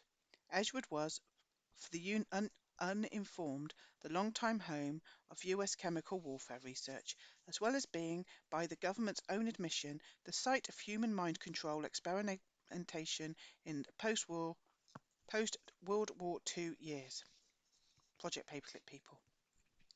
At some point in the 1940s, the Zappa clan relocated to Florida for a short time for unknown reasons. But they soon returned to Baltimore and the Edgewood Arsenal. In 1951, Father Francesco was offered a position at Dugway Proving Ground in Utah, but he chose instead to head further west and relocate the family to Monterey, California. While there, he taught classes at the Naval Postgraduate School. After a couple of years in Monterey, the Zappas relocated once again, first briefly to Claremont before moving on to the San Diego area, the current home of the world's largest naval fleet. While there, Francesco put his skills to work on the Atlas Missile Project, a program that would produce America's very first intercontinental ballistic missiles. Zappa's area of expertise would tend to indicate that the US was looking into developing chemical warheads for those ICBMs, that though is impossible to determine since Zappa's work in San Diego and elsewhere was classified. In the summer of 1956, the Zappa family hit the road once again, this time landing in Lancaster, California, right alongside Edwards Air Force Base. Frank Zappa wouldn't be the only rising star to later arrive in Laurel Canyon by way of the sparsely populated wasteland of Lancaster. Joining him would be tragically short-lived bird Clarence White, America vocalist Dewey Bunnell, and the indescribably bizarre Don Ville, better known as Captain Beefheart. That's not how you say his surname, don't care. Shortly before the move to Lancaster, there was an unusual event in Frank's life. According to the Zappa biographies, to celebrate his 15th birthday, his mother arranged for her son a personal phone call to famed composer Edgar Varese, who at the time was out of the country, unable to take the call. Frank did, though, speak with the composer's wife and later received, by various accounts, either a letter from Varese or a personal phone call. None of those accounts offer any clue to how Rosemary Zappa had ready access to someone of Varese's stature. Never heard of him. In Lancaster, Frank attended Antelope Valley High School, where he began experimenting with 8mm film and met and befriended Villet, who would later, or Villette, change his surname to Van Villet. Well, that doesn't help me. The two graduated together in 1958, with Frank receiving a diploma despite the fact that he was short on credits. In 1959, at the tender age of 13, 18 even, Frank moved into his own apartment in Echo Park and began attending Pomona College, where he met Catherine K. Sherman. Frank's brother Bobby Zappa, meanwhile, enlisted in the U.S. Marines. On December the 28th, 1960, just a week after Zappa's 20th birthday, Frank and Kay were married, and Frank began working in advertising. The marriage would last just 4 years. Not long after marrying Sherman, Zappa became involved with character actor Timothy Carey's bizarre underground film project known as The World's Greatest Sinner. Zappa provided the soundtrack for Carey's experimental film, which remained largely unseen for decades after its completion in 1962. The cult-based plot revolved around star Carey's metamorphosis from insurance salesman to rock star to cult leader to self-proclaimed god. At around that same time, Zappa met and played occasional gigs with Terry Kirkman, who would later form yet another Laurel Canyon-affiliated band, The Association. He also began writing songs for other up-and-comers and forged a relationship with Paul Buff, owner of the independent Powell recording studio in, now I'm going to say Cucamonga, but that is definitely not how you say it, California. Buff had studied aviation electronics in the US Marines, where he graduated top in a class of 500. Following his time in the service, he secured a job at General Dynamics, where he engineered parts for guided missiles. It was in that studio that Buff taught Zappa how to multi-track and overdub. At a time when most independent recording studios featured just mono, or at best two-track recording capabilities, Buff's studio featured a custom-built 5-track tape recorder. In March of 1963, Zappa famously appeared on The Steve Allen Show to play a bicycle as a musical instrument. That same year, Herb Cohen, who would become the manager of Frank Zappa and fellow Canyonites, Linda Ronstadt, Alice Cooper, Lenny Bruce and Tim Buckley, returned to Los Angeles. After conveniently being in the Congo at the time of the CIA-sponsored coup that toppled and led directly to the execution of Patrice Lumumba, the country's first legally elected prime minister, Cohen has spent time in Copenhagen, Denmark, where he functioned as an international arms dealer. In 1964, Zappa's marriage to Sherman collapsed and he moved into friend Paul Buff's pal studio, which he quickly took over and renamed Studio Z.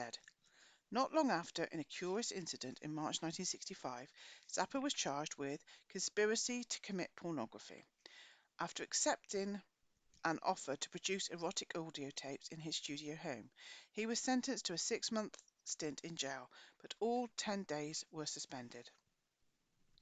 A year later, in June 1966, Frank Zappa and his recently formed band, The Mothers of Invention, released a groundbreaking album, Freak Out. It was, depending upon who is telling the story, either the first or second double rock album. Bob Dylan's Blonde on Blonde was scheduled to be released a month before Freak Out, but Dylan's album was apparently delayed. It was also the first rock concept album and the first to print lyrics on the album sleeve. During the recording of the album, which featured contributions from Vito's troupe, Bobby Beausoleil, Frank's ever-present groupies, and various other hangers-on, Zappa moved into a Laurel Canyon home on Kirkwood Drive with Pamela Zerupica, also known as Susie Cream Cheese, that winds me up. That gets on my nerves. In the spring of 1967, Frank signed a contract to play at the Garrick Theatre in New York, an engagement that would last 6 months. On one notable occasion, Zappa invited active duty Marines onto the stage and handed them a doll, which he instructed them to pretend was a gook baby. What the hell's a gook baby? The, oh, nice. The GIs happily obliged the request and gleefully dismembered the doll while Frank looked on.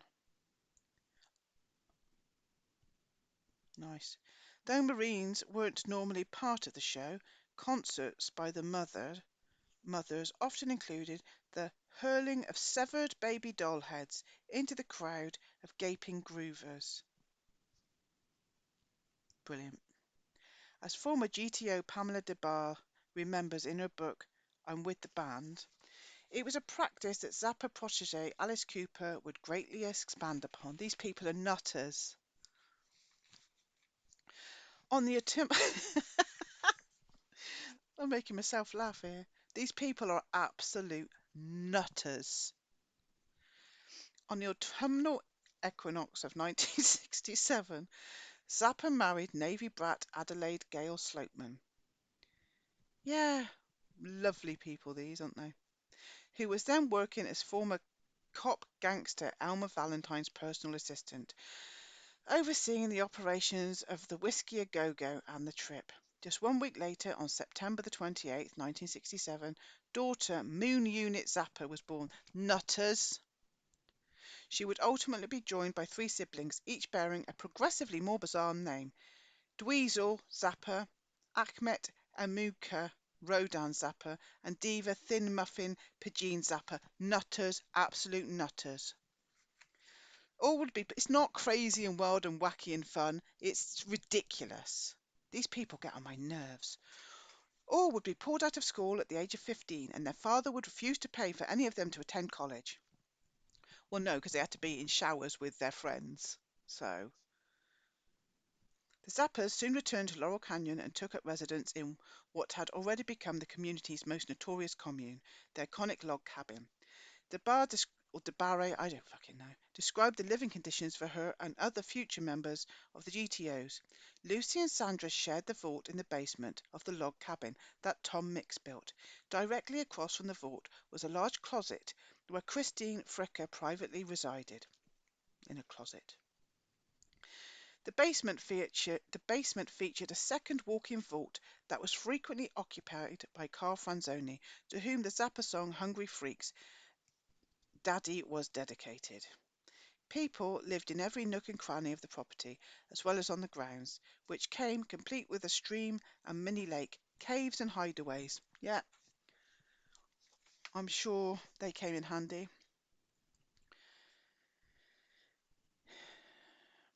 Did people realise that they were filming child porn in this absolute nonsense?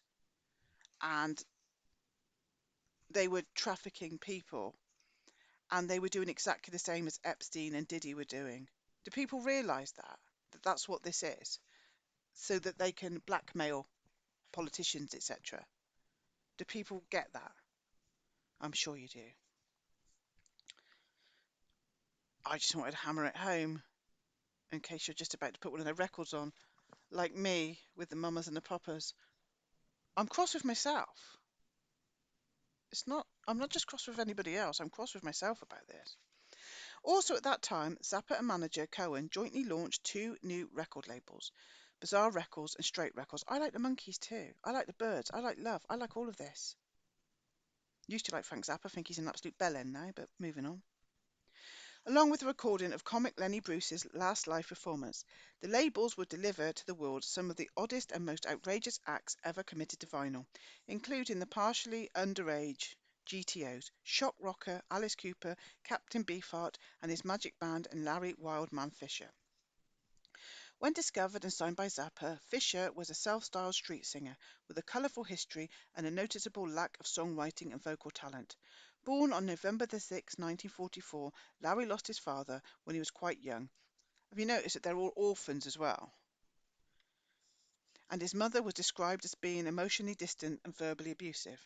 Larry, who had no friends during his childhood, and he was reportedly thrown out of high school at the age of 16, he was institutionalized after attacking his mother with a knife.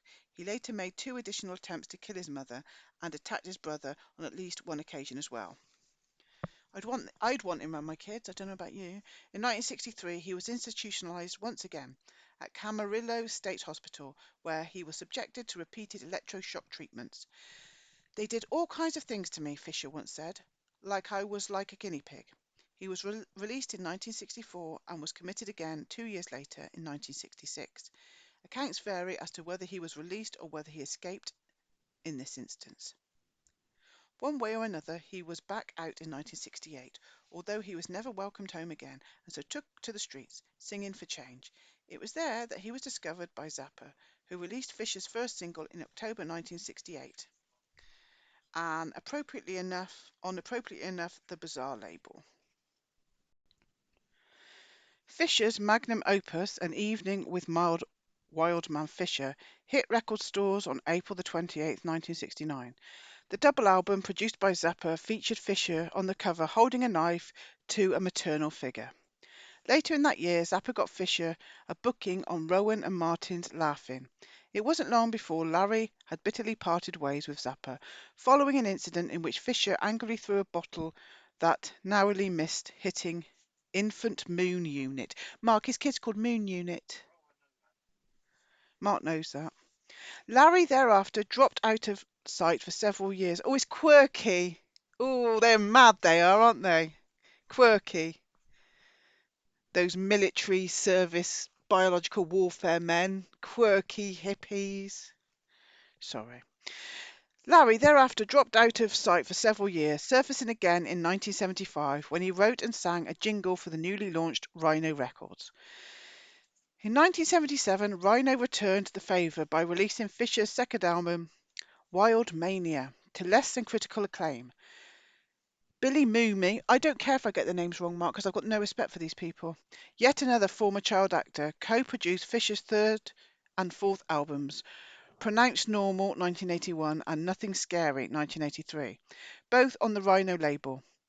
Though Mooney maintained a close relationship with Fisher, Wildman once pulled a gun on the former Twilight Zone and Lost in Space star, who Larry suspected of being involved in a bizarre conspiracy involving Weird Al Yankovic and Dr. Demento. A few years after the release of Nothing Scary, Mooney recorded a duet featuring the unusual pairing of Fisher and Rosemary Clooney. After that, Wildman Fisher largely drifted back into obscurity. By 2004, he was living anonymously in an assisted care facility. On June 16, 2011, his tragic life came to an end, reportedly due to a heart condition. 6 months earlier, on December 17, 2010, another decidedly offbeat one-time member of the Frank Zappa inner circle, Captain Beefheart, had also passed away. Don Glenn Villay, is that his name, Mark? Oh, good, I've been saying it right. Like I care. Born on January 15, 1941, in Glendale, California, was one of Zappa's earliest musical collaborators. Mark's just on his lunch break, that's why I can ask him all these things. Mark, I've been going through this book saying all their names wrong and not caring. Yeah, it's the revolution. Was one of Zappa's earliest musical collaborators. Villay, who moved to some nut house, I expect, Lancaster as a pampered young teen in 1954, was a child prodigy by some reports. He was also the grandson of a second cousin to accused Nazi sympathiser Wallis Simpson, wife of King Edward VIII. Beefheart first professionally collaborated with Zappa at PAL Studio in 1963, but the demos produced from these sessions were unsuccessful. Villay then worked for a while as door-to-door salesman, during which time, if legends are to be believed, he sold a vacuum cleaner to psychedelic pioneer Aldous Huxley. If so, then Huxley must not have gotten much use out of it, since he passed away later that year, just hours after the assassination of John F. Kennedy on November the 22nd, 1963. By 1965, Beefheart had formed the Magic Band, which would release 13 albums between 1965 and 1982. Albums on which Villet would play harmonica and saxophone, as well as provide his distinctive lead vocals. The first of those albums was Safe as Milk, released in 1967, followed by Strictly Personal in 1968. The band's third album, 1969's Trout Mask Replica, was released by Zappa's Starlight Records and is considered to be Beefheart's signature work. To this day, the disc is regarded by some as one of the greatest rock albums of all time. Have you got it? Yeah, Mark's got it. Though others have described Villet's work as considerably less flattering terms. Whether Villet was a musical genius which some view him as, is a topic for others to debate. What is far more of interest here is how that music was created. Trout Mask Replica was recorded in a tiny two-bedroom house with blacked-out windows in Woodland Hills. It was there that Beefheart's band members were essentially held prisoner for 8 months, with the captain in total control of everything, including the band members' eating and sleeping schedules. The drummer, John French, has described the atmosphere in that house as cult-like and has made ominous references to brainwashing sessions. The musicians were restricted from leaving the house and were forced to rehearse for 14 hours every day. They were subjected to both sleep deprivation and food deprivation, and they were actively encouraged to physically attack each other. Did you know this? You did know this. Beefheart would frequently utilise physical violence to keep the others in line. French wrote in his memoirs of being screamed at, beaten up, drugged, humiliated, arrested, starved, stolen from, and thrown down half a flight of stairs. Did you know this before or after you bought it? Because I'm judging at the same time. I'm judging you, Mark Fode. I'm judging myself about the mamas and the papas, though, and the birds. I am. They lived in poverty and squalor, with public assistance the band's only income. For one full month, the abused musicians had to survive on a single cup of beans each per day. Arrests for shoplifting were not uncommon. Beefheart also assigned new names to all the band members, loosening, as Barry Miles wrote, their hold on their old identities. It's bloody MK Ultra, Mark. John French, for example, became Drumbo. So strong was Villet's hold on his bandmates that though a couple were able to escape the deplorable conditions, they ultimately returned to an environment that was, according to a friend of the band, positively Manson-esque. For their efforts, the musicians were paid little or nothing, and Beefheart claims sole credit for composing and arranging the album, though it was in fact a collaborative effort. Later albums would follow much the same patterns. We're throwing them in the bin. He's not answering that one. There certainly doesn't appear to have been any shortage of Manson-esque characters populating Laurel Canyon circa 1969, and they mostly seem to have been clustered around Frank Zappa.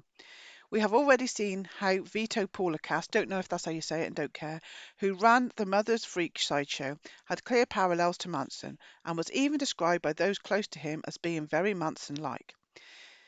Now we see that Beefheart as well seems to have attended the Manson School of Cult Leadership, and Zappa himself had some rather Manson-esque qualities, including a dictatorial, autocratic style, a penchant for surrounding himself with an endless stream of very young, impressionable girls, some peculiar ideas about child sexuality, his self-assignment as the leader of a commune, and a fondness for handing out offbeat names.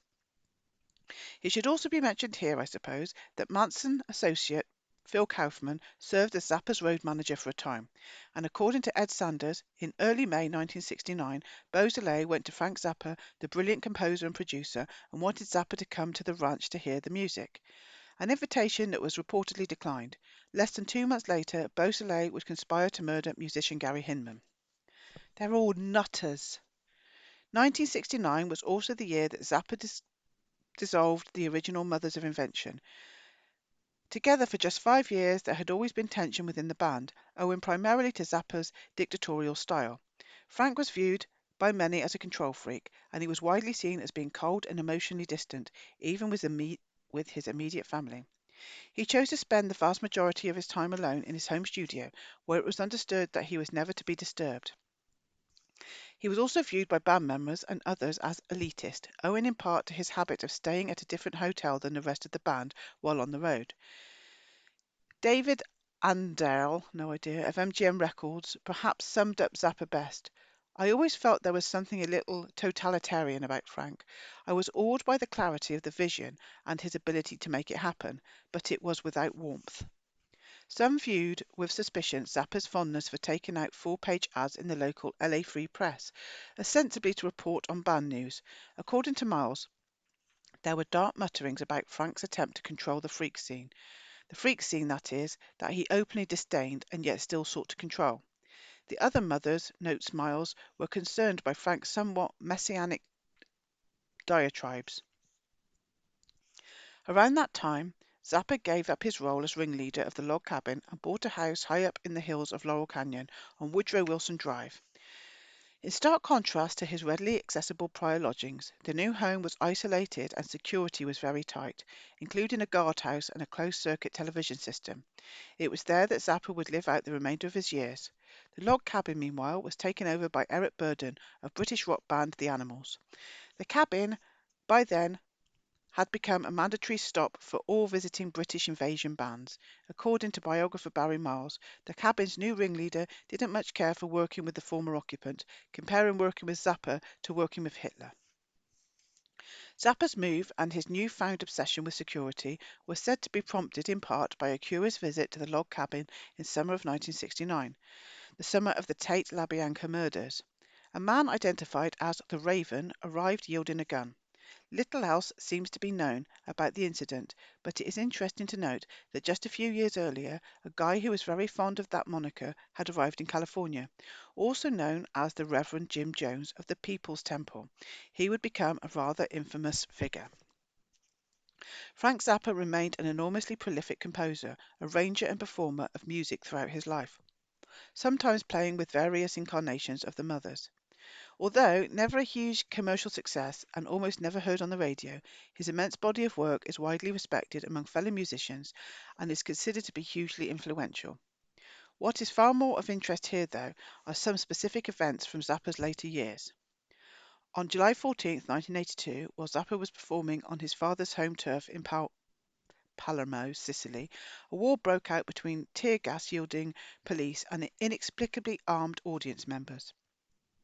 According to Miles, a concert was held at the mafia-controlled Stadio Comunale La Favorita, and all the security appeared to be made men. The Italian army was soon called in to restore order. Had Zappa's father been alive and in attendance, he might well have joined in the gunplay. He reportedly owned a handgun that he at times threatened to use, and he was also said to enjoy a good brawl now and again.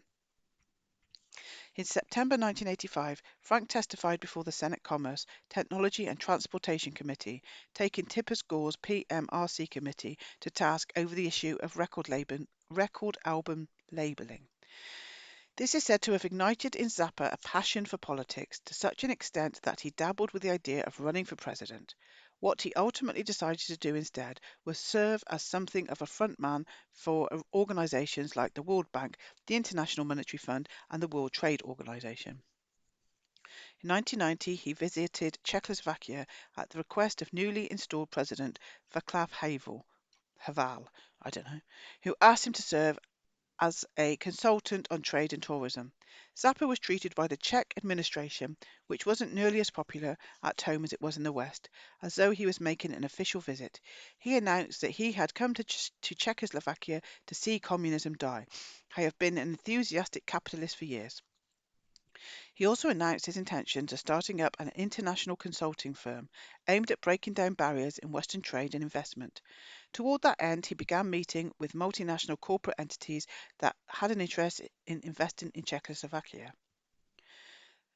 The man who had, as Miles had noticed, refused during the Vietnam era to be drawn into anti-war protests or demonstrations, and who had his whole life been more content to mock hippies and groupies than to criticize the Vietnam War, the American overthrow of democratic governments in Chile and Iran, or any other excesses committed in his name by his government, had now internalized the whole time life anti-communist line.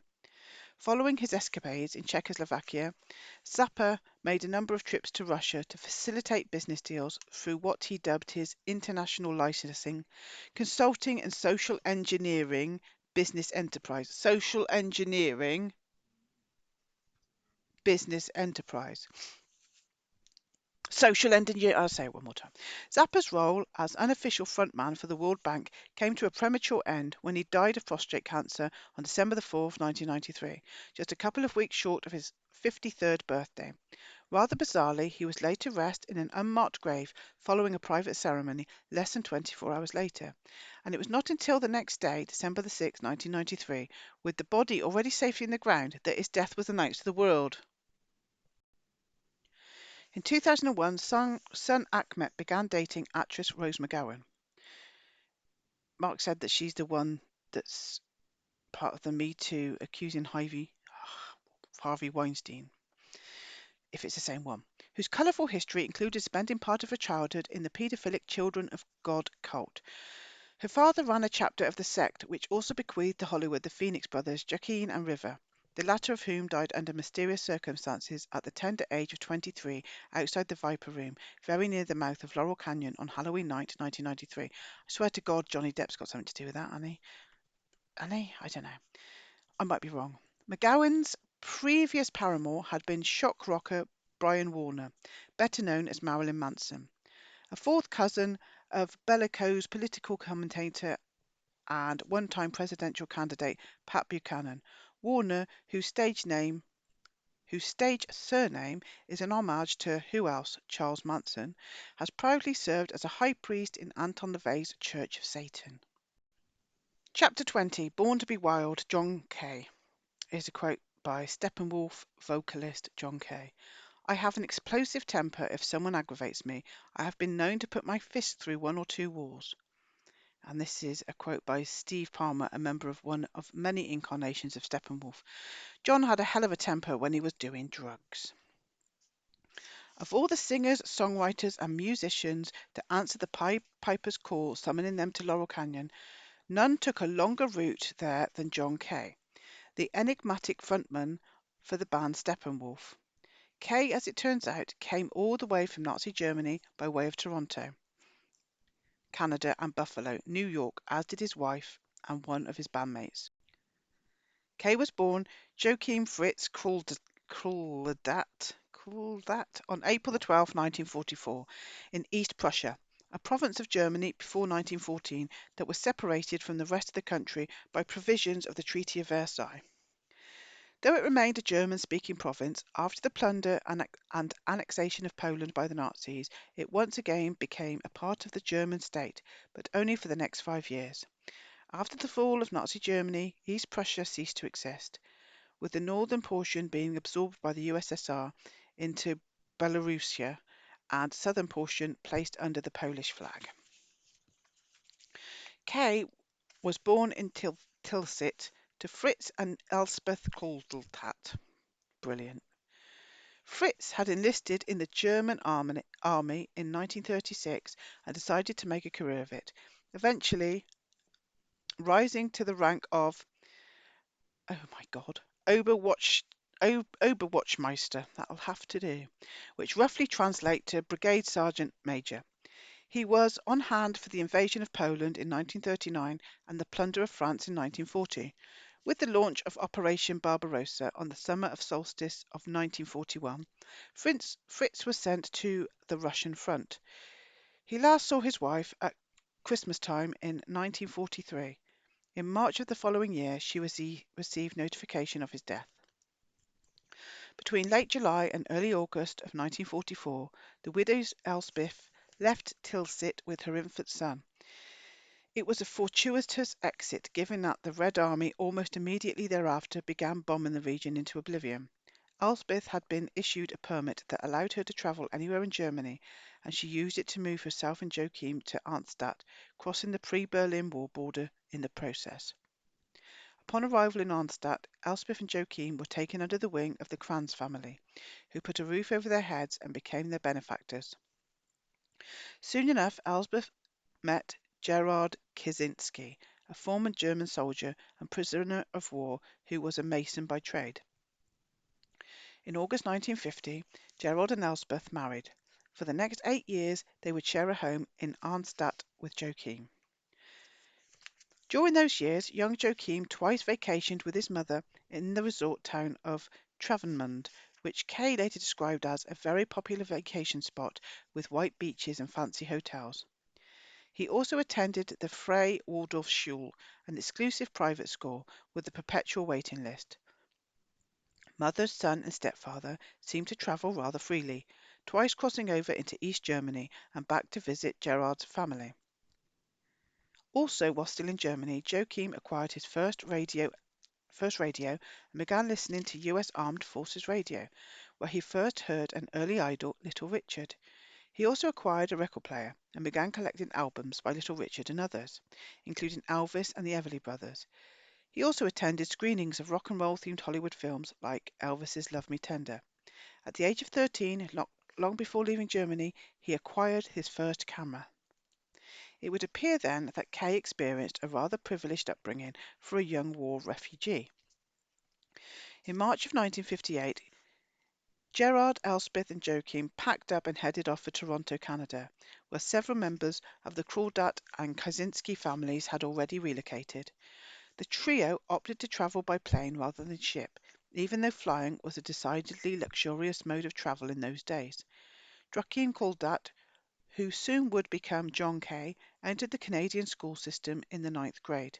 It is said that he knew virtually no English upon arrival, but mere months, within mere months, he was reportedly speaking it fluently.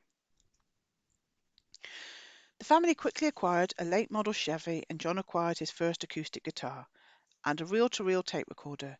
He also discovered that Toronto had far more radio stations playing rock and roll music than Germany had had to offer. He discovered other strains of American music as well, including gospel and country. Before long, he would have an electric guitar and an amplifier and speaker, along with a better acoustic guitar. In April of 1963, Gerard and Elspeth relocated once again, this time to Buffalo, New York.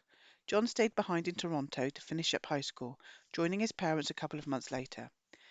As recounted by Kay in his autobiography, in Buffalo the family rented a luxurious main-floor flat in a stately old house on Woodward Street, out towards Williamsville.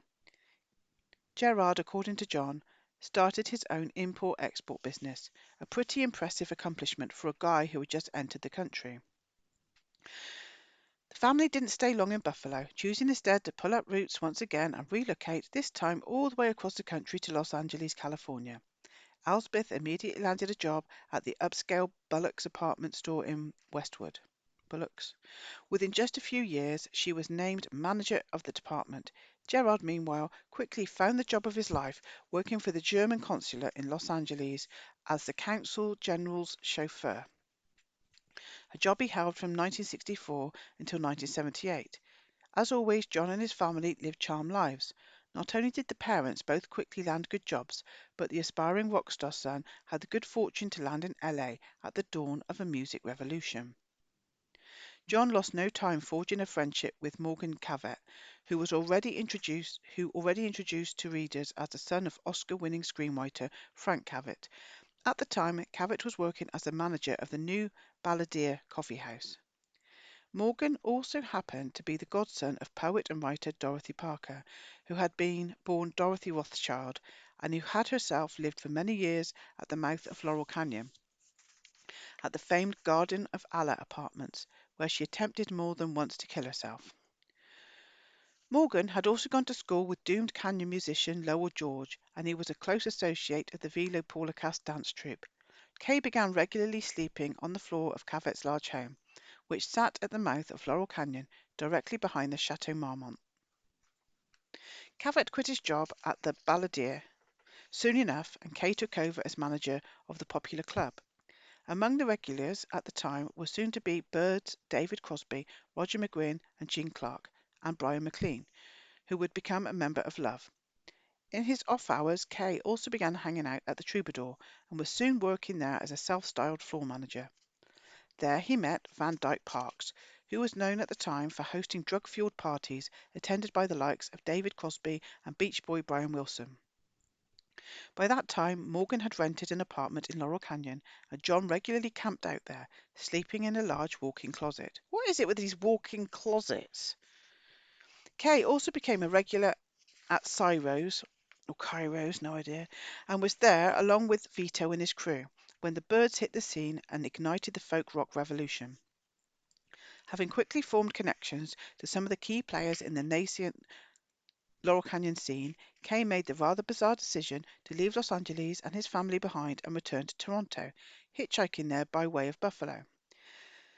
By then, Toronto's Yorkville district had a flourishing folk scene, featuring soon-to-be stars like Gordon Lightfoot, Neil Young, and Joni Mitchell. It was almost as if Kay had been dispatched back to Canada to point the other artists there in the right direction, which is exactly what he seems to have done.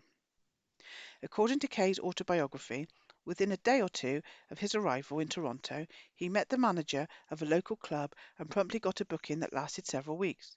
He was also offered the basement of the club to sleep in. John Kay, it appears, had just had a knack for immediately establishing himself in a new town. He quickly joined a band that would come to be known as the Sparrow, which was known for swapping members with another local band known as the Minor Birds, fronted by Ricky James Matthews. The Miners were bankrolled by a local businessman named John Craig Eaton. At the height of their power, the immensely wealthy and influential Eaton family, which is often referred to as Canada's royal family, was worth some $2 billion. Kay recruited bassist Bruce Palmer, but then traded him to the Minor Birds for Nick St. Nicholas, who, like John, had begun life in Nazi Germany. St. Nicholas was born Klaus Karl Kassbaum on September the 28th, 1943, but, as with John, Kassbaum's family had emigrated to Toronto in the 1950s. Also joining Kay was keyboardist John Raymond Goadsby, another former Minor Bird who went by the name Goldie McJohn. Rounding out the band were drummer Gerard McCrowan, known as Jerry Edmonton, and his songwriter brother Dennis McCrowan, who also adopted the surname Edmonton before later settling on the name Mars Bonfire. Miners Neil Young and Bruce Palmer soon found their calling and rode out of town for their magical meeting with Stephen Stills. Joni soon headed west as well. Kay, meanwhile, married Jute Mao, with whom he had much in common. Mao was born in Nazi Germany in February 1944, just a couple of months before John was born. Her father was killed on the Eastern Front in May 1944, not long after Kay's father was likewise killed. After the war, Mao and her family emigrated to Toronto, a seemingly popular destination for German families in the 1950s. With his new band in tow, Kay soon headed out of town as well, the first destination being New York City, where the group cut 3 tracks before returning to Toronto. They were soon back in New York through the lengthy club booking and a recording contract that kept them there for an extended period of time in 1966. During that time, according to Kay, the band started listening to Edgar Varese, a favourite pastime of future Laurel Canyon musicians. Later that same year, bookings at the Whiskey A Go-Go and the club formerly known as Cairo's brought the band out to Los Angeles. After about a month, though, the boys ran out of gigs and Kay resumed his habit of sleeping at Morgan Cavett's apartment. Things were not looking good for the band in LA at that time. They had run out of work and most band members had expired work visas and were in the country illegally. But John Kay, as we have already seen, seems to have had a guardian angel. It was like a fairy tale. Here I was, no work, no money, a pregnant wife and no prospects. Then in walks this guy living next door from a successful record label, saying he thought I might have a shot at a contract if I could get a band together. It seemed like it was meant to be. Everything seemed to fall into place at the right time. Kay quickly began putting together a new band. For guitar duties, strangely enough, he recruited a local high school kid with the rather provocative name of Michael Monarch. According to Monarch himself, quoted in Kay's Magic Carpet Ride, when he joined the band, he had only been playing for less than 2 years. According to legend, Monarch was just 16 when he laid down the lead guitar track for Born to Be Wild, and just 17 when he did the same for Magic Carpet Ride. Through posted notices advertising the band's need for a bass player, John met and hired John Russell Morgan, also known as Rushton Moorv. Maurive? Don't know. Jerry Edmonton on drums and Goldie McJohn on keyboards completed the new ensemble, which took the Germanic name Steppenwolf, inspired by the occult-influenced novel of the same name by Hermann Hesse, and signed with ABC Dunhill. This information would not last long, though. This formation would not last long, though. Over time, Kay, whom Nick St. Nicholas has referred to as the Führer, would fire nearly every one of the original band members and some of their replacements. The fledgling band rehearsed through the summer of 1967 in a rented garage. By December 1967, though, they had been together just a matter of months. ABC decided the band was ready to cut an album. That self-titled debut was recorded in just 4 days at a cost of just $9,000 and released the very next month. On April the 4th, 1968, just a few months after the release, Steppenwolf had their national television debut on American Bandstand, lip-syncing to their monster hit, Born to be Wild. The week before the band was beamed into America's living rooms, Juta gave birth to what would be John Kay's only offspring, Sean Mandy Kay, on March 29, 1968. Growing up, Sean's circle of friends and classmates would include Karine and Wendy Wilson, daughters of Beach Boy Brian Wilson, John Phillips' daughter China, Zappa offspring Moon Unit and Dweezil, God, Ethan Brown, son of Jackson Brown, and Phil Spector's son Dante. Sean Kay would later recall that she was intimidated by her father when she was young, adding that when he was around there was a certain amount of tension in the air. On October 1968, Steppenwolf dropped its second album, unimaginatively entitled The Second. The disc contained the band's second monster hit, Magic Carpet Ride, based on an unfinished song brought to the band by bassist Rushton Maurive. It was to be the band's last top 10 single. It was also given that Born to be Wild was donated to the band by the aforementioned Mars Bonfire, the only hit single written by a band member. A lesser hit, The Pusher, was penned by Hoyt Axton, who also wrote Three Dog Nights, Joy to the World, and who was both a resident of Laurel Canyon and the son of a US Navy officer. It makes perfect sense then, I suppose, that following the release of that second album, Maurive was unceremoniously fired by Kay and replaced by Nick St. Nicholas. According to Kay, Maurive had been becoming increasingly paranoid of the police and would relate to us these wildly imaginative tales of being arrested and beaten. Maurive, it should be noted, was the boyfriend of Animal Huxley, the only granddaughter of the very same Aldous Huxley, who had been sold a vacuum cleaner by Captain Beefheart. When he writes it like this, it's so ridiculous. As Goldie McJohn recorded just before being let go, Maurive and Huxley, who was name-checked on the cover of Zappa's Freakout album, packed up their belongings and left the state out of fear that there was going to be a massive earthquake that would cause California to sink into the ocean. When that failed to materialize, Maurive ultimately returned to the LA area, but was never asked to rejoin the band. He was later killed in a motorcycle accident on July 1st, 1981 in Santa Barbara, California at the age of 32. Steppenwolf released their third album, At Your Birthday Party, in March 1969. The cover art featured a photo of the band taken at the burned-out remains of Canned Heat's former Laurel Canyon home. The disc yielded no top 10 singles and was largely a commercial failure.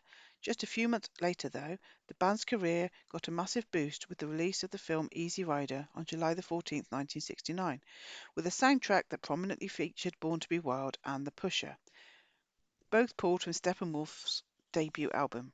The film gained the band a worldwide audience. It also solidified their image as a Hells Angels outlaw biker band. Kay, who fancied himself to be a tough guy, actively embraced that image, frequently appearing with his band at biker rallies and routinely appearing on stage and in publicity shots clad in black leather and with a perpetual scowl. As 1969 came to a close, Kay and the band released their fourth album, Monster, which sold somewhat better than its predecessor. The band also launched a successful tour in 1970, which included a stop at the Bath Festival of Blues in the UK. Oh, that's just down the road. Alongside fellow Laurel Canyon acts The Byrds, Canned Heat, and the Mothers of Invention.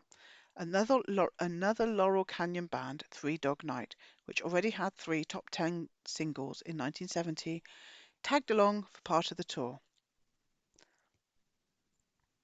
Steppenwolf released two more instantly forgettable albums before Kay officially retired the band in 1972. He had already fired Nick St. Nicholas, in part because, as Kay noted in his autobiography, he and the rest of the band weren't sure what Nick's sexual orientation was or had become. This is apparently a problem when one wants one's band to project a tough macho image. Kay had been hinting since the release of Steppenwolf's second album that he had aspirations for a solo career. His first two solo efforts, though, released in 72 and 73, failed to attract much attention, with the latter of the two stalling out on the charts at number 200. Not surprisingly, then, it didn't take Kay long to decide to get the band back together. Initially including original members Edmonton and McGowan. Goldie, though, whom Kay claimed had a lot of demons buried deep in his psyche, was fired after the first of three albums the new lineup released, leaving the drummer Jerry Edmonton as the only original band member to not be discharged. With the albums failing to gain much traction on the charts, Kay once again retired the band in 1976. A new version of Steppenwolf soon emerged, however, this one put together by fired former members Goldie McGowan and Nick St. Nicholas. That development, though, did not sit well with Kay, who felt that he alone had the moral right to use the Steppenwolf name, though he did not have legal rights to it.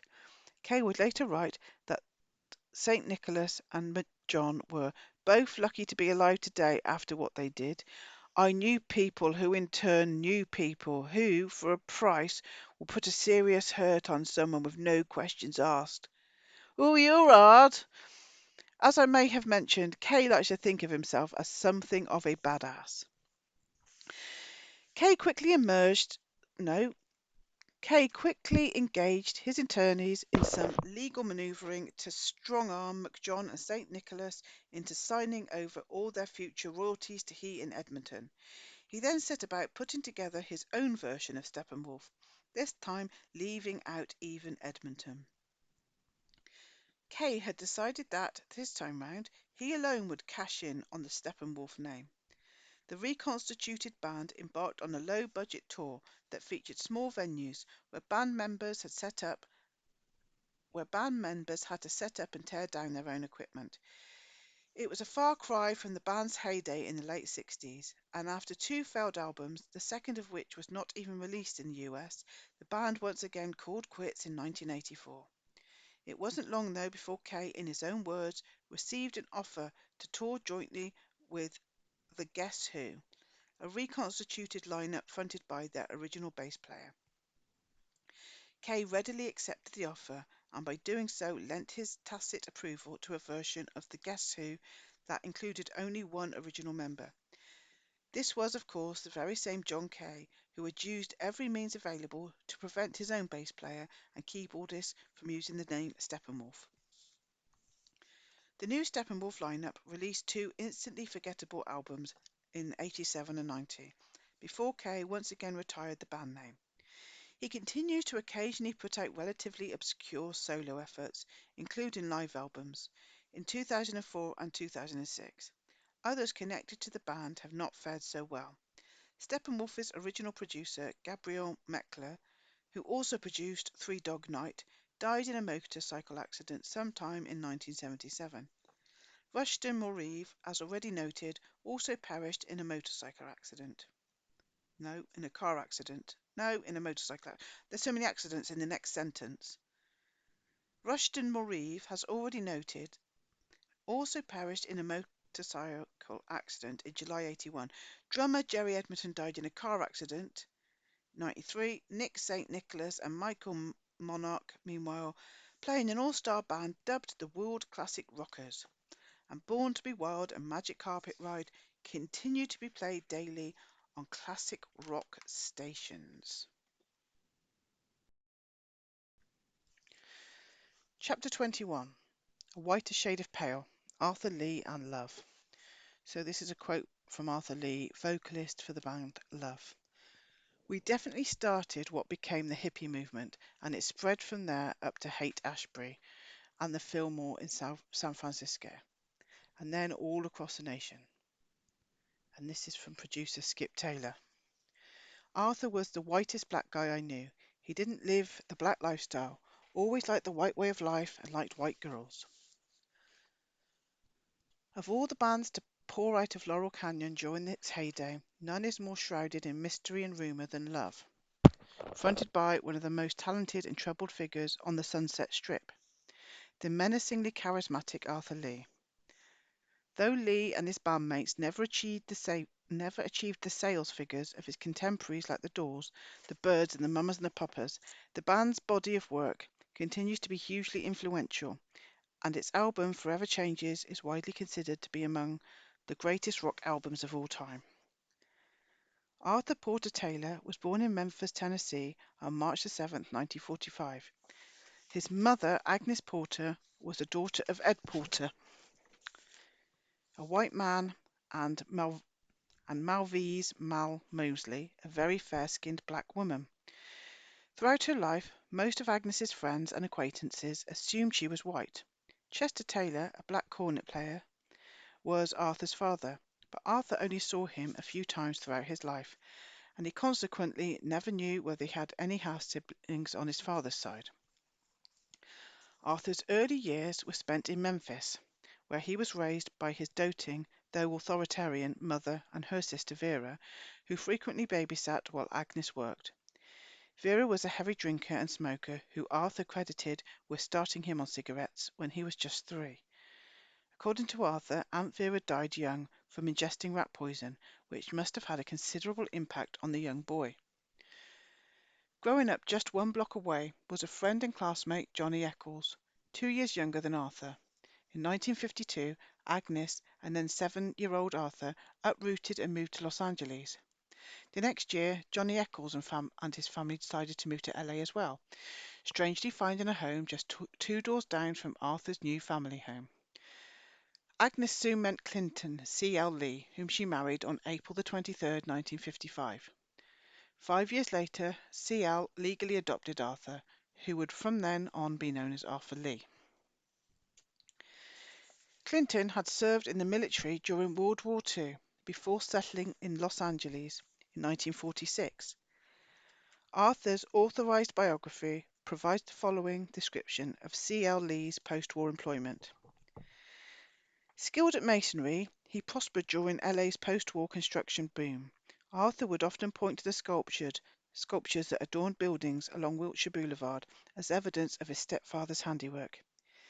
Many of those adornments, as with those of the monuments of Washington carved by Carl Franzoni's ancestors, are loaded with Masonic symbolism. Arthur's LA neighborhood was filled with musical influences. Little Richard, who had such a profound influence on John Kay, was a neighbor, as was singer Bobby Day. Ray Charles had a recording studio nearby. Attending Dorsey High School with Albert were Billy Preston and future Beach Boy Mike Love. And Arthur, unlike other kids in the neighborhood, but very much like other future Laurel Canyon stars, had musical instruments and a reel-to-reel tape recorder, as well as a television. He was also known for always having money in his pocket. Lee was a naturally gifted athlete who served as a captain of Dorsey High's basketball team. He was also known as a tough kid who didn't shy away from a fight. In the late 1950s, legendary fighter Sugar Ray Robinson lived around the corner, and Arthur entertained thoughts of becoming a boxer. Instead, he opted to pursue a musical career, dropping out of high school during his senior year. Arthur had formed his first successful band while still in school. Dubbed Arthur Lee and the Lags, the first professional gig was at an exclusive Beverly Hills country club, right across the street from future bandmate Brian McLean's family home.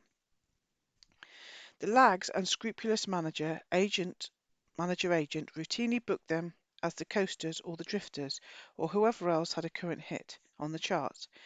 Lee and the rest of the group were, though quite young, very accomplished musicians who could mimic the sound of numerous other bands.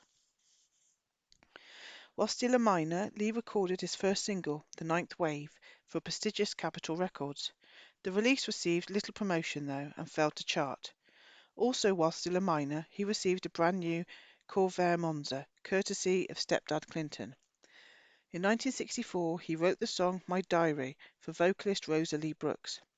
The guitar work on the single was supplied by an unknown musician named Jimi Hendrix, who had never before set foot in a recording studio. That same year, Lee disbanded the Lags and formed the American Four, with longtime friend and classmate Johnny Eccles. They soon added acclaimed local drummer Don Conker. The group was essentially a top 40 cover band, once again good enough to sound like anyone they chose to mimic, though they did release an original single, Lucy Baines, named for the first daughter who had spent a night out on the town with Gene Clark. One figure on the Canyon scene who would prove to be hugely influential on young Arthur was a club owner and former cop gangster Elmer Valentine. Arthur would later write that Elmer Valentine was not only a good friend, he was like a father figure to me. Another major influence was the emergence of the Byrds and the human circus surrounding them. As Eccles would later recall, what impressed us when we saw the Byrds were the people in the audience, what the Los Angeles Times called the Sherwood Forest people, because they looked like something out of Robin Hood. It was this huge, fascinating group of eclectic people, all dressed totally bizarrely, with long, long hair. These were the leftovers from the Beat era. They followed the Byrds around. Those Sherwood Forest people were, of course, the Vito Palakis, whatever, crew, and they would soon be following Arthur and his band around as well. When the band had worked its way up from playing a bowling alley to playing the Brave New World Club, they changed their name to the Grassroots. They also added a rhythm guitarist by the name of Robert Kenneth Beausoleil. Shortly thereafter, they added a second rhythm guitarist, Brian McLean, who had grown up amid considerable wealth. His father was an architect for the rich and famous. As Brian later acknowledged, he knew everyone in Hollywood. Brian had been a regular at the New Balladeer Club, along with Gene Clark, Roger McGuinn, David Crosby, Michael Clark, and John Kay. He had dropped out of high school at 17 to pursue an art career, but had decided to focus on music instead, unsuccessfully auditioning to be one of the Monkees. Soon after, he met Arthur and Johnny and gave up his temporary employment as the Byrds' road manager. For a brief time, both Bobby and Brian filled the rhythm guitar position, making it a six-piece band. However, Arthur soon found that the band wasn't earning enough to carry both of them, and so Beausoleil was let go. Brian was chosen over Bobby in part because McLean had a connection to the Vito crew, guaranteeing the fledgling band a lively audience and a lot of buzz on the strip. Beausoleil would later migrate to the San Francisco area for the famed Summer of Love, moving into the former Russian embassy with filmmaker and occultist Kenneth Anger, who, according to Bobby, quoted in John Gilmore's Garbage People, had this contact with this group called The Process. Anger was also, not too surprisingly, yet another son of the military intelligence complex. His father, William Angelmeyer, had been an engineer who developed machine guns for Kellogg during World War II and later went on to work for Douglas Aircraft. Beausoleil played in a number of long-forgotten bands, many bearing names with obvious occult overtones. While playing with a lineup known as Orchestra, Bobby once shared a stage with Stephen Stills, Neil Young, and the rest of Buffalo Springfield. Another formation he briefly joined was known as the Magic Powerhouse of Oz.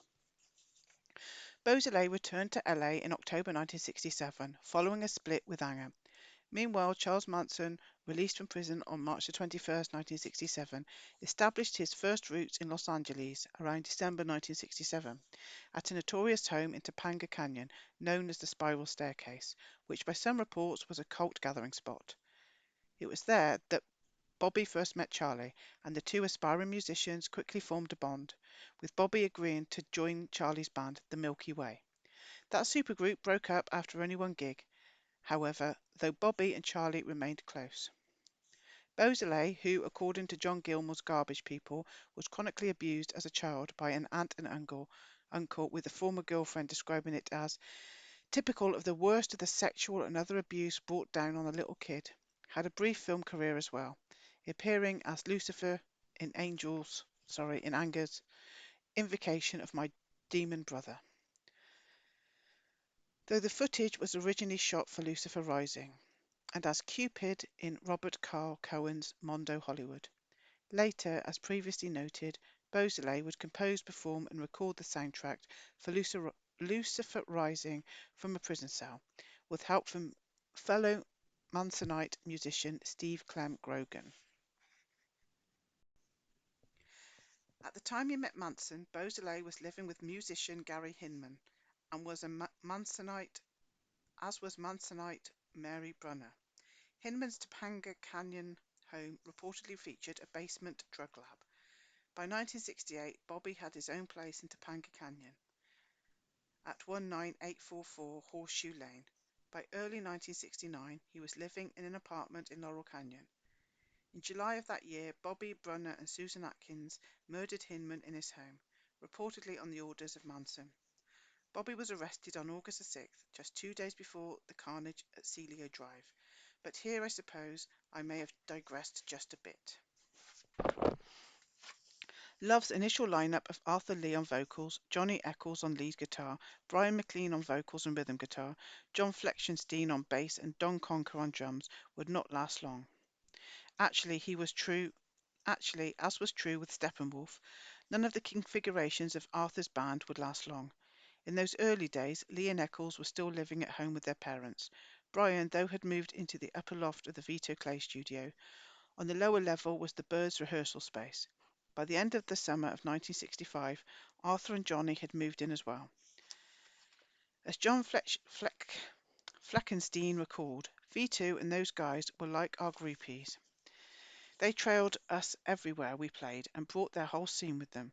But unlike the group with whom Arthur's band shared both groupies and rehearsal space, the Grassroots were considered to be a great live band, arguably the best that Laurel Canyon had to offer. The band, though, had a slight problem. The name Grassroots was already taken by another band. So in the fall of 1965, Arthur's band became Love, claimed by some to be an homage to departed guitarist Bobby Beausoleil, whose nickname was Cupid. With the name change came a new venue, Bidolitos, yet another of the small clubs lining a Sunset Strip during its glory days. Vito and company, of course, came along for the ride. Kenny Forsey, don't know, who had arrived in LA in 1964, was recruited as the band's new bass player, replacing Fleckenstein. Forsey's roommate, Swiss-born Alban Snoopy Feister, was subsequently hired to fill in on drums for the frequently absent Conker. Don was, by all accounts, a much more proficient drummer than Snoopy, but his prodigious drug intake made him extremely unreliable. In January 1966, the band was signed by Jack Holzman on his Elektra Records label. Holzman's was, to say the least, an unlikely success story. Success story! Between the years of 1950 and 1955, over 1,000 record labels were reportedly launched in the US.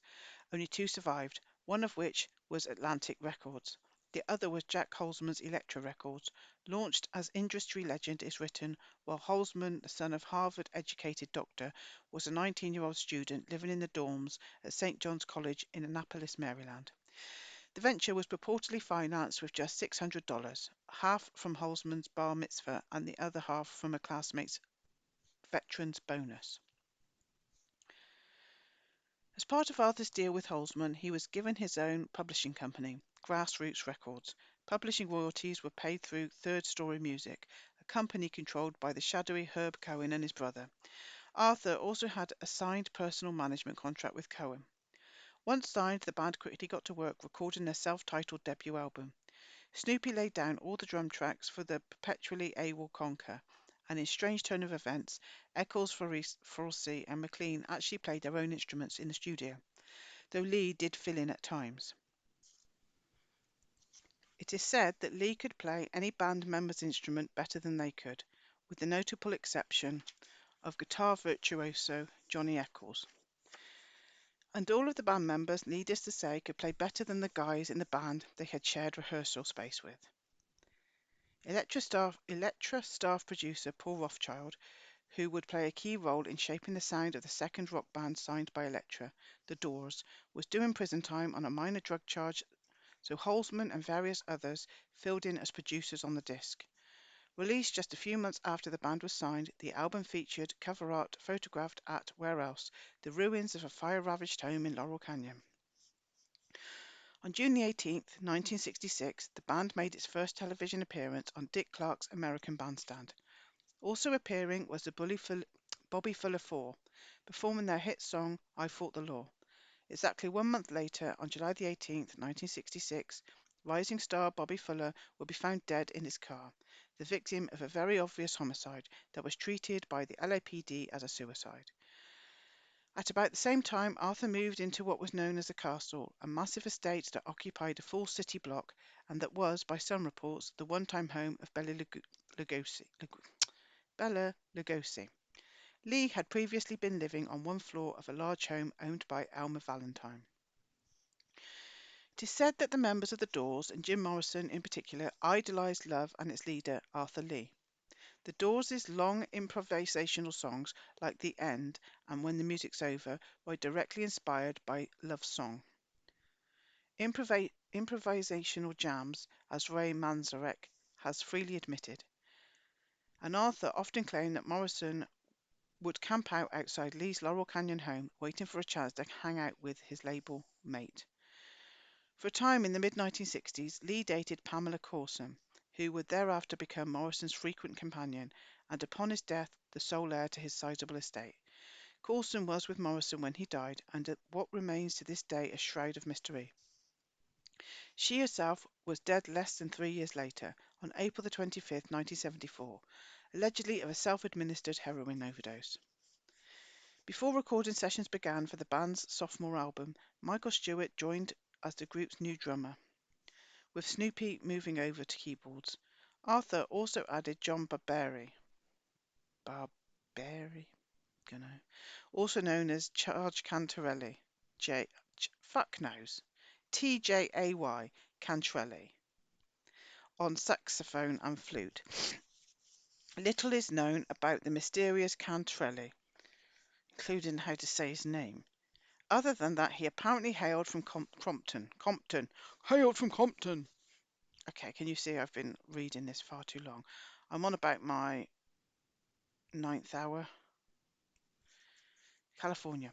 The new auditions made Love for a brief time a seven-piece band, which Arthur felt was necessary for the intricate arrangements that were to be featured on the album. Stewart's father worked in the aerospace industry, first in Texas and then in the military town of San Diego, where various other Laurel Canyon notables spent time during their formative years. Stewart scored a scholarship to Pepperdine, followed by a stint at UCLA. Before joining Love, he played with the Sons of Adam, yet another band that had a communal home in everyone's favourite canyon. The Sons had gotten their start in Baltimore, just outside Washington, D.C., where they were known as Fender 4. Their new name had been bestowed upon them by Vito associate Kim Fowley. Da Capo, Love's second album, was produced by Paul Rothchild, who had, as previously noted, been a fixture at Club 47 in Cambridge in the Boston Strangler days. Rothschild's parole officer, ever accommodating, had signed off on him venturing out to California. The cover art for the new disc was once again photographed at a fire-ravaged home in Laurel Canyon, though the sound of the record was much different than the first, fusing jazz with psychedelic rock. Around the time of the Da Capo sessions, Arthur vacated the castle and moved into what was dubbed the Trip House on Kirkwood Drive in Laurel Canyon, so named in honor of the fact that the film of that name was shot there. About that very same time, Peter Fonda, star of The Trip, decided to more fully immerse himself in the folk rock scene by recording an entire solo album that, perhaps mercifully, was never to be released. The disc contained a single penned by up-and-comer Graham Parsons.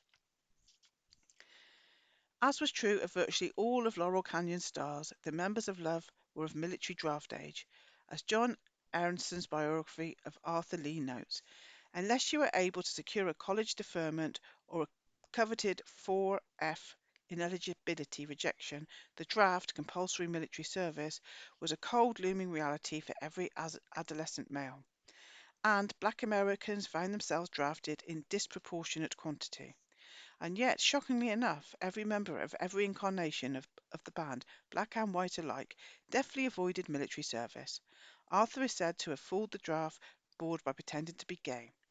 Snoopy supposedly did so by showing up sleep deprived and unwashed, and so on. Soon after the recording of Da Capo, Arthur dropped Snoopy and Jay, whatever, from the roster, and Love once again became a quintet. The pared-down band quickly got to work on the material for what is widely regarded as their masterpiece and essentially their swan song, Forever Changes. Recording sessions began at the dawn of the Summer of Love. The band Love, meanwhile, made the dubious decision to pass on the Monterey Pop Festival. Arthur initially brought in Hal Blaine and the rest of the Wrecking Crew for the Forever Changes sessions, which he later described as a ploy to motivate the band. By that time, Eccles, Forsey, McLean, and Stewart all had serious heroin habits. Arthur was shooting up as well, but his drug of choice was cocaine. He was also a prolific smoker of hash and an acid head. In any event, the ploy reportedly worked and the band pulled it together enough to complete the sessions, but it was the last time they would record together. Though now considered one of the finest collections of songs ever pressed on vinyl, Forever Changes received a lukewarm reception when released on November 1967, topping out at number 154 on the charts. Though a local favourite, Love had never established a strong national presence, and by 1968 local gigs were drying up and band members weren't above pawning their instruments for drug money. Arthur decided to let Brian go. Around the same time, road manager Neil Rappaport returned home from a Miami gig and promptly turned up dead. Dark rumours circulated suggesting that band members had murdered Rappaport in a dispute over drugs and money. Years later, Arthur claimed that he still didn't know what happened to him. Some of the rumours circulating suggested that he had been hanged. Snoopy told an interviewer that Neil and Johnny Eccles became shooting partners, and then one day Johnny fixed Neil a little too much. Can you dig it? Can you dig it? Technically, you could call it murder, but each guy prepares his own needle. By mid-1968, Love ceased to exist as a band. There hadn't been any formal breakup. Arthur had simply stopped calling the others, who were rapidly descending into a downward spiral of heroin addiction. Forsey was living in the converted garage of a home in Laurel Canyon, with his accommodations, according to Arthur, painted entirely black, including the windows. By late summer 1968, Lee had assembled a new band he was calling Love, though it didn't contain any of the 8 musicians who had previously played under that name. John Fleckenstein, Don Conker, Johnny Eccles, Kenny Forsey, Brian McLean, Snoopy Feistfer, silly name Cantrelli, and Michael Stewart. Arthur served as singer, songwriter, manager, booking agent, arranger, and producer. Circa 1969, Lee sold the Trip House and moved to a more secluded, secure location off Coldwater Canyon. There he would become something of a recluse, though stepdad C.L., who handled maintenance of the property, was a frequent presence. That same year, Arthur declined an invitation to play at Woodstock, just as he had done with Monterey. He did, though, release 2 new Love albums in rapid succession, just 3 months apart at the tail end of 1969. Neither gained any traction on the sales charts. A year later, in December 1970, he tried again with an album entitled Full Start. The disc generated a certain amount of buzz owing to the fact that the first track on the album featured the lead guitar work of Jimi Hendrix, who had also helped arrange the song. It was the first release of new music by the guitar legend since his tragic death just 3 months earlier, on September the 18th, 1970. The album, nevertheless, failed to sell. Shortly before his death, Hendrix had talked to Lee about putting a new band together, which was to feature the two of them and Steve Winwood. Arthur had another curious connection to Hendrix. Both had been lovers of Devon Wilson, who had been one of the last people to see Hendrix alive and who died in a mysterious fall at the Chelsea Hotel just 5 months after the death of Hendrix. And so it was that Arthur Lee was romantically linked to 2 women, Kirsten and Wilson, who in turn were romantically linked to two legendary rock stars, Morrison and Hendrix, with all four of them subsequently turning up dead in a span of just 3.5 years, from September 1970 through April 1974. Lee released his first solo album, Vindicator, in late 1972. It was poorly reviewed and failed to generate much in the way of sales, so Arthur put together a new version of Love and came back with Reel to Reel in 1975. No one seemed to really care. Rumours soon began to circulate that Arthur was reduced to working as a house painter, or, worse yet, was panhandling on Sunset Boulevard. If true, it was a remarkable fall from grace for a guy accustomed to such luxuries as getting his clothes custom made. He would remain a rather elusive enigma for the next several years, and then begin a series of incarcerations. Meanwhile, in 1980, his uncle, Johnson Porter, was gunned down on the mean streets of Los Angeles. In December 1983, Lee was arrested and charged with arson, a crime that he did time for at the California Institution for Men in Chino, California. Upon his release, he left LA for Memphis, returning to LA in 1988, only to be soon arrested and charged with auto theft, a crime for which he briefly served more time. Upon his release this time, he moved into his girlfriend's apartment in Valley Village, just north of Coldwater Canyon. A year and a half later, in March 91, he sold 50% of his song publishing catalogue to raise cash. 1 year later, Arthur released what was to be his last album of new music, Arthur Lee in Love. Once again, it was not well received by fans or critics. After remaining largely out of sight for the next 3 years, Lee was arrested on the 10th of June 1995 for discharging a firearm off his balcony. He was also found to be in possession of a cache of armor-piercing Teflon bullets and, of course, drugs. Like many of his contemporaries in the peace and love crowd, Arthur had a long-time fondness for guns. Less than 3 weeks later, he was arrested once again for a domestic violence incident. On June the 27th, 1996, Lee was convicted on the weapon and drug charges, a third strike, under California law that resulted in a 12.5-year prison sentence. At the end of 2001, he was granted an appeal and released to face a new trial. At retrial, he was convicted of lesser charges and sentenced to time served.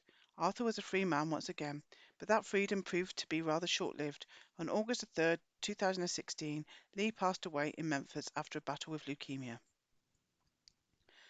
Arthur was not the only member of the band to spend time in a California correctional facility.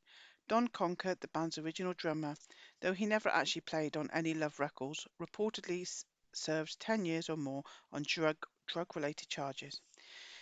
In latter years, he rejoined Arthur in reformulated versions of Love, though nothing that came from those sessions and performances was recorded.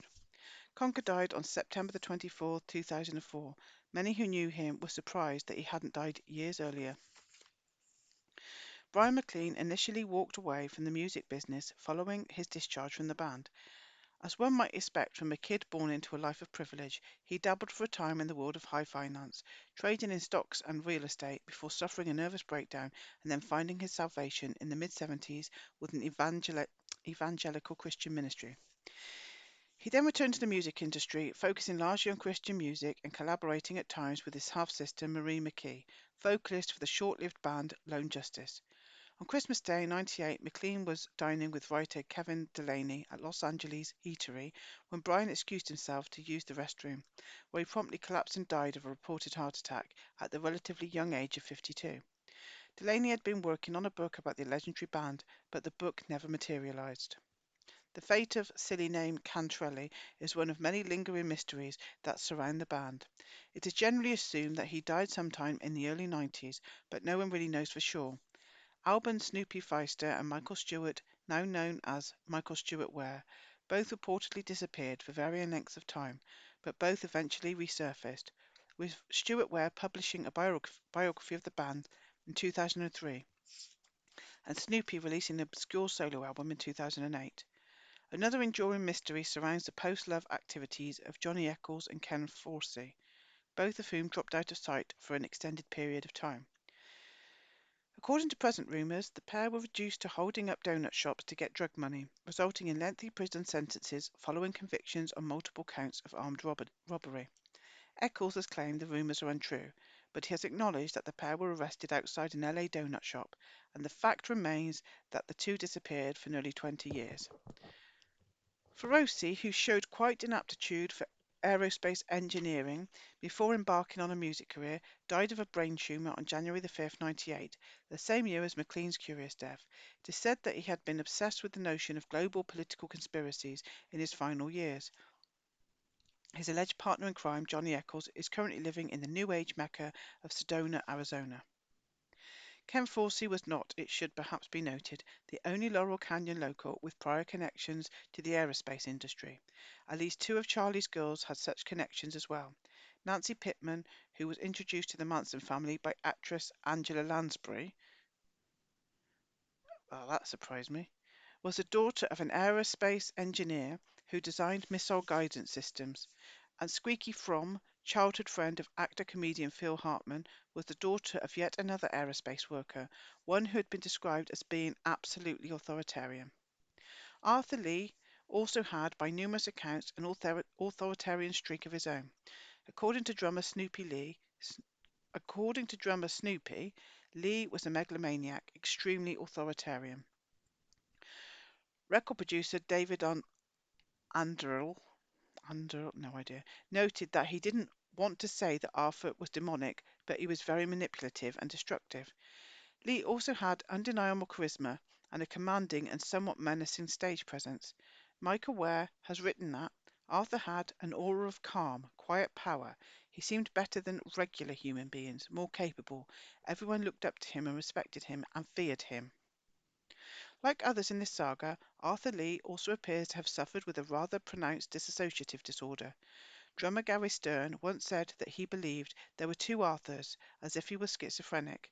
Rock and roll photographer Herbie Worthington described Arthur as a walking contradiction. He could be the sweetest person one minute, and then his mind would click and he would be an arsehole. Worthington's take on Lee, needless to say, sounds hauntingly like Bonnie Clark's take on Brother Gene. He could be very warm and loving, but that could change in a heartbeat. Chapter 22, Endless Vibrations, The Beach Boys. This is a quote from Charles Manson.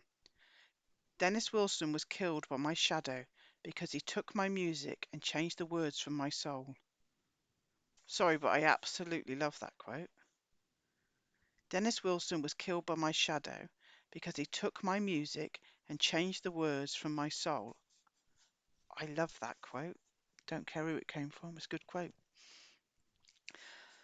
Arthur Lee was certainly not without rivals for the title of most talented yet troubled musician on the Sunset Strip in the 1960s. Many would argue that the rightful holder of that crown was the man whose eccentricities are the stuff of legend, Brian Wilson, the primary creative force behind the spectacular rise and enduring success of the Beach Boys. The Beach Boys were somewhat unique among the bands calling Laurel Canyon home back in the day. For starters, they dropped their first album before there was a Laurel Canyon scene, and before there was a British invasion as well. And their squeaky clean, all-American public image was seriously at odds with the look favoured by their long-haired, bearded peers. Their music as well, initially focused almost exclusively on surfing, cars and girls, seemed far removed from the folk rock revolution swirling around bands like the Byrds and Buffalo Springfield. Some readers may be inclined to dismiss the Beach Boys as being roughly on par with that other much maligned Laurel Canyon band, the Monkees. But as was true of Mickey DeLenz, Peter Tork and Mike Nesmith, the Wilson brothers and their bandmates were very much welcomed as peers by the rest of the Canyon community. Brian Wilson was, in fact, looked upon as an almost godlike figure, regarded as arguably the finest musician, songwriter, producer and arranger of his era. No less a figure than David Crosby has said that, in the 1960s, Brian was the most highly regarded musician in America, hands down. The story of the Beach Boys begins in the late 1700s, when the Wilson clan first ventured across the Atlantic and put down roots in New York. Henry Wilson, born in 1804, was the first American-born member of the family. He moved to Ohio, where, according to Peter Carling, he worked as a stonemason, not unlike Carl Franzoni's father. And Arthur, Lee's stepfather, and John Kay's stepfather. There might be a pattern developing here. In the late 19th century, William Henry Wilson moved to Kansas to try his hand at farming. but soon lost interest in that and went into the industrial plumbing business instead. Again, according to Carlin, he soon scored contracts to work on the state's new reformatory system. There was no doubt lots of money to be made in the prison building business. Some of that money was invested in 10 acres of prime farmland in Escondido, don't know, California, where he arrived around 1904. By 1905, though, he was back in Kansas in the plumbing business. William Henry's son, William Corral Buddy Wilson, set out for California a decade later in 1914. Buddy has been described by Carlin as moody and scattered, plagued by searing headaches and a self-destructive thirst for whiskey. Often awash in alcohol and self-pity, Buddy's bile regularly boiled over into violence, directed most often at wife Edith. But he could also turn his fists on his children. One of those children who came to blows with his dad on more than one occasion was Murray Gage Wilson, born July 2nd, 1917. Murray reportedly despised his abusive father, and after the death of his mother, never saw or spoke to him again. Murray left school in '35, at the height of the Great Depression, and though many Americans were struggling to eke out a living any way they could, he had no trouble finding work as a clerk with the Southern California Gas Company. On March 26, 1938, he married Audrey Kortoff, whom he would have 3 boys, 2 of them born in curious proximity to the summer and winter solstices. Brian Douglas Wilson, born June the 20th, 1942, Dennis Carl Wilson, born December the 4th, 1944, and Dean Carl Wilson, born December 22nd, 21st, what am I going on about, 1946. By 1942, Murray had landed a better job as a junior administrator at Goodyear Tire and Rubber Company. A few years later, he took a foreman's position at AI Research, an aeronautics firm tasked with manufacturing parts for Boeing civilian and military aircraft.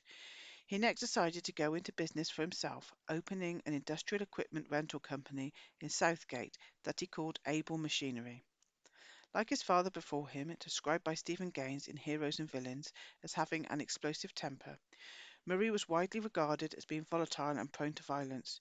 Son Dennis would say that he and his brothers had a shitty childhood. Our dad used to wail on us. That asshole beat the shit out of us. The chronic abuse, he noted, led to both of his brothers being bedwetters into their teens. Gaines wrote that on many occasions Murray's punishments went beyond simple beatings into the realm of the sadistic. Ugh. It is said that Dennis, the most rebellious of the 3 boys and therefore the most frequent target of Murray's wrath, was on various occasions beaten with a 2x4 and burned with matches. Lovely. One particularly savage beating delivered to brother Brian when he was just 2 left him nearly deaf in his right ear. Absolutely brilliant. Even more disturbed, I hate these people. Even more disturbing, if true, was another aspect of the boy's childhood that Dennis would later allude to when he would tell people cryptic stories about being raped by black men. Murray's younger sister, Emily, had also married in 1938 to Milton Love, whose family owned a thriving Los Angeles area sheet metal business. Milton and Emily lived in a luxurious 5,000 square foot villa in Baldwin Hills with their 6 offspring, the oldest of whom was Mike Love. The couple were said to be rather rigid disciplinarians. Of course they were. Following his graduation from high school, Brian began taking music and psychology classes at El Camino Junior College. It was at that time that the Beach Boys, conceived as a family business, came into being. Brian was joined by brother Dennis, who would evolve into the band's drummer, and brother Carl, who would become the group's lead guitarist, as well as cousin Mike Love and neighbour classmate Al Jardine. Dennis, the only real surfer in the band, is credited with suggesting the group's musical direction. The band's first single, Surfing, was recorded in September 1961 and released December the 8th of that same year. The song quickly climbed to numbers 2 on the local charts and 75 on the national Billboard charts. Brian promptly dropped out of college to devote his undivided attention to music. Dennis was just 17 at the time and Carl was not quite 15. They were, it appears, getting into the music business at the right time. In the decade from 1955 to 65, record sales increased tenfold, from about $60 million annually to $600 million. Murray almost immediately appointed himself the band's manager and producer, while assigning Audrey bookkeeping duties. He then formed the Sea of Tunes publishing company to handle Brian's songs, granting himself controlling interest. He also got the boys a contract with prestigious Capitol Records. The Beach Boys' offices, fortuitously enough, would end up being located right across the hall from from one of the offices of master publicist Derek Taylor.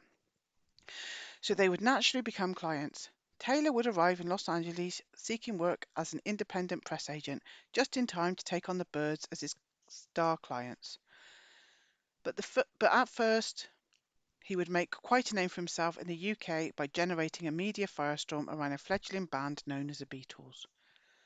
Throughout his life, Brian worked with a series of collaborators, many of them with interesting connections.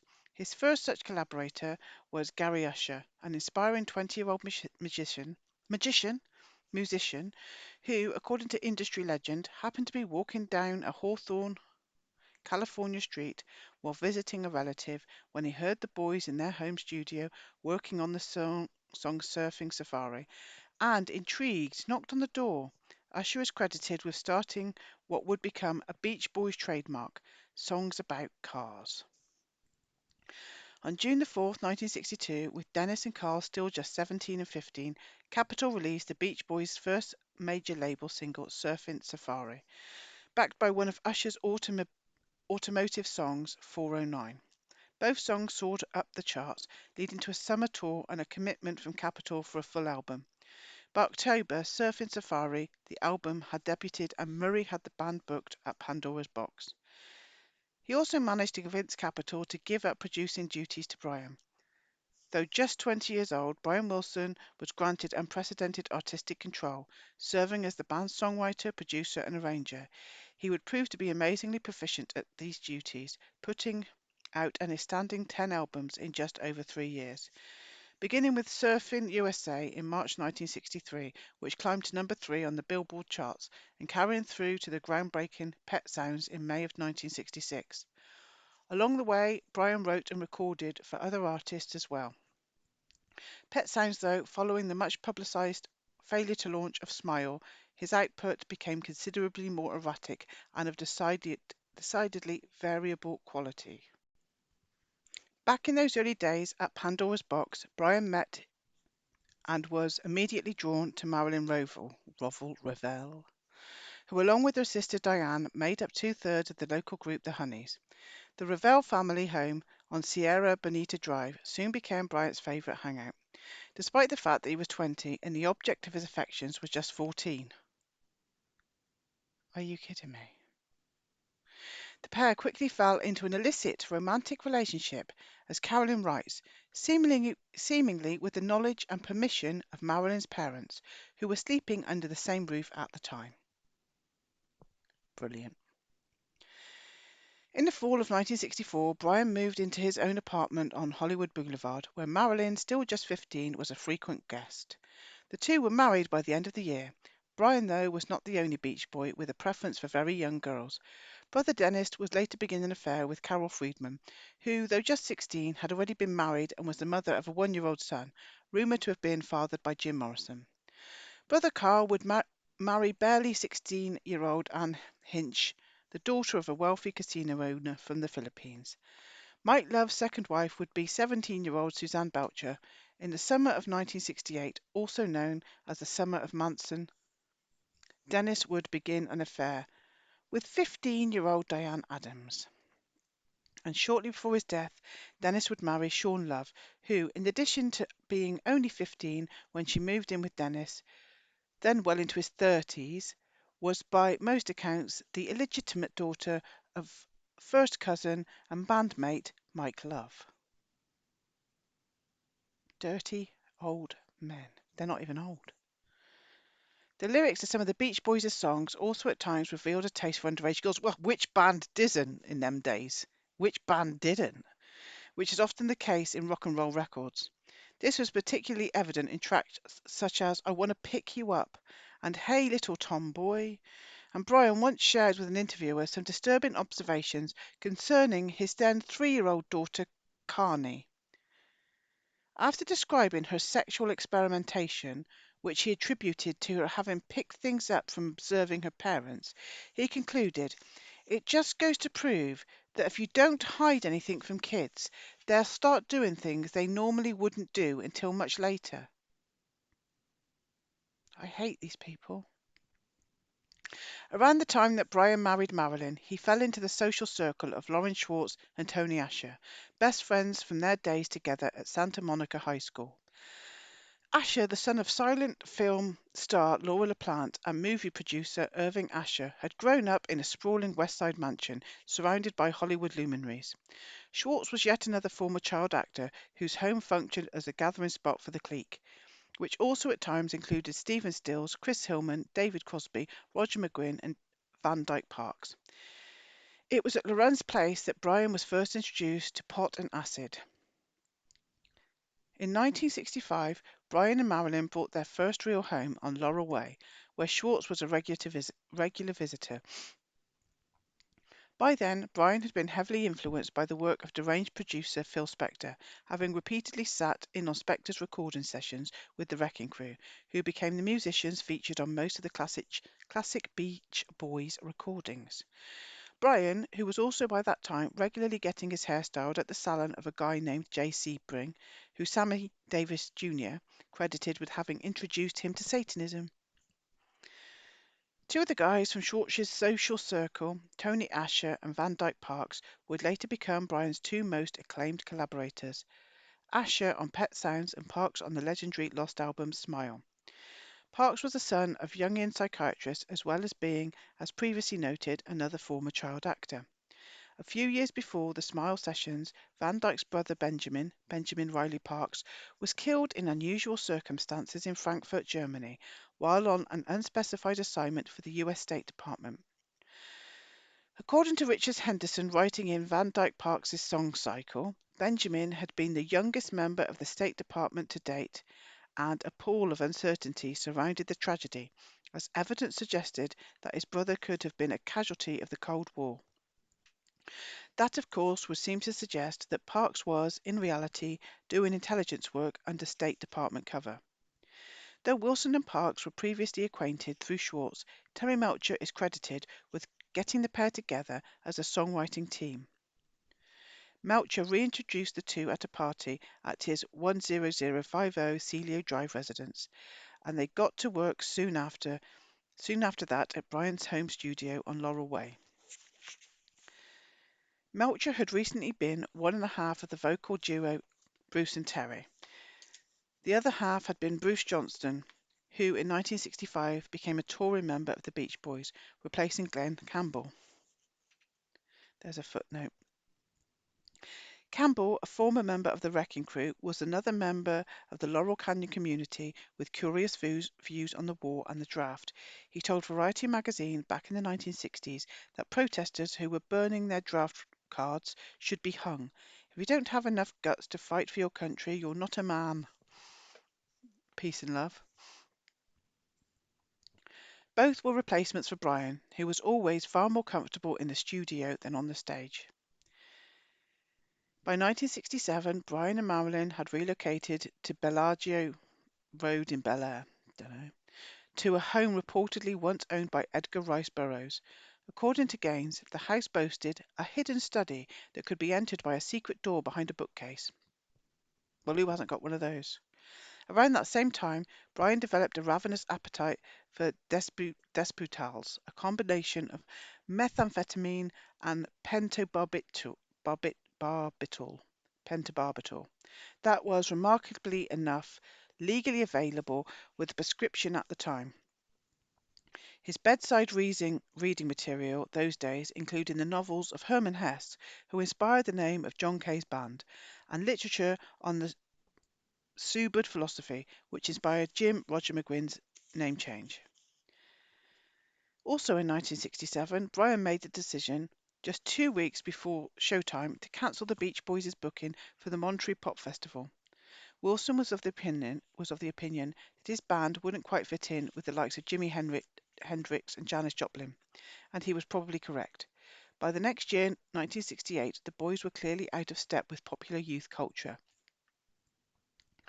Around that time, Brian took on a side project, building a band around his good friend Danny Hutton. Born in Ireland in 1942, Hutton had moved to the US as a child and grown up in Los Angeles. Before hooking up with Wilson, he had produced tunes and done voiceover work for Hanna-Barbera, and had also, like many of his peers, auditioned to be a monkey. With Wilson's help, he joined with Corey Wells and Chuck Negron to form a vocal trio originally named Redwood. Their first singles were recorded and produced by Brian in his home studio. Wells was born Emil Lewandowski in 1942 in Buffalo, New York, where he was raised by his mother and a violently abusive stepfather. What is the matter with these stepfathers and fathers? He joined the US Air Force right out of school, in large part to escape his home life. After being discharged, he formed the Enemies and soon relocated to Los Angeles, just in time to join the emerging scene and become the house band for a time at the Whiskey. Negron was also born in 1942 in New York City, raised in the Bronx. Negron was a high school basketball star who had been recruited to play for a college in California. He would later become a raging heroin addict for some 20 years and make 3 dozen failed rehab attempts before finally getting clean. Brian Wilson wanted to sign a new band to the Beach Boys' Brother Records, but the idea was vetoed by Brian's brothers and cousins. It was probably not the best financial decision by the other Beach Boys, given that the new band, renamed Three Dog Night, quickly became one of the most successful recording acts of the era, selling millions of albums and releasing a long string of hit songs, many of which, including Harry Nilsson's One, Paul Williams' Just an Old-Fashioned Love song, and Randy Newman's Mama Told Me Not to Come, were written by other famous Laurel Canyon residents. 1968 proved to be a rather strange and eventful year for many of the Beach Boys. Mike Love, who had bought a house in Coldwater Canyon in the summer of 1967, ventured off to India to visit the personal compound of Maharishi Mahesh Yogi and engage in some transcendental meditation. Perhaps he was seeking a little anger management. In Catch a Wave, Carlin notes that barely harnessed rage was a recurring feature of Mike's public persona. In Heroes and Villains, he is described as a pretty evil guy, kind of like a Secret Service agent with a real military attitude. Joining Love at the compound were all four Beatles, singer-songwriter Donovan and Mia and Prudence Farrow. Mark told me that Dear Prudence was written by the Beatles about Prudence Farrow when they were in India, I think. Apparently she didn't want to leave her room. I think she was underage, I'm not sure, but I don't think I'd want to leave my room with them lot around either, to be honest. Brian, meanwhile, found himself committed to a mental hospital in 1968, which very likely means, given the era, that he was subjected to electroshock therapy and heavy doses of antipsychotic drugs. In February 1970, cousin Mike Love would also find himself committed to a mental hospital, but only according to Carlin after a long high-speed car chase through Hollywood as he attempted to evade cars driven by his father and brothers. Love was taken away in a straitjacket for involuntary treatment. It was Dennis Wilson, though, who would later have the most memorable 1968 stories to tell, though he would claim to have virtually no memories of that time.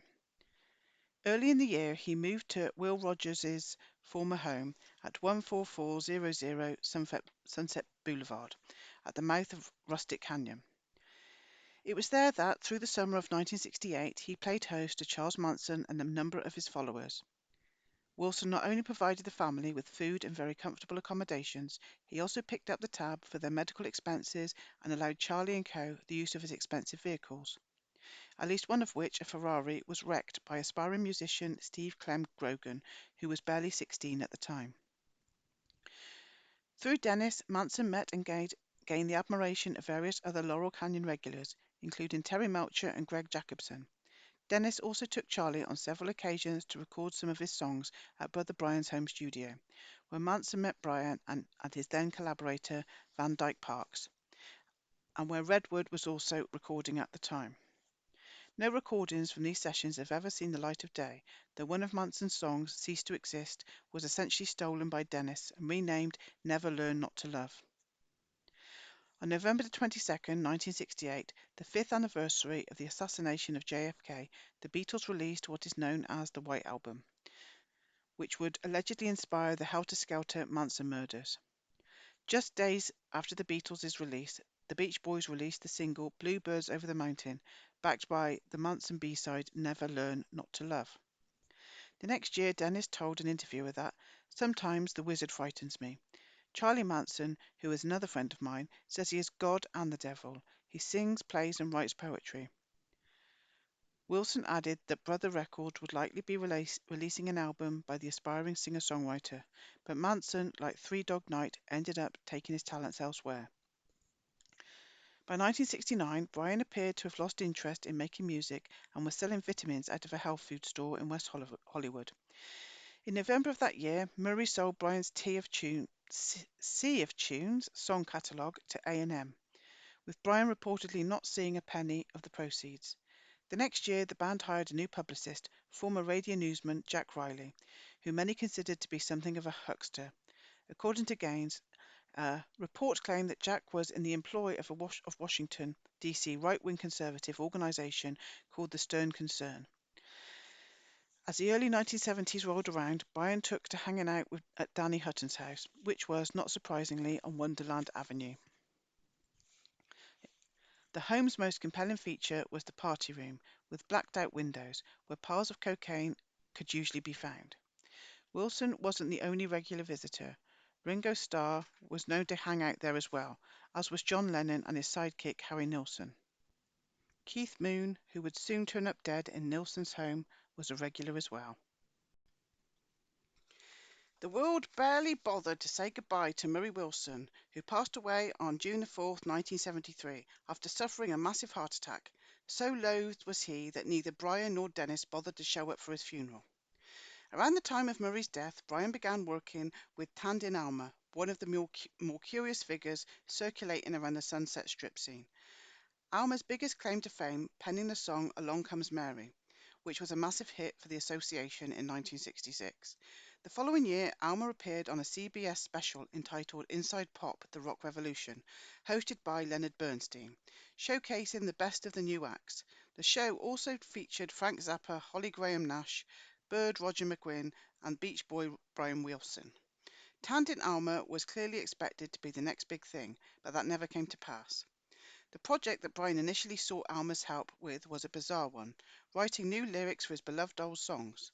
That project was ultimately aborted, and Wilson instead penned some new songs with Alma, including the 1973 hit Sail On Sailor around 1974. After completing his work with Brian, Alma left LA and disappeared. For decades, no one knew his whereabouts, and there was much speculation that he was dead. Not known until his actual death on January 8, 2013, was that he had been alive and well and living a reclusive life in and near Washington, D.C. for nearly 40 years. He died in a nondescript basement apartment in of all places, McLean, Virginia. What he was doing for all those years, living in the CIA's backyard, will likely forever remain a mystery. On June 24, 1974, the Beach Boys released Endless Summer, a double album of their early hits, and for the first time in years, they were back on the charts and drawing huge crowds at their concerts. The record spent 3-4 years on the charts and sold more than 3 million copies, with Brian Wilson once again a valuable commodity. Stan Love, younger brother of Mike, former NBA player, and at 6'9", a physically imposing figure, was assigned a full-time minder and bodyguard for the perpetually troubled songwriter. By 1975, Stephen Love, another brother, had taken over the band's manager, and the wildly controversial Eugene Landy had replaced Stan Love as Britain's minder. Landy preached the gospel of complete control over his patients' personal, professional, social, financial, and sexual lives. Employing an army of minions, he monitored, recorded, and controlled every aspect of Brian's life, with strong indications that he also kept him heavily drugged. Wilson was treated like a child and constantly humiliated by his coterie of handlers. Landy's outlandish and ever-escalating fees led to his ouster by the rest of the Beach Boys the following year. He was replaced with a brawny trio of bodyguards and minders. Towering Stan Love, former professional football player and Playgirl model Rocky Pamplin, and Steve Kortoff, another Wilson cousin and a former US Marine. Brian also retained a new psychiatrist, Steve Schwartz, but as Carling reveals, Schwartz didn't last long. One day the phone rang and a strange doctor asked Brian to come and see him. When Brian arrived at the office, he was told that Dr. Schwartz had been in a terrible accident and fallen off the side of a mountain to his death. Wilson had apparently picked an unacceptable handler. In the late summer of 1978, Brian and Marilyn separated, ending their troubled marriage amid allegations that Brian had supplied drugs to his two very young daughters. Around that same time, Brian spent several months in the Brotman Memorial Hospital's psychiatric ward. The summer before, Dennis had released the first solo album by a Beach Boy, the critically acclaimed but now largely forgotten Pacific Ocean Blue. The album was co-written and co-produced by fellow Manson fan Greg Jacobson. By the end of the year, Dennis was living in Coldwater Canyon with Christine McVie of Fleetwood Mac, a British band that had been transformed into a Laurel Canyon band following the mid-1970s addition of Lindsey Buckingham and Stevie Nicks. Wilson lived with McVie for more than 2 years, during which time the home's poorhouse burned to the ground. As 1980 rolled around, the Beach Boys could be found playing a benefit concert in support of the presidential campaign of former spymaster George H.W. Bush. Early the next year, they played one for the inaugural balls for the incoming administration, putting their stamp of approval on the Reagan-Bush era. It wasn't the first time the Reagan and Wilson families had crossed paths.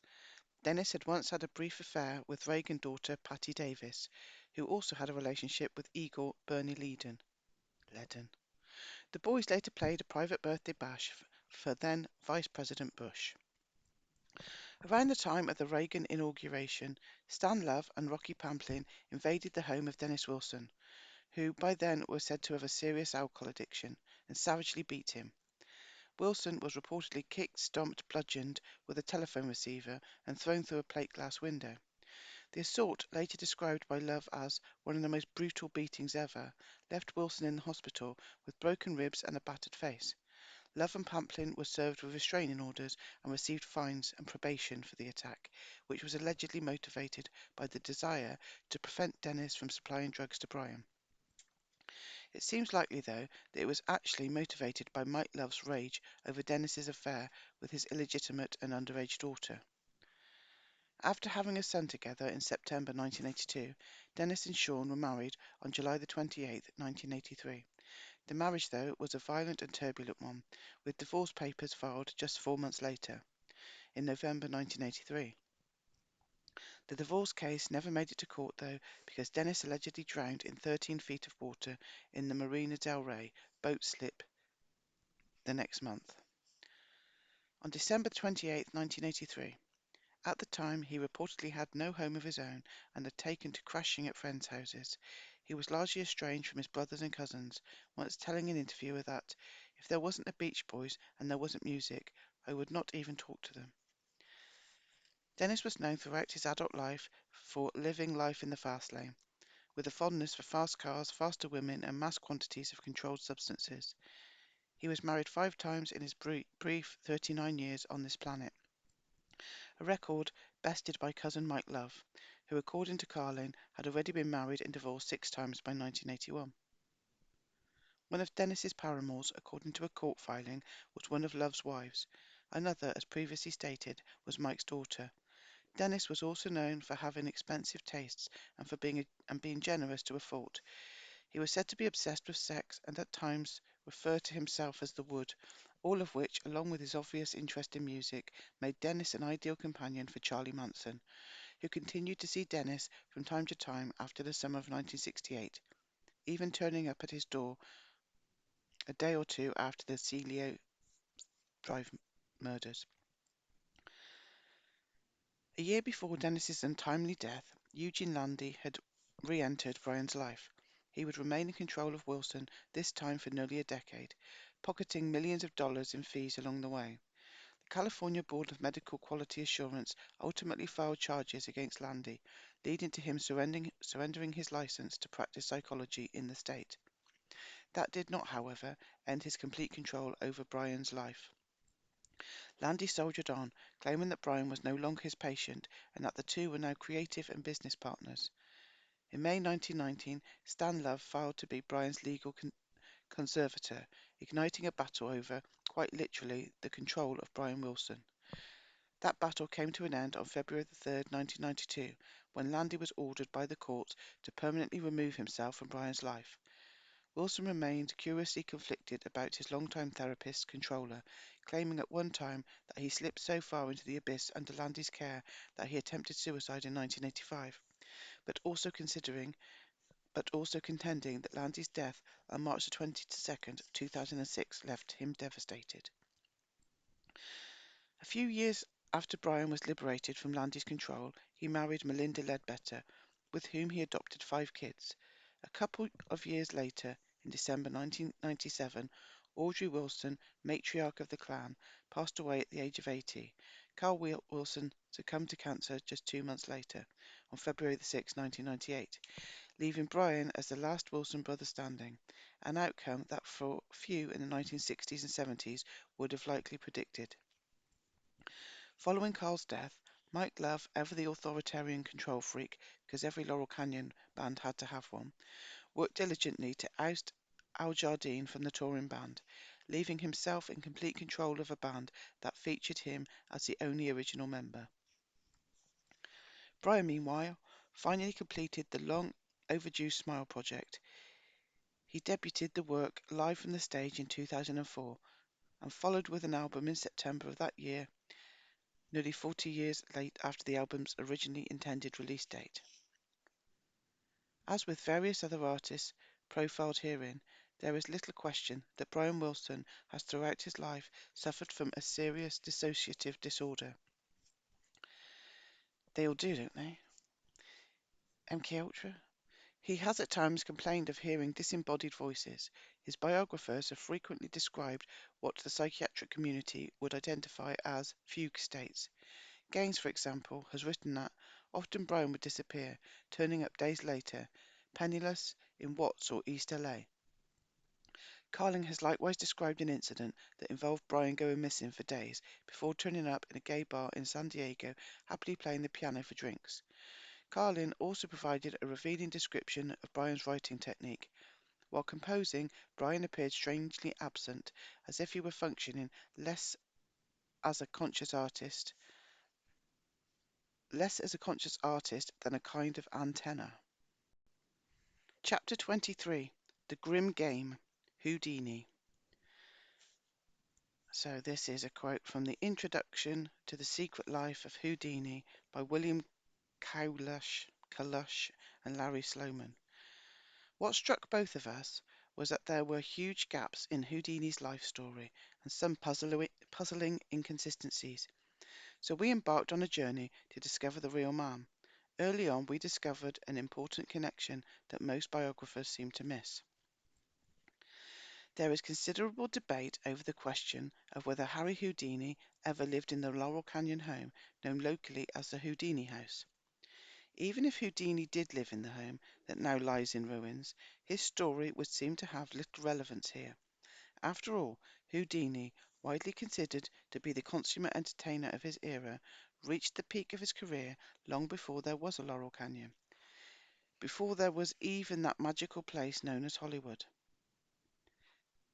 But perhaps there is still something to gain through an examination of the life of the famed musician. What are generally claimed to be the basic details of Harry Houdini's life can be found in several published biographies. Born Erich Weiss in Budapest, Hungary, on March 24, 1874, he was the fourth of 7 children born to Rabbi Meir Samuel Weiss and the former Cecilia Steiner. The family later changed the spelling of their names, and Houdini became Erich Weiss, which sounds the same, but it's an S instead of a Z, known by his friends and family as Airy, which ultimately became Harry. His stage surname was an homage to famed French magician Robert Houdin. In mid-1878, Rabbi Meir and his 5 sons and pregnant wife in tow set sail for America, arriving on July 3rd, 1878. The family first put down roots in Appleton, Wisconsin, before later moving in 1887 to New York City.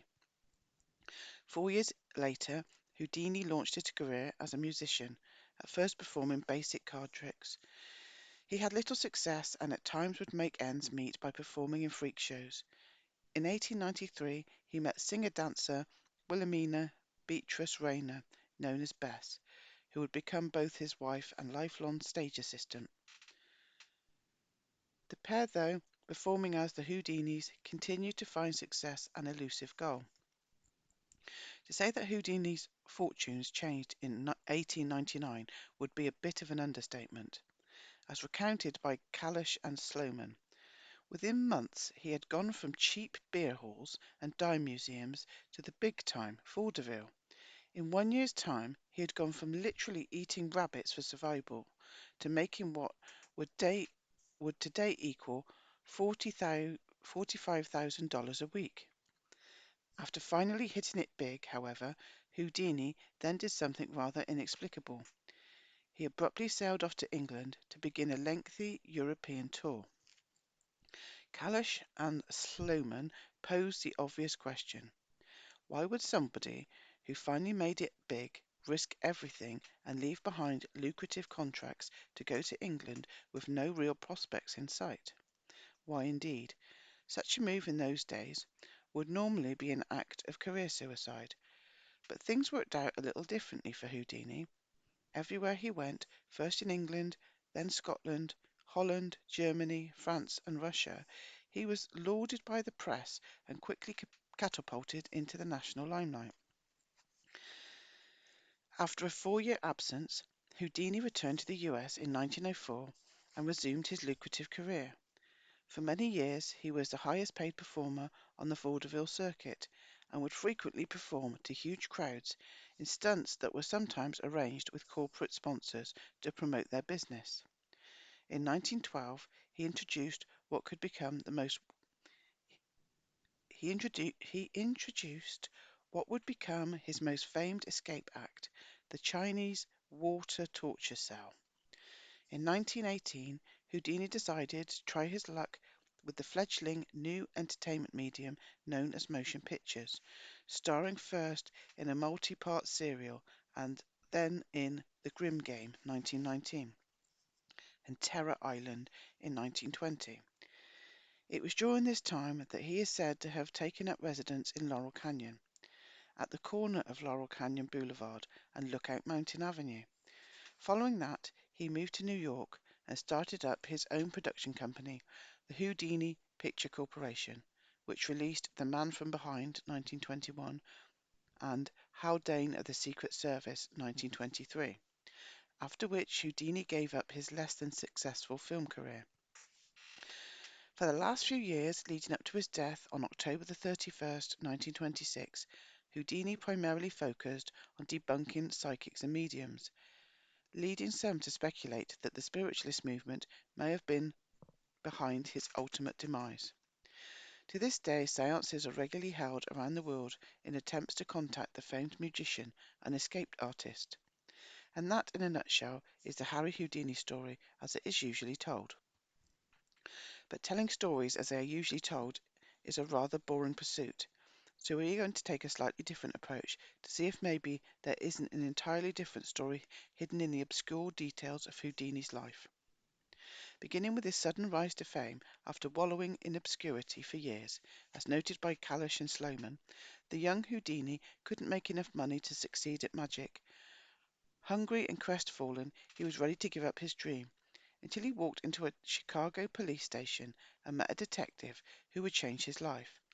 Immediately after this fateful encounter, his picture graced the front of a Chicago newspaper. That picture catapulted him to renown. Within months, Houdini was arguably the most famous entertainer in the country.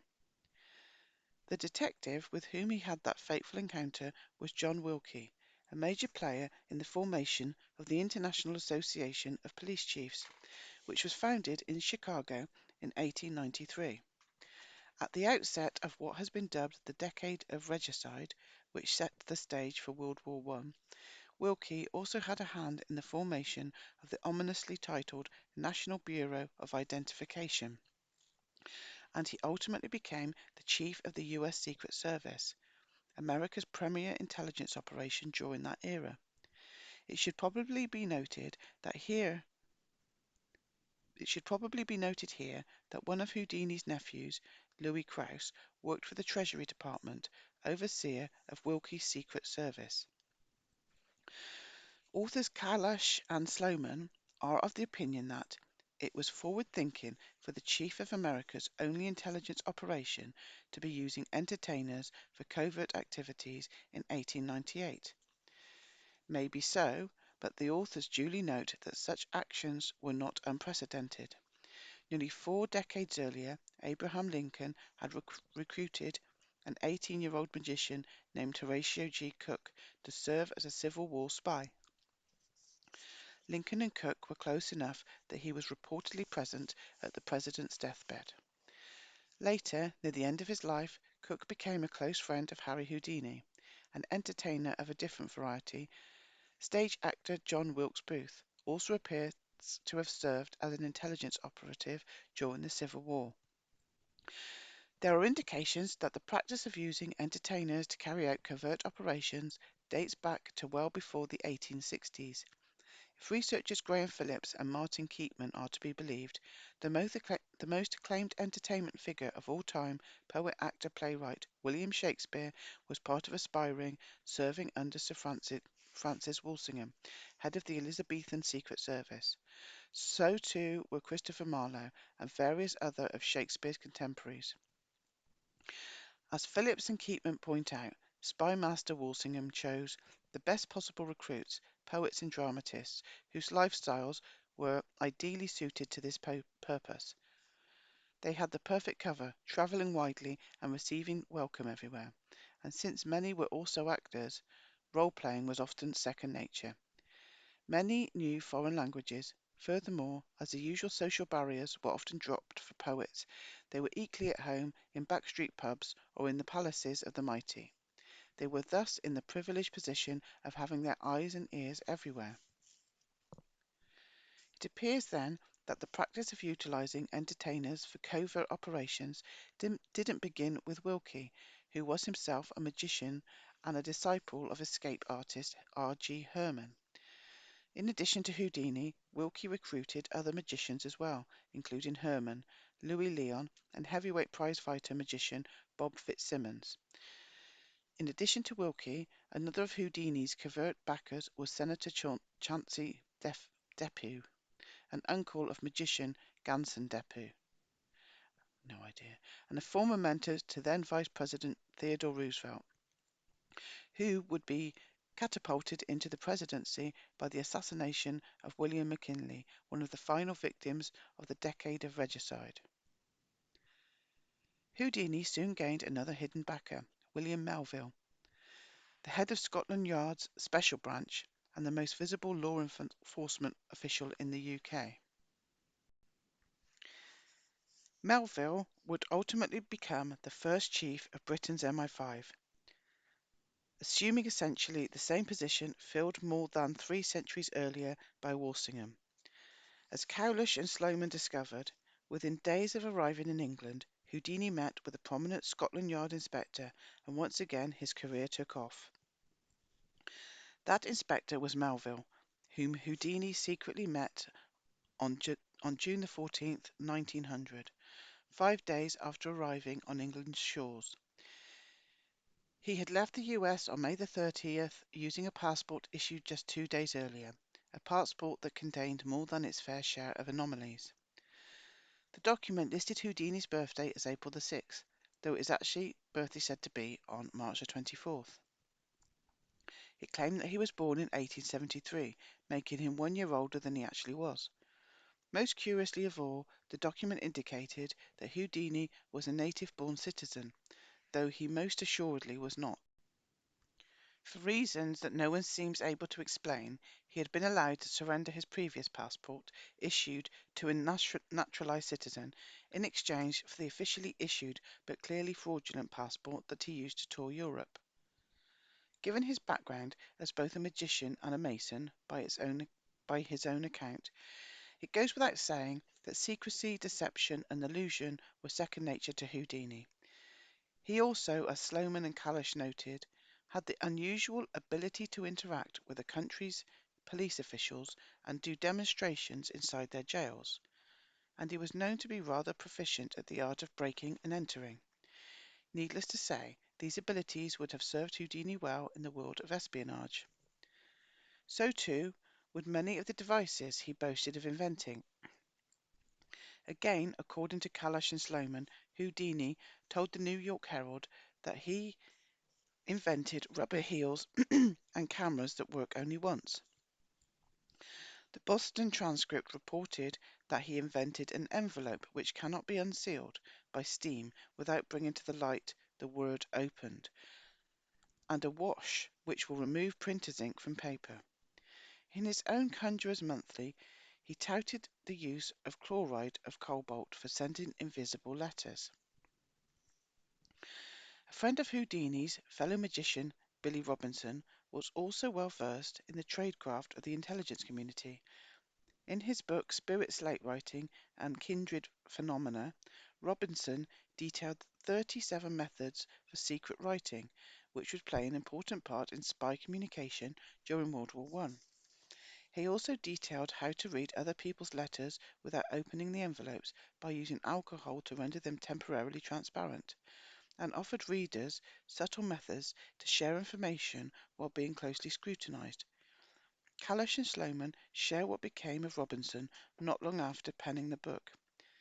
Then, virtually overnight, he changed his name and appearance, left the country, and broke many of his connections. Years later, his only brother wouldn't even be able to find him. Robinson died in 1918 while performing a bullet catch trick he had performed many times. Houdini would write that it seems as if there was something peculiar about the whole affair. In addition to possessing skills and knowledge that were ideally suited to the spook trade, Houdini also ran what could be best described as his own personal spy ring. In addition to an unknown number of full-time confederates, mostly young women, including one of his nieces, Houdini employed female operatives on an ad hoc basis when he came to town. Probably the most important of his operatives was a young fellow magician named Amidou Vaca, whose relationship with Houdini was unknown to virtually everyone throughout the escape artist's life.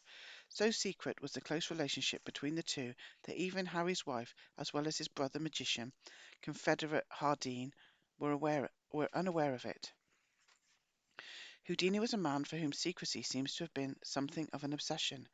His home was said to be laced with secret passageways and hidden rooms, and a desk contained hidden compartments. There are indications that, while on the road, he would frequently maintain, for unknown purposes, a second hotel room in a different hotel. A man named Edward Saint, aka Charles David Myers, who was close to Bess, once claimed that Houdini had safes and vaults in his home, and vaults in banks that his lawyers had access to. But one secret, now made public for the first time, is the fact that Houdini had one safety deposit vault in a bank or trust company in the East under some familiar name other than Houdini, and of which the secret location rested only in Houdini's brain. In this vault was kept highly secret papers. As far as is known, no one, not even Geraldo Rivera, has located with his espionage tradecraft and dubious passport in tow. Houdini travelled to Germany in September 1900 after taking the British Isles by storm. As was the case in England and Scotland, the press immediately showered the visiting entertainer with accolades. There was one key difference in the German press coverage, though. The newspaper accounts of Houdini's demonstrations at German police stations portray him as a police consultant rather than a mere entertainer. For a vaudeville performer, Houdini seemed to spend an inordinate amount of time and have unprecedented access at the Berlin police station. As he had As he had in the US and the British Isles, Houdini established some unusual connections. In Germany, for a stage performer, one associate of his in Germany was a chemist named Hans Goldschmidt, who had patented an incendiary compound known as thermite. Houdini noted that he was in Berlin when Goldschmidt performed his first test on a safe. He didn't explain why a stage escape artist would be at such a demonstration. Houdini continued his pre-World War One tour by visiting France and Russia. Curiously, the countries that Houdini visited on his unusual tour, Russia, Germany, France, and England, would have the distinction of being the major players in the soon to unfold Great War. But that's probably just a bizarre coincidence. In Tsarist Russia, the magician had official permission to appear in any city in Russia, an extraordinary set of circumstances that bespeaks the close relationship between Superintendent Melville and the Okhrana, the Imperial Russian Secret Police. Houdini's Russian tour was booked by a guy named Harry Day, a mysterious expatriate American who changed his name and met Houdini in London around the same time as Houdini's first meeting with Melville. Day eventually became a Member of Parliament and did overseas espionage for the British government. For many years thereafter, the shadowy Day would handle Houdini's European bookings. Following his lengthy tour of pre-war Europe, Houdini returned to America with much press fanfare. One of his most high-profile stunts upon his return was escaping from the heavily fortified Cell Number 2 at the United States Jail in Washington, D.C., the cell that had famously housed Charles Julius Guiteau, convicted assassin of President James Garfield. Prior to Guiteau's hanging at the facility, Guiteau, who, like his father, was closely affiliated with a religious cult known as the Oneida Community, shot Garfield on July 2nd, 1881, having learned how to use a handgun just a few weeks earlier. He claimed he was acting on orders from God. Houdini, needless to say, succeeded in escaping from Guiteau's former cell, and also rearranged all the prisoners residing on the jail's fabled murderer's row. To do so, of course, he would have needed a master key, which someone clearly provided to him. But why? Such were the perks provided an entertainer who appeared to be working as an agent for the US government agencies, international police associations, and a special branch for Scotland Yard. A couple of years after his escape from the US jail, there was an unusual incident at the Houdini household. On October the 25th, 1907, an intruder made a concerted effort to kill the performer, slashing at the sleeping figure more than 100 times with a razor. Harry Houdini, however, was not home at the time. Had he been, there might have been a different outcome, given that some reports contend that the escape artist carried a handgun at all times. The victim of the attack instead was his brother Leopold, who closely resembled Harry. Household servant Frank Thomas was arrested and charged with the attack, though there was scant evidence linking him to the crime and no known motive. Indeed, Thomas had arrived the next morning for work, seemingly unaware that the attack had taken place. Remarkably, Houdini was able to keep his name out of all press accounts of the crime and trial despite the fact that the attack occurred at his home. He appears to have been the intended victim, and the alleged assailant was his own servant. On November the 26th, 1909, Houdini became the first man to successfully fly a powered craft on the Australian continent. He cheerfully dispatched publicity photos featuring him in a plane surrounded by German soldiers, a move he would soon regret when those German soldiers found themselves on the opposite sides of the battlefields of World War One. Following America's entry into the war, Houdini would attempt to destroy all photographs documenting his training of German pilots. That first flight and all subsequent Australian flights were arranged by Lieutenant George Taylor of the Australian Intelligence Corps. Curiously, despite Houdini's avid early interest in aviation, he did not, as far as is known, ever fly again after leaving Australia. On April the 29th, 1911, Houdini debuted his famed Chinese water torture cell escape in Southampton, England, though he had perfected and copyrighted the act well over a year earlier. The inherently dangerous stunt caused quite a sensation. Just the sight of the apparatus was enough to give you shivers and make you believe, as one critic noted, that you were about to witness a ritual sacrifice.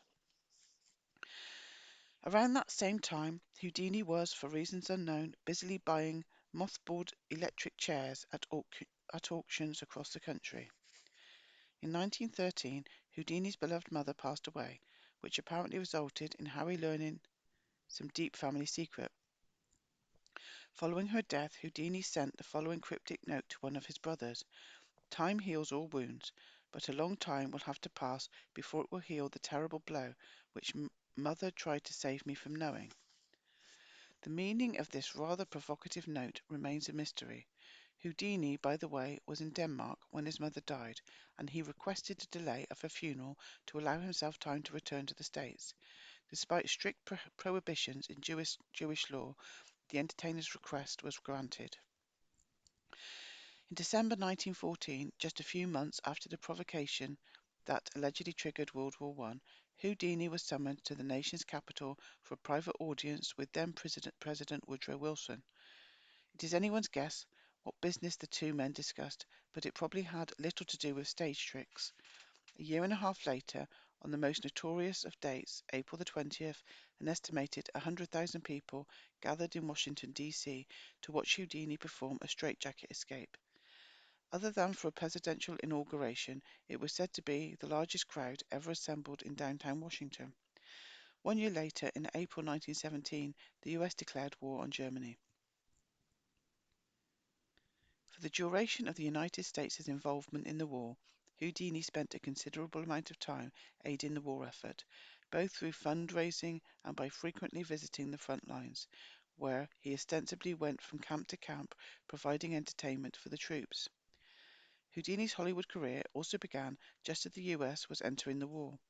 It has often been said that one of his first credits was as a special effects consultant on The Mysteries of Maya cliffhanger serial, though others have claimed that Houdini had no involvement in the production.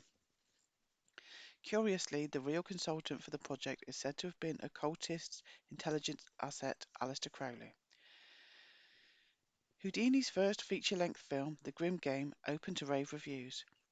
Ensconced in Hollywood, Houdini quickly made friends with megastars Charlie Chaplin and Roscoe Fatty Arbuckle, both of whom would soon be caught up in scandals, a career-ending one in Arbuckle's case.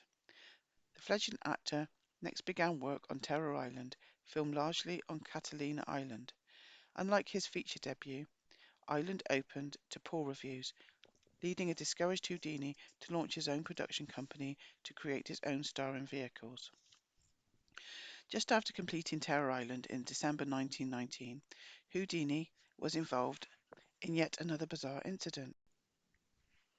Having injured his ankle performing the water torture escape, he paid a visit to a doctor who examined the performer and pronounced him in imminent danger of death.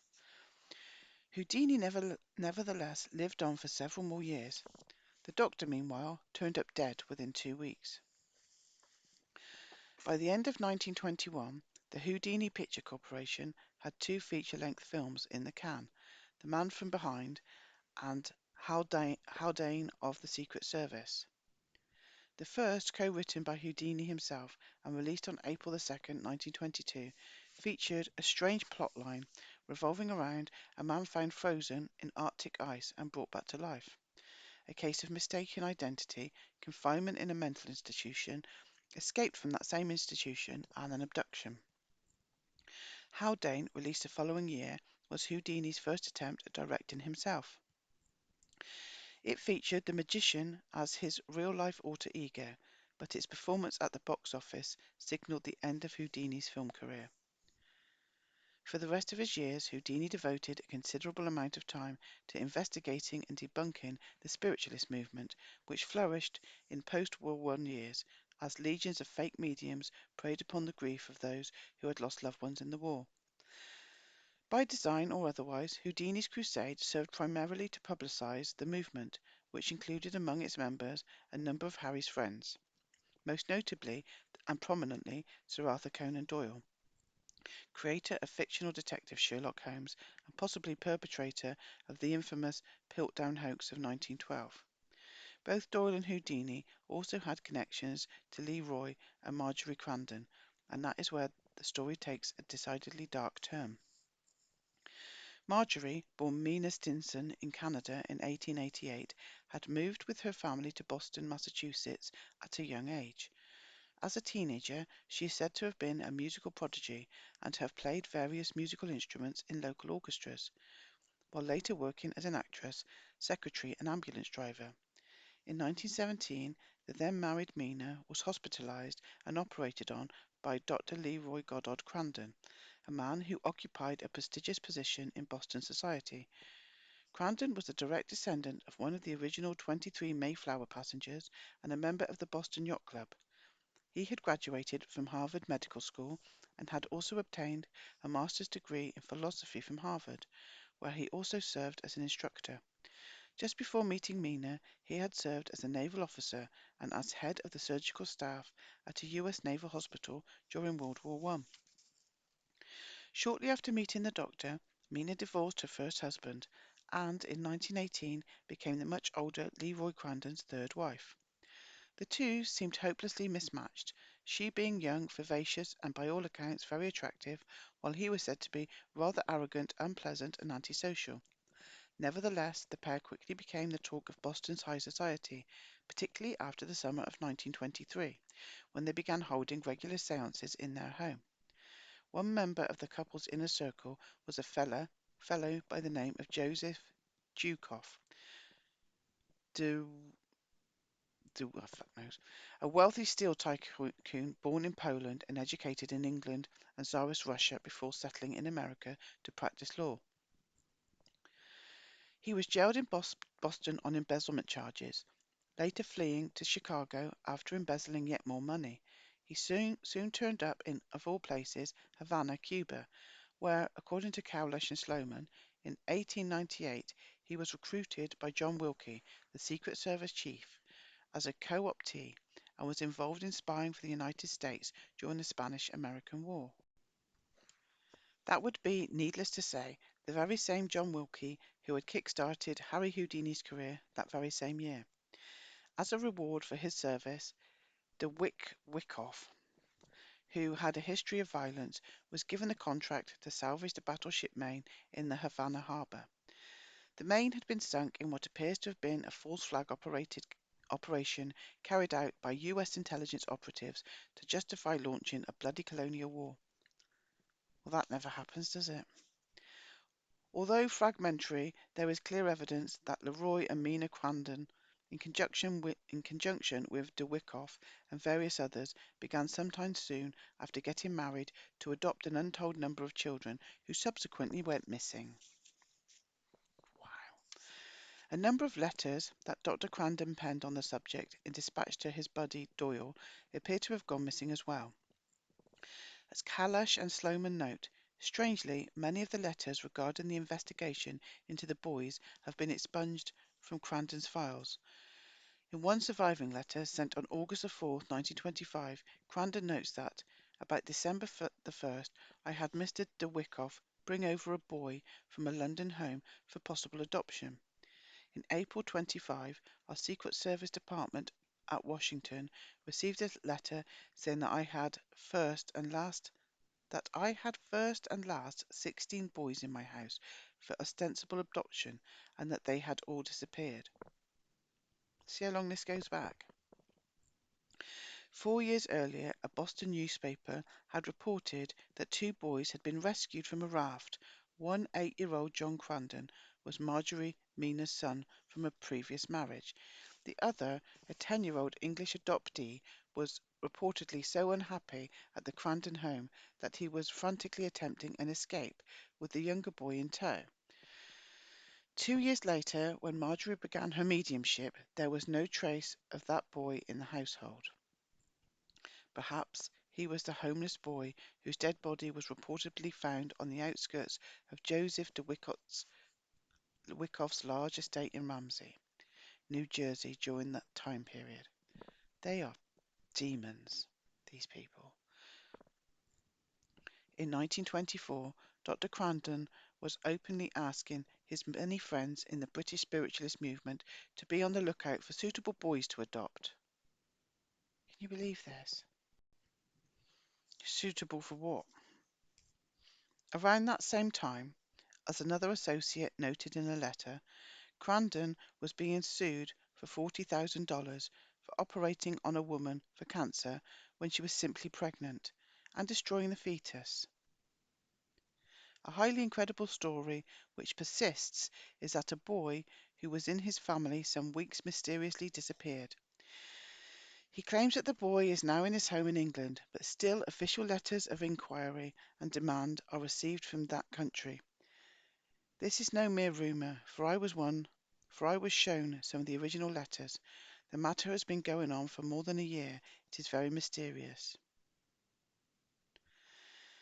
In response to questions raised about the disappearance of one particular boy, Marjorie Mina complained that people wrote asking his whereabouts, and the Prime Minister of England cabled to ask where he was and demanded a cable reply.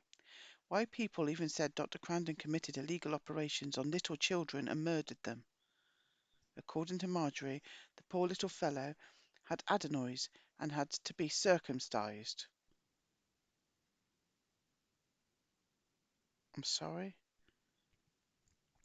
So Crandon opted to perform the surgery at home.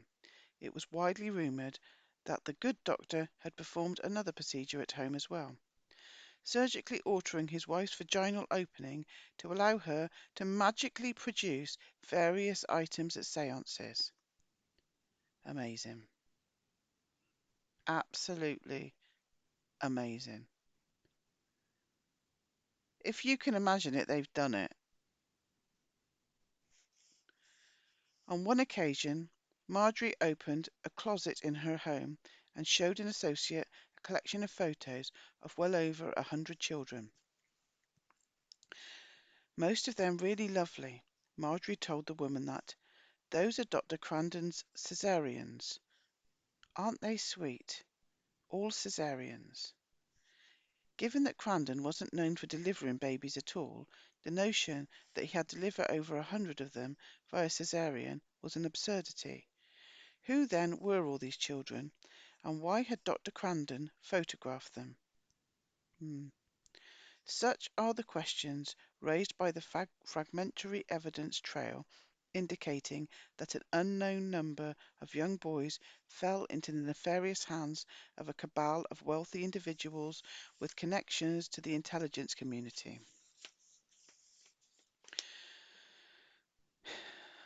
Not to worry though, the disappearances were investigated by John Wilkie's Secret Service and British MP by the name of Harry Day.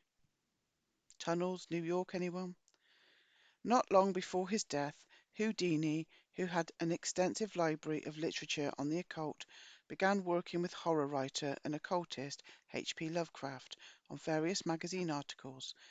In 1926, he hired Lovecraft, who could, like Crandon, trace his lineage to the Massachusetts Bay Colony, and Clifford Eddy Jr., another occultist and horror writer and one of Houdini's covert operatives, to co-write a book debunking superstition. According to Kalash and Sloman, shortly after meeting with Eddy and Lovecraft, Bess was stricken with a non-specific form of poisoning. Indeed, there is evidence suggesting that both Harry and Bess Houdini suffered from some form of poisoning prior to Harry's death. In addition, Houdini is said to have exhibited severe mood swings and had some aggressive confrontations in the weeks leading up to his death, both of which were out of character for the illusionist, though Bess is widely reported to have suffered from extreme mood swings throughout her life. As the story goes, Houdini, who prided himself on being able to take a punch from pretty much anyone, was sucker punched in his dressing room by a McGill University student, causing his appendix to burst and ultimately leading to his death on October the 31st, 1926. Houdini's physicians dutifully swore out affidavits certifying the cause of death to be traumatic appendicitis, though the medical community now acknowledges that such a medical condition has never existed. No autopsy was performed. Jocelyn Gordon Whitehead, the guy credited with sucker punching Houdini, has some rather provocative connections.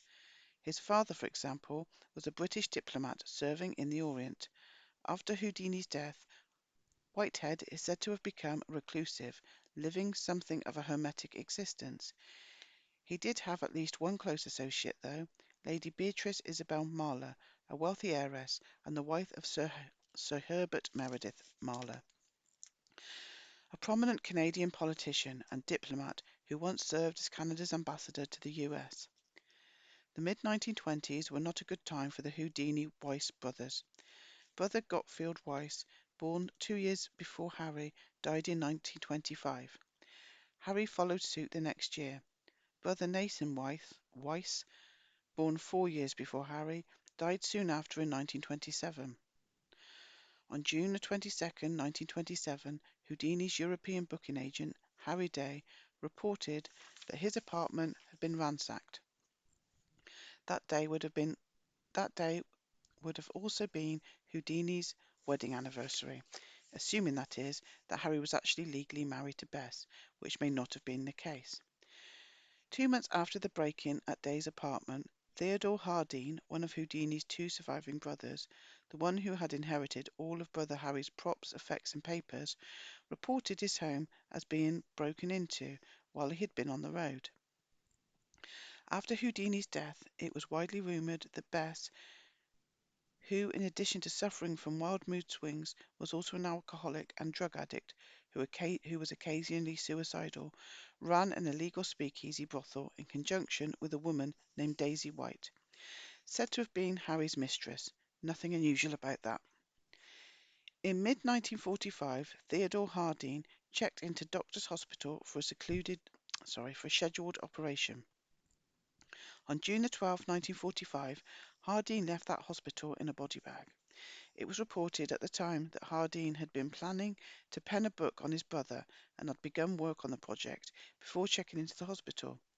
Nearly 2 decades later, on October 6, 1962, Leopold Weiss, Harry's last living sibling and the one who had been brutally attacked in his brother's home, is said to have jumped off a ledge and fallen 6 stories to his death. The last of Houdini's secrets went to the grave with him. It has often been noted that Houdini took far longer to perform many of his stage escapes than was actually necessary, and that he was frequently out of view of the audience during such times. This has generally been assumed to have been for dramatic effect. Authors Kalosh and Sloman, though, offer a far more compelling possibility. One exclamation is that such challenges gave Houdini both the opportunity and an alibi to conduct a mission while he was performing. It was, in other words, the perfect cover, for how could a man be responsible for something that occurred elsewhere when he was performing on stage for a captive audience at the time? There are, it should be noted, clear parallels here to the story told by Chuck Barris, who has claimed that he was similarly slipping off to conduct covert missions while performing his duties as a chaperone for the dating game. Of course, no one took Barris seriously, because we all know that such things don't happen in the real world, or at least not in the world that most of us think we live in. Chapter 24, Won't Get Fooled Again, Punk and New Wave Arrive. So this is Ian Copeland referring to Bernie Rhodes, one-time manager of The Clash. He seriously thought that Miles, Stewart and I were part of some conspiracy hatched by my father and backed by the CIA. As the 1970s wore on, the sounds emanating from Laurel Canyon began to be replaced by a new genre of rock music. What was initially dubbed punk rock was soon transformed into the less raw version known as new wave, and both were sold to the masses as a new form of rebellion against the status quo. The new scene was populated with a batch of rising stars, bands and artists with names like Sex Pistols, The Clash, Buzzcocks, The Cramps, Generation X, Cherry Vanilla, General Public, the English Beat, Public Image Limited, the Flesh Tones, the B-52s, the Cure, the Police, Blondie, Television, REM, Patti Smith, Lou Reed, John Cale, Magazine, Simple Minds, the Specials, Wall of Voodoo, the Go-Go's, the Bangles, Joan Jett and the Blackhearts, Echo and the Bunnymen, the Psychedelic Furs, Joy Division, Bow Wow Wow, Gang of Four, Squeeze, Susie and the Banshees, Oingo Oingo Boingo, never heard of them. Adamant, Gary Newman, The Smiths, The Fix, A Flock of Seagulls, Bananarama, Sting, Thompson Twins, Katrina and the Waves, Lords of the New Church, Midnight Oil, Steel Pulse, Dread Zeppelin, Social Distortion, Human League, Soft Cell, Timbuk 3, Camper Van Beethoven, Circle Jerks, Dada, The Alarm, The Jesus and Mary Chain, The Plimsolls, The Ramones, The Stranglers, UB40, Suburban Lawns, Stan Ridgway, Ecstasy, Concrete Blonde, Ultravox, and the Fine Young Cannibals. All of the acts listed above had something in common. Had something in common. In addition to being among the most critically acclaimed and commercially viable of the new artists, all of them owed their success, at least in part, to their association with one or more members of the Copeland clan.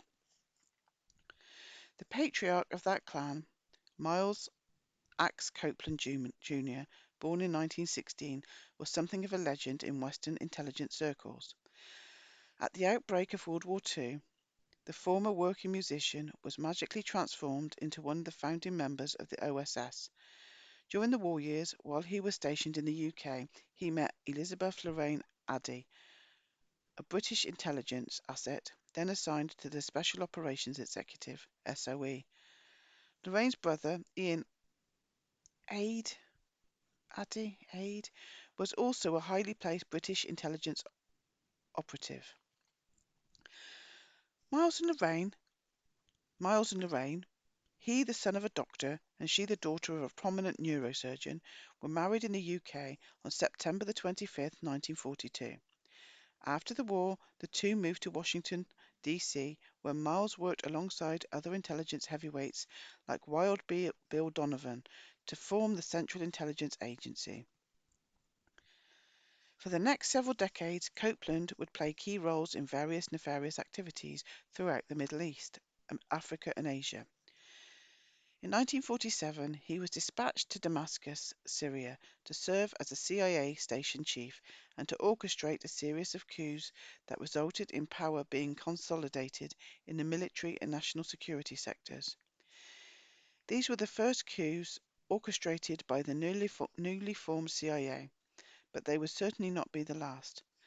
Along for the adventure was first-born son Miles Copeland III, who had been born in London on May 4, 1944. On April 25, 1949, second son Ian, born just outside of Damascus, joined the family. The Copeland family thereafter alternated between various posts in the Middle East and their sometime home in Washington. On June 16, 1952, third son Stuart was born in Alexandria, Virginia. That same month, the senior Copeland worked with Gamal Nasser to organize a coup in Egypt. In 1953, Miles worked closely with Archibald and Kermit Roosevelt to orchestrate the coup that toppled Iran's democratically elected Prime Minister Mohammad Mossadegh and consolidated the power of Sheikh Reza Pahlavi. That same year, the Copeland family was dispatched to Cairo, Egypt, where Miles was tasked with creating the Mukhabarat, Egypt's version of the CIA, for soon-to-be President Nasser. Copeland stayed on for 4 years, becoming Nasser's top Western advisor and the country's CIA station chief. While there, Lorraine developed a keen interest in archaeology and therefore worked as, or at least posed as, an archaeologist. And a very young Miles Copeland III became friends with Colonel Hassan Tuami, described in a web-posted bio of Copeland as Nasser's machine gun-toting bodyguard who lived next door. Every pre-pubescent boy, I think we can all agree, needs friends like that. From 1957 through 1968, the Copeland clan was stationed in Beirut, Lebanon, where Miles Sr. served as the country's CIA station chief. In his memoirs, son Ian has described Beirut at that time as a center of intrigue and espionage. During the early years of that assignment, Copeland worked closely with such intelligence community luminaries as Secretary of State John Foster Dulles and CIA Chief Allen Dulles. Also during those years, the Copeland sons attended the American Community School in Beirut, where Miles III served as the president of his senior class. When he was just 16, Miles also obtained a license to teach judo to the Lebanese army. Of those years spent in Lebanon, Ian Copeland has written that he grew up thinking we were stinking rich. We certainly lived like we were. Ian has attributed that lavish lifestyle to his father's rather lucrative expense account. Following his stint in Beirut, during which time he had frequently been on assignment in various hotspots throughout the Middle East, Northern Africa, and Asia, Copeland played a more low-profile role in US intelligence operations.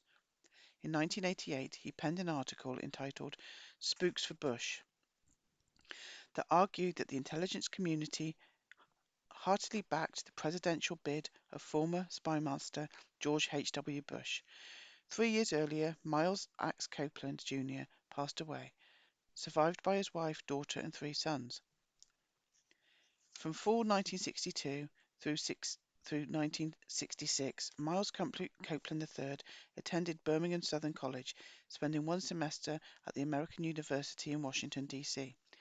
After that, he was off to Lebanon to attend the American University of Beirut, where he spent 3 years.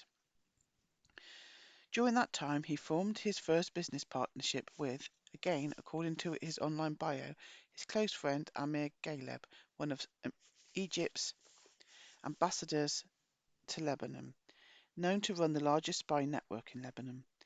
While at work at the business entity, he dubbed Middle East security consultants. Copeland was reportedly fond of answering the phone with the greeting, CIA, how can we help you? After graduating from the university in 1969, Miles joined the rest of the family in the UK, where he quickly began serving as a manager for the band Wishbone Ash and signing over new musical acts, including Joan Armatrading, Al Stewart, and the Climax Blues Band. By 1974, he had launched his first record label, British Talent Managers, became a partner in a concert booking agency, and started a music industry magazine, College Event. As Ian later recalled, when Miles found it difficult to get press on some of his bands, he simply determined to start his own magazine. He also joined with then unknown attorney Alan Grubman to form what would become the most powerful music industry law firm in the country. It was, needless to say, a natural progression for a kid who had grown up immersed in the world of covert operations and whose first business venture had been a security consulting firm co-owned by the son of another powerful figure in the intelligence community. The publication College Event, not surprisingly, employed some classic spy trade subterfuge. Copeland kept his name off the publication by employing a frontman editor so that he could then write glowing endorsements of his own bands, disguised, of course, as objective reviews. In 1976, Miles gave up the magazine, record company, and booking agency partnership and started over as an agent, manager, producer, and record company for numerous new punk and new wave acts that would soon emerge as some of the very brightest stars on the new musical horizon. Copeland launched several new record labels, including Illegal Records, Deptford Fun City Records, Step Forward Records, and New Bristol Records, and executive produced the first film dedicated to promoting the new scene, A Music War. His office soon became the headquarters for the most influential fanzine of the era, Sniffing Glue. Ooh, you're right. In 1979, Copeland and Jerry Moss, the head of AMC Records, launched International Record Syndicate Inc., better known as IRS Records.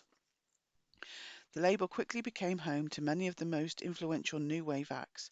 In 1983, Miles became the only music producer to be given his own show on the upstart MTV network. IRS Records presents The Cutting Edge, which ran through 1987 and served to, not surprisingly, primarily promote Copeland's acts. Copeland was also given his own primetime television show in the UK, Miles Copeland's England. The programme was widely viewed as being pro-Conservative Party and pro-capitalist, and was reportedly a favourite of then Prime Minister Margaret Thatcher. A repeat showing of the short-lived series was cancelled amid complaints that it would have undue influence on pending elections in the country.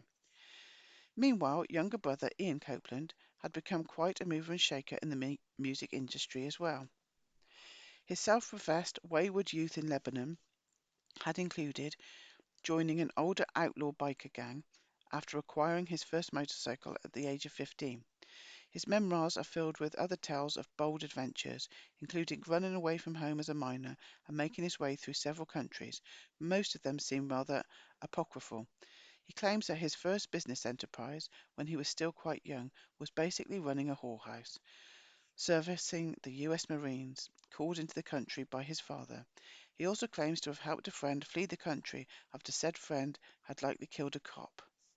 On September the 19th, 1967, at the height of the increasingly unpopular Vietnam War, while other kids were desperately trying to avoid the draft, Ian voluntarily enlisted to the US Army. As he emphasized in his memoirs, he wanted to go to Vietnam. Assigned to the 1st Infantry Division, also known as the Big Red One, he arrived in country just after the Tet Offensive in 1968. As recounted in his tome, his unit would soon find itself banned from Saigon, following numerous complaints alleging brutality. Ian also writes approvingly of his unit's habit of randomly bombarding places around the country where we suspected Charlie might be, blithely ignoring the fact that those places likely harboured mostly non-combatants.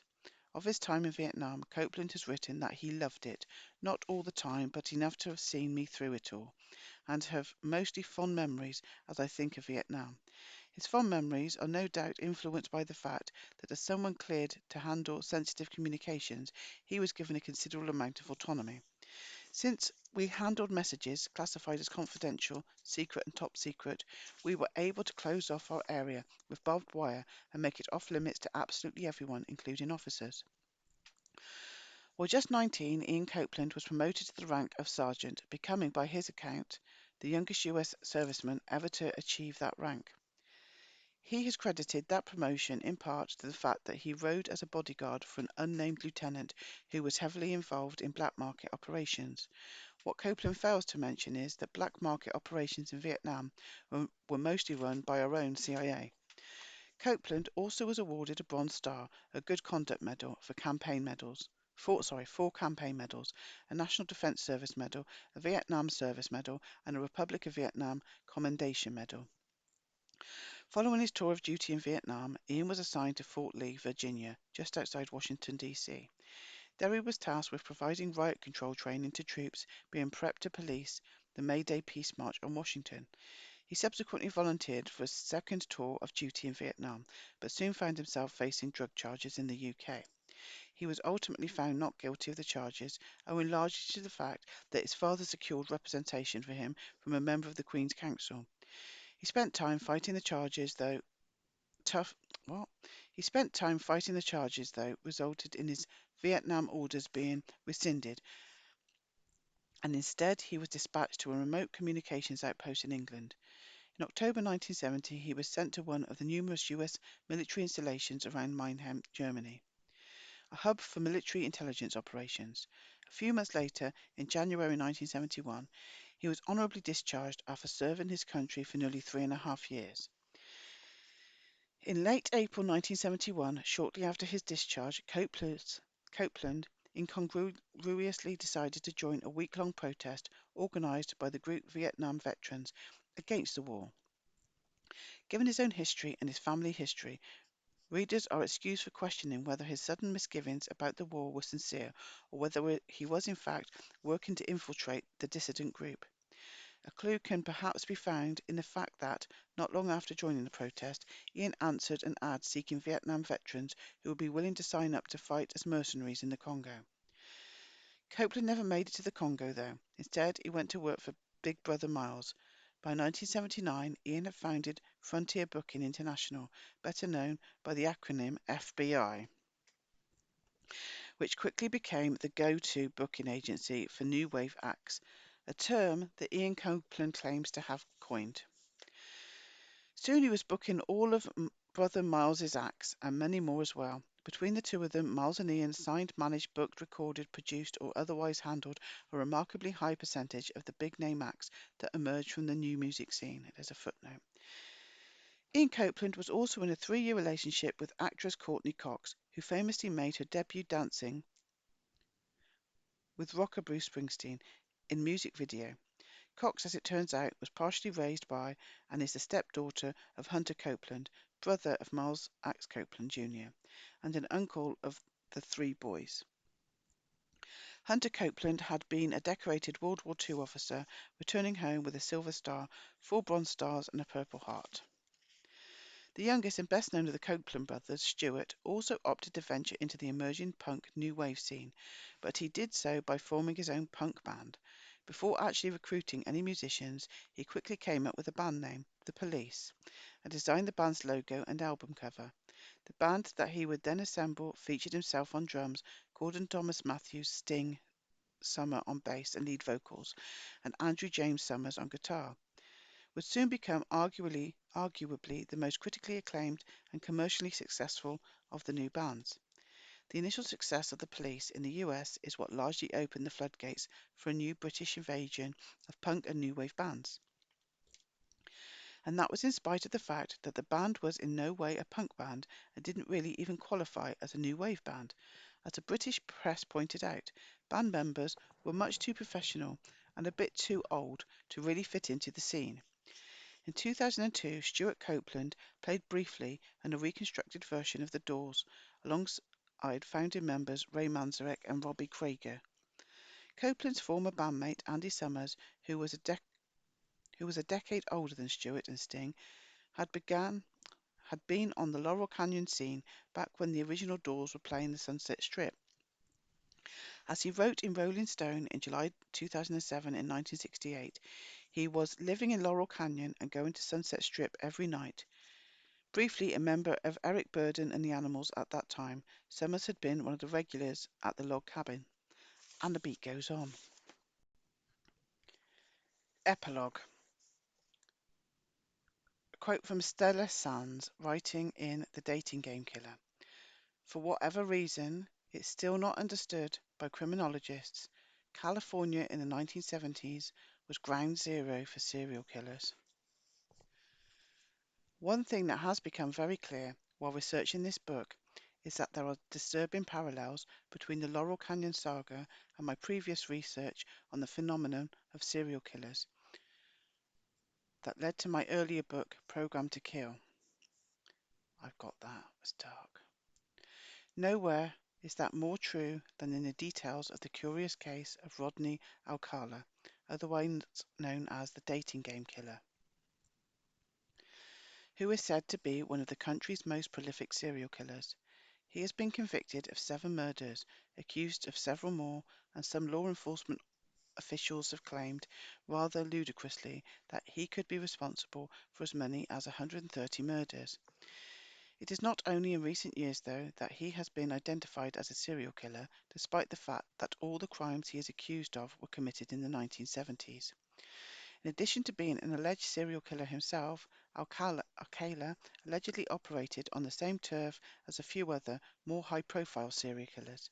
And as fate would have it, he also had a number of connections to the Laurel Canyon scene and some of the key people and places that made up that scene. In other words, Alcala's story seems to provide a bridge between the seemingly idyllic Laurel Canyon scene and the brutal world of serial murder. In the opening chapter of Stella Sands' The Dating Game Killer, that connection is hinted at. As cars cruised up and down Hollywood Boulevard and the Sunset Strip radios blared, edgier, angrier rock and roll, Masters of War by Bob Dylan, What's Going On by Marvin Gaye, Eve of Destruction by Barry McGuire, musicians from bands like The Doors, The Byrds, Cream and The Animals played the Whiskey A Go-Go on the Sunset Strip and partied with wild abandon at the Chateau Marmont Hotel up the street. Amidst all this turmoil and social upheaval, in 1968, an event occurred that is not well documented by the era's historians. Tally S., age 8, was abducted on her way to school. This story begins, though, in 1943 in San Antonio, Texas, with the birth on August the 23rd of one Rodrigo Jacques Alcala Burqua. Growing up, young Rodrigo, known as Rodney, attended mostly private Catholic schools, where he got excellent grades and never showed any signs of being a problem child. In 1951, when he was about 8, he and his family moved to Mexico, where he attended the American school. Not long after relocating, Rodney's father left the family and returned to the States alone. In 1954, after a few years in Mexico, Rodney and his mum and siblings relocated once again, this time to Los Angeles, California. By 1956, he was enrolled at the private Cantwell High School for boys, which later merged with Sacred Heart of Mary High School for girls to become the Cantwell Sacred Heart of Mary High School, owned and operated by the LA Archdiocese. Alcala finished out his senior year at Montebello High School, graduating in 1960. According to various reports, he had a wide circle of friends and never had any trouble lining up dates during his high school years. In addition to being an excellent student and talented athlete, he was on the yearbook planning committee and he took piano lessons. He was, in other words, a well-rounded and popular kid, the kind of young man you would expect to see voted most likely to succeed by his high school classmates. On June 19, 1961, Rodney Alcala enlisted in the U.S. Army. His older brother was at the time attending prestigious West Point Military Academy, which generally requires a nomination from a U.S. Senator or a member of the House of Representatives. There is no explanation in the available literature as to how the Alcala family had either the financial means or the political connections to secure such an appointment. Rodney, meanwhile, entered a program in North Carolina to become a paratrooper, but instead served as a clerk. If his service records are to be believed, he was stationed, interestingly enough, at Fort Bragg, which had become, with the creation of the Psychological Warfare Center in 1952, a hotbed of research on unconventional warfare. Fort Bragg is also the longtime home of U.S. Special Forces. After 2 years of military service, Alcala unexpectedly showed up at his mother's Montebello home, having gone AWOL. He was quickly hospitalized and informed that he was in immediate need of psychiatric treatment. Taken first to San Francisco, he soon found himself at a military hospital at the Marine Corps Air Station at El Toro, near Irvine, California. He remained there for an unspecified length of time. Following his release, he returned to his mother's home in Montebello and shortly thereafter enrolled in UCLA's College of Fine Arts, from where he earned a degree in 1968. During his first year there, another young student who had just moved out from Florida, a guy by the name of Jim Morrison, likewise enrolled in UCLA's College of Fine Arts. Both young men displayed passion for making student films. According to Morrison's biographers, Jenny Hopkins and Danny Sugarman, during Jim and Rodney's time at the College of Fine Arts, a fellow student cut his girlfriend's heart out. According to Morrison's biographers, Jerry Hopkins and Danny Sugarman, during Jim and Rodney's time at the College of Fine Arts, a fellow student cut his girlfriend's heart out. That just came down like a ton of bricks, didn't it? On September the 25th, 1968, an 8-year-old girl, later identified as Tali Shapiro, was abducted while on her way to the Gardner Street Elementary School in Hollywood.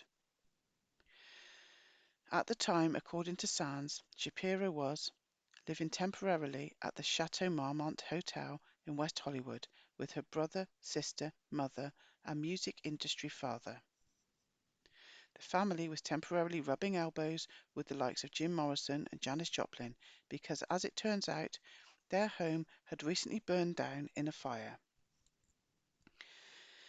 As Gary Valentine Luckman has written, the hotel during that era was widely rumoured to offer a decidedly unhealthy environment in which to raise a young girl. Tales of pacts with the devil followed Led Zeppelin throughout their career, and stories of orgies, black masses, and satanic rites were commonplace, mostly centred around the infamous Chateau Marmont off the Sunset Strip. On the morning of her abduction, Shapiro is said to have woken early and, without informing her parents, decided on her own to walk to school rather than taking the bus, which seems difficult to believe given her young age and the fact that the school was a little over a mile away down seedy Sunset Boulevard. There's no way you would let an 8-year-old do that, okay? As the story goes, Alcala was spotted luring Shapiro into his vehicle by a Good Samaritan, who then followed Alcala back to his apartment where he called police from a nearby phone. The police, though, apparently didn't rush over, giving Alcala time to strip, viciously rape, and then bludgeon the young girl nearly to death. She was so thoroughly battered that her head bashed open and a heavy bar placed across her throat that the responding officer initially thought she was dead. Upon arrival, the officer knocked on the suspect's front door and was greeted through the window by a partially naked man who claimed he had just gotten out of the shower and would need a minute to get dressed. Despite the fact that the officer was responding to a report of an abducted child with the witness on the scene and had just encountered the presumed suspect, he nevertheless allowed the suspect time to get dressed and escape. According to Sands, in the short time it had taken to kick in the door, the perpetrator, the monster, had slipped out the back. The LA Weekly concurred, claiming that Alcala escaped through a back door. Not many apartment units, it should probably be noted, come equipped with a back door. In any event, the apartment was found to be full of photographic equipment and stacks of photographs of young girls. The suspect, however, was nowhere to be found. The case was assigned to, of all people, LAPD detective Steve Hodel, brother of Michelle Phillips's surrogate mum, Tamal Hodel, and son of accused Black Dahlia killer George Hodel. According to a January 21st, 2010 article in the LA Weekly, Hodel was, at the time, a newbie detective working juvenile crimes. The Shapiro family, meanwhile, abruptly decided to relocate to Mexico, a move that is routinely cited as the reason the crime was never prosecuted. Following his unlikely escape, Alcala immediately relocated to New York and, using his new name John Berger, applied for admission to the prestigious New York University School of Arts. Although the semester had already begun at the notoriously selective school, Berger Alcala was nevertheless admitted. He attended for 3 years, working at times as a security guard, and during the summers of 1969, 70, and 71 as an arts counselor. One of Alcala's instructors at the school was a guy who during those same years had a slaughter perpetrated at his home, and who Pamela Des Barres once described as being definitely not normal, Mr. Roman Polanski. In June of 1971, Cornelia Crilly, a TWA stewardess who lived with her family across from the sprawling Calvary Cemetery, was found dead. She had been in a 2-year relationship with a Leon Bornstein, then an assistant district attorney for Brooklyn, who later became the chief special prosecutor for New York City. Bornstein, who claimed that Crilly was the love of his life, but who nevertheless married just a year after her murder, was initially the prime suspect. The crime appeared to have nothing whatsoever to do with Rodney Alcala, but a full 4 decades later, in 2011, he would be indicted for her murder. By the time of Crilly's murder, Sands notes, Detective Steve Hodel and his LAPD team had been trying to locate Alcala for nearly 3 years. They finally got a break when Alcala was added to the FBI's 10 most wanted list and was subsequently recognized by a couple of the teens at the camp where he served as a counselor. Upon his arrest and return to Los Angeles, Alcala was facing very serious charges of kidnapping, rape, and attempted murder, yet he was allowed to cop a guilty plea to a single count of child molestation, for which he received a sentence of 1 to 10 years. He ultimately served less than 3 years, with much of that time spent at the notorious California medical facility at Vacaville. Also housed at Vacaville during that time was Donald DeFries, who would soon emerge as Sink, leader of the so-called Symbionese Liberation Army. According to Dr. Colin Ross, during that time period, the CIA was conducting mind control experiments at Vacaville and MK Search Subproject 3. What a surprise. In August 1974, a prison psychiatrist recommended that Alcala be released, and he was paroled to LA County and required to register with the local police as a sex offender. Within just weeks of gaining his freedom, though, Alcala kidnapped a 13-year-old girl and was promptly arrested once again. He again caught a lucky break and was found guilty only of violating his parole and of furnishing drugs to a minor, escaping far more serious charges. He served about 2.5 years and was paroled on June 16, 1977. Just days after being released, he asked his parole officer for permission to take a trip to New York City, and since he had behaved himself so well the last time he was on parole, his request was granted. Alcala remained in New York for little over a month, ostensibly to visit relatives. During this time there, a woman by the name of Ellen Jane Hoover went missing. Being the small world that it is, Ellen just happened to be the daughter of Herman Hoover, who had been the long-time owner of Cairo's on Sunset Strip, the club that famously launched the career of the Birds. It's either Cairo or Cairo, I'm not sure. She was also the goddaughter of Sammy Davis Jr. For reasons that we never explained, the FBI took a keen interest in Hoover's disappearance, which happened to come at a time when New York City was gripped by intense fear. It was, after all, the infamous Summer of Sam, and Hoover's disappearance on July the 15th, 1977, was sandwiched between two Son of Sam attacks, one on June 26 and the other on July 31st. Hoover remained missing for almost a year, until her skeletal remains were discovered in June of 1978 in a shallow grave on, of all places, the Rockefeller Estate in Westchester County.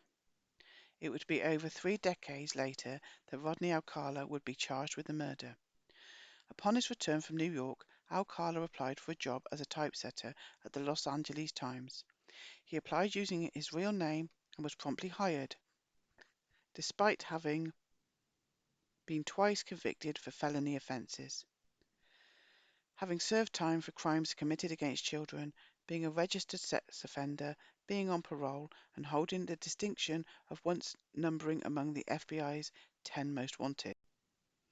A co-worker would later say, perhaps tellingly, that Alcala seemed like he knew a lot of famous people.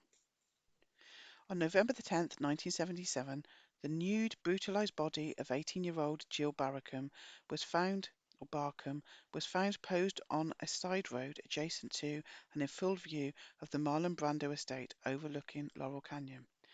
The murder was investigated by LAPD detective Philip Vaneter, who would later famously tote a vial of blood around with him while investigating the murders of Nicole Brown Simpson and Ron Goldman. For many, many years, Barkham's death was credited to the Hillside Strangler team of Angelo Bueno and Kenneth Bianchi. Like the Strangler victims, Jill was found nude, strangled, tortured, sexually assaulted, bound, and posed on a hillside. And her death occurred amidst a string of strangling killings. Judith Miller on October the 31st, Lissa Caston on November the 6th, Barkham on November the 10th, Kathleen Robinson on November the 18th, and Christina Weckler, Dolores Capida, Sonia Johnson, all found dead on November the 20th. In addition, Barkham knew Strangler victim Miller. Nevertheless, the murder would eventually be credited to Alcala, but not for nearly 40 years. According to the official version of events then, Judith Miller, chosen at random, was killed on Halloween by a pair of serial killers, and then a mere 10 days later, in an officially unrelated event, her friend Jill Barkham, also chosen at random, was killed by a different serial killer, who, despite being unconnected to the other two serial killers, nevertheless killed and posed Barkham in a manner remarkably similar to the way that Miller was killed and posed. One has to wonder what the odds of that actually happening would be. In any event, Jill Barkham, found not far from where Maureen Habe had been found nearly a decade earlier, is yet another tragic addition to the Laurel Canyon death list, as I suppose Ellen J. Hoover, Tally Shapiro narrowly avoided making the list. At the request of the FBI, Alcala was brought down to the LAPD's Parker Center in December 1977 for questioning concerning the still missing Ellen Hoover. He admitted knowing Hoover and even acknowledged being with her on the day she vanished, but he claimed to know nothing about her disappearance. That same month, 28-year-old nurse Georgia Wickstead was found brutally murdered in a Malibu, California bedroom. For nearly 30 years, there would be absolutely nothing linking Rodney Alcala to the crime or the scene. In 1978, Alcala was questioned by the Hillside Strangler Task Force, which was composed of members of the LAPD, the LA Sheriff's Department, and the Glendale Police Department. He was arrested at that time, though only for the benign offense of being in the possession of marijuana, for which he served a brief jail sentence. For a time, though, he was considered a person of interest to the task force. On June the 23rd, 1978, just after Alcala's release from that brief jail stint, the savaged body of 32-year-old legal secretary Charlotte Lamb was discovered on the floor of an apartment laundry room in El Segundo, California. Once again, there was no evidence linking Alcala to either the crime, the victim, or the crime scene, and he would not be named as a suspect for some 35 years. On September the 13th of that same year, Alcala infamously appeared as Bachelor Number One on television's The Dating Game.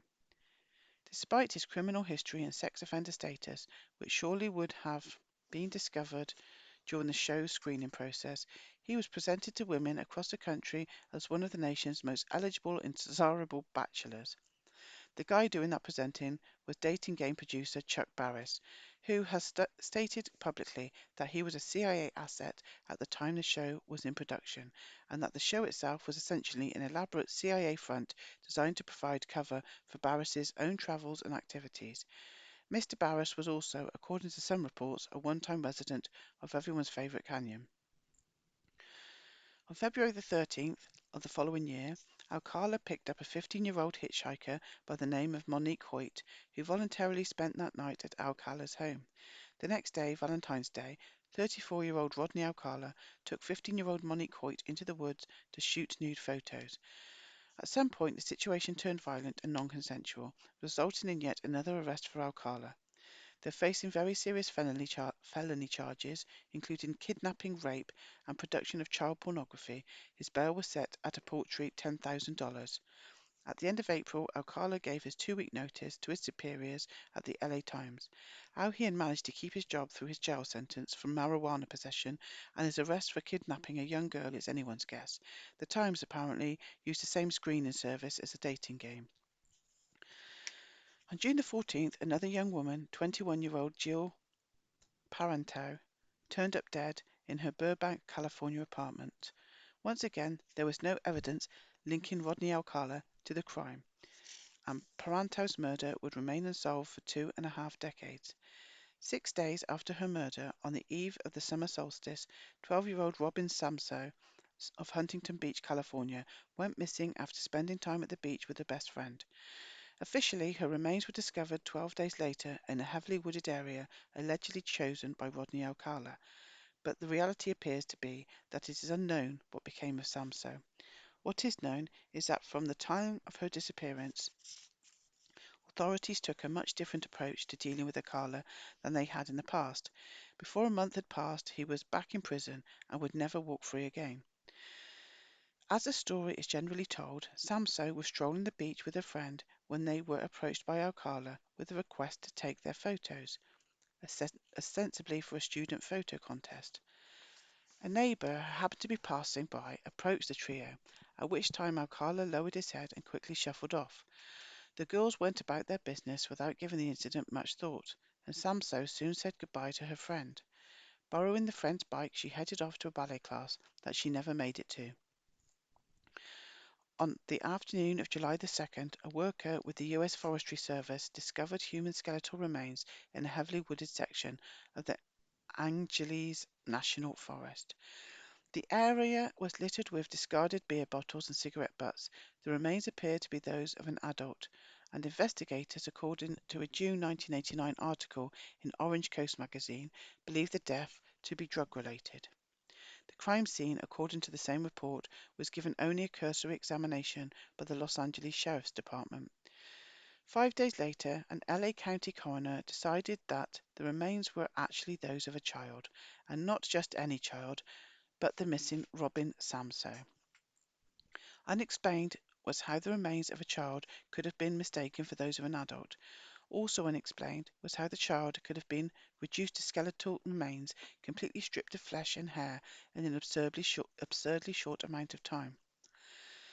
The only thing that would ever tie Rodney Alcala to those scattered remains would be the testimony of one Dana Crapper, a 20-year-old seasonal firefighter with the Forestry Service. And it is here, with the introduction of Danny Crapper, that the story grows very murky. I thought it was already very murky. As Orange Coast magazine noted, the exact bit of information that first tied Crapper to the disappearance of Robin Samsoe is not known. Indeed, there doesn't appear to be anything that initially tied Crapper to Samsoe. But with considerable moulding by police, Crapper would emerge as the star witness for the prosecution. For reasons that have never been adequately explained, Huntington Beach Police called Crapper in for questioning. It's C-R-A-P-P-A, by the way, for questioning on August 2nd, 1979, exactly 1 month after the discovery of the remains. At that time, Crapper was shown photos of Alcala and Samsoe, as well as of Alcala's car. She told investigators that she had seen the man or the girl before, but that the car might resemble one she had seen parked near mile marker 11, near where the remains were discovered, on either June the 7th or June the 14th at around 9:30 to 10 p.m. Seeing as how the dates provided by Crapper were well before Samsoe's disappearance, this information was of no use to police. The time of day was entirely wrong as well. Pressed by police to state whether it might have been June the 20th or June the 21st when she saw the vehicle, Crapper responded that it definitely could not have been. On August 7th, Crapper was again questioned by police. Miraculously, on this occasion, she recalled that she had seen the vehicle similar to Alcala's on June the 21st, and had done so between 8 and 8:30 p.m. She added that, prior to her discovery of the remains on July the 2nd, she had no awareness of the crime scene. But at preliminary trial proceedings, not long after that meeting, Crapper told a different version of her story. She again said that she had seen the car on June the 21st, but now claimed that it had been between 10 and 10:30. She added that she had not seen anyone near the parked car. She also added that she had first seen the corpse on June the 29th, several days earlier than she had previously claimed, and she added that the corpse was already skeletal at that time.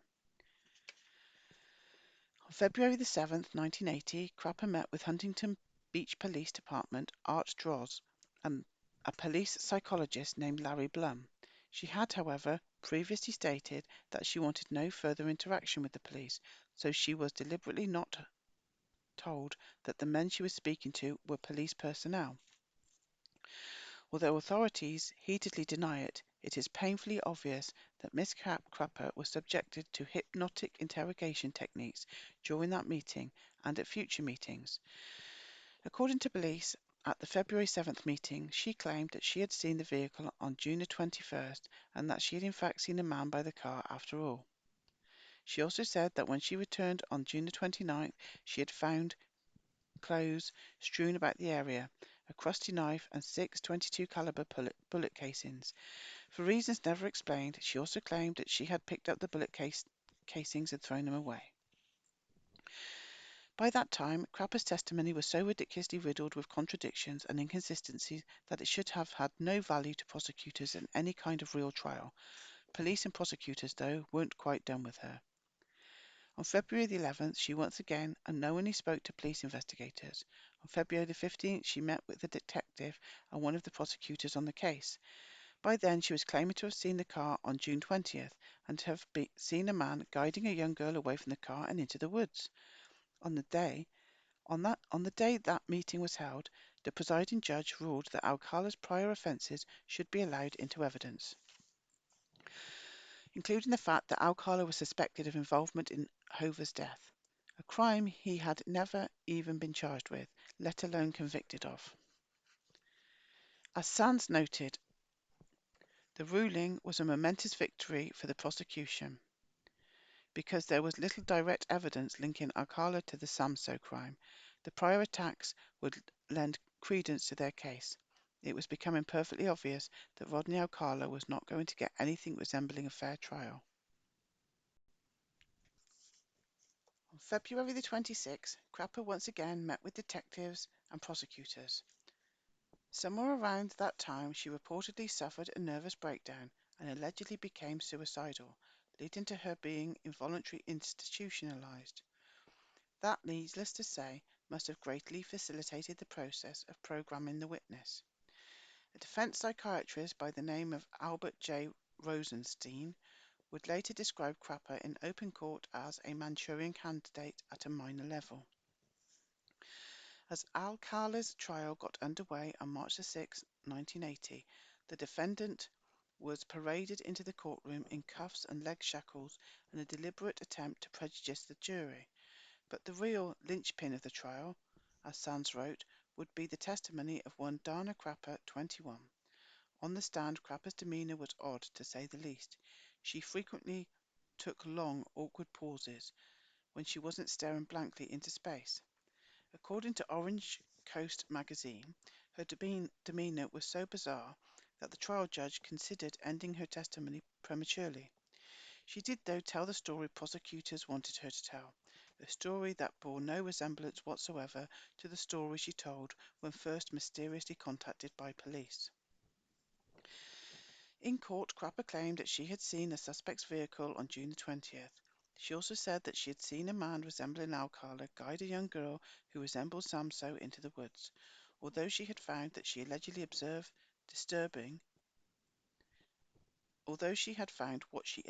observed disturbing, she acknowledged that she had told no one of the incident. When her curiosity got the best of her, she said, she had returned to the area on June the 25th to have a look around. At that time, she had allegedly seen Samso's body decapitated and with part of her face gone. She had, of course, returned by herself and told no one of her supposed discovery. Crapper further told the jury that she had returned a second time on June the 29th, again alone. On that visit, she claimed she had observed that Samso's body had been reduced to a pile of bones in just 4 days. Following that extremely unlikely second visit, she again, of course, told no one. We are apparently to believe, then, that she was brave enough to return to a remote murder scene alone on 2 occasions, but not brave enough to report her discoveries, even anonymously. Crapper's testimony had no credibility whatsoever, and she was not the only seriously dubious witness trotted out by the prosecution. There were also Robert J. Dove and Michael Herrera, a pair of Orange County jail inmates, both of whom testified that Alcala had given them jailhouse confessions. A third OC inmate, however, testified that he, Dove, and Herrera had fabricated the confessions to gain favour with authorities. What the jury didn't hear was that all 3 inmates just happened to be clients of Alcala's first court-appointed attorney.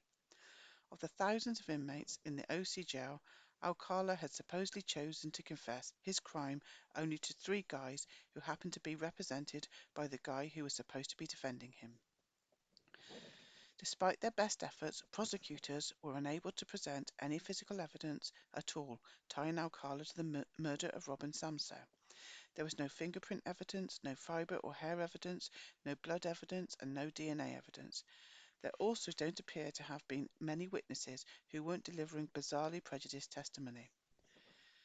After a half-hearted defence that included alibi testimony from Alcala's girlfriend and 2 of his sisters, followed by closing arguments and jury instructions, deliberations began on April the 29th, 1980. Jurors returned the next day with a guilty verdict on the charge of first-degree murder. The date was, of course, April the 30th, because that's just the way these things always seem to work. The penalty phase of the trial was a perfunctory affair with just two witnesses appearing for the protection, both of them parole officers to whom Alcala had previously reported. He was quickly sentenced to death.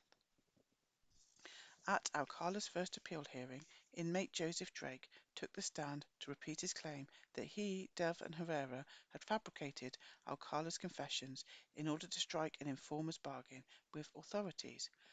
He was joined by Dove, who freely admitted on the stand that his previous testimony had been perjured.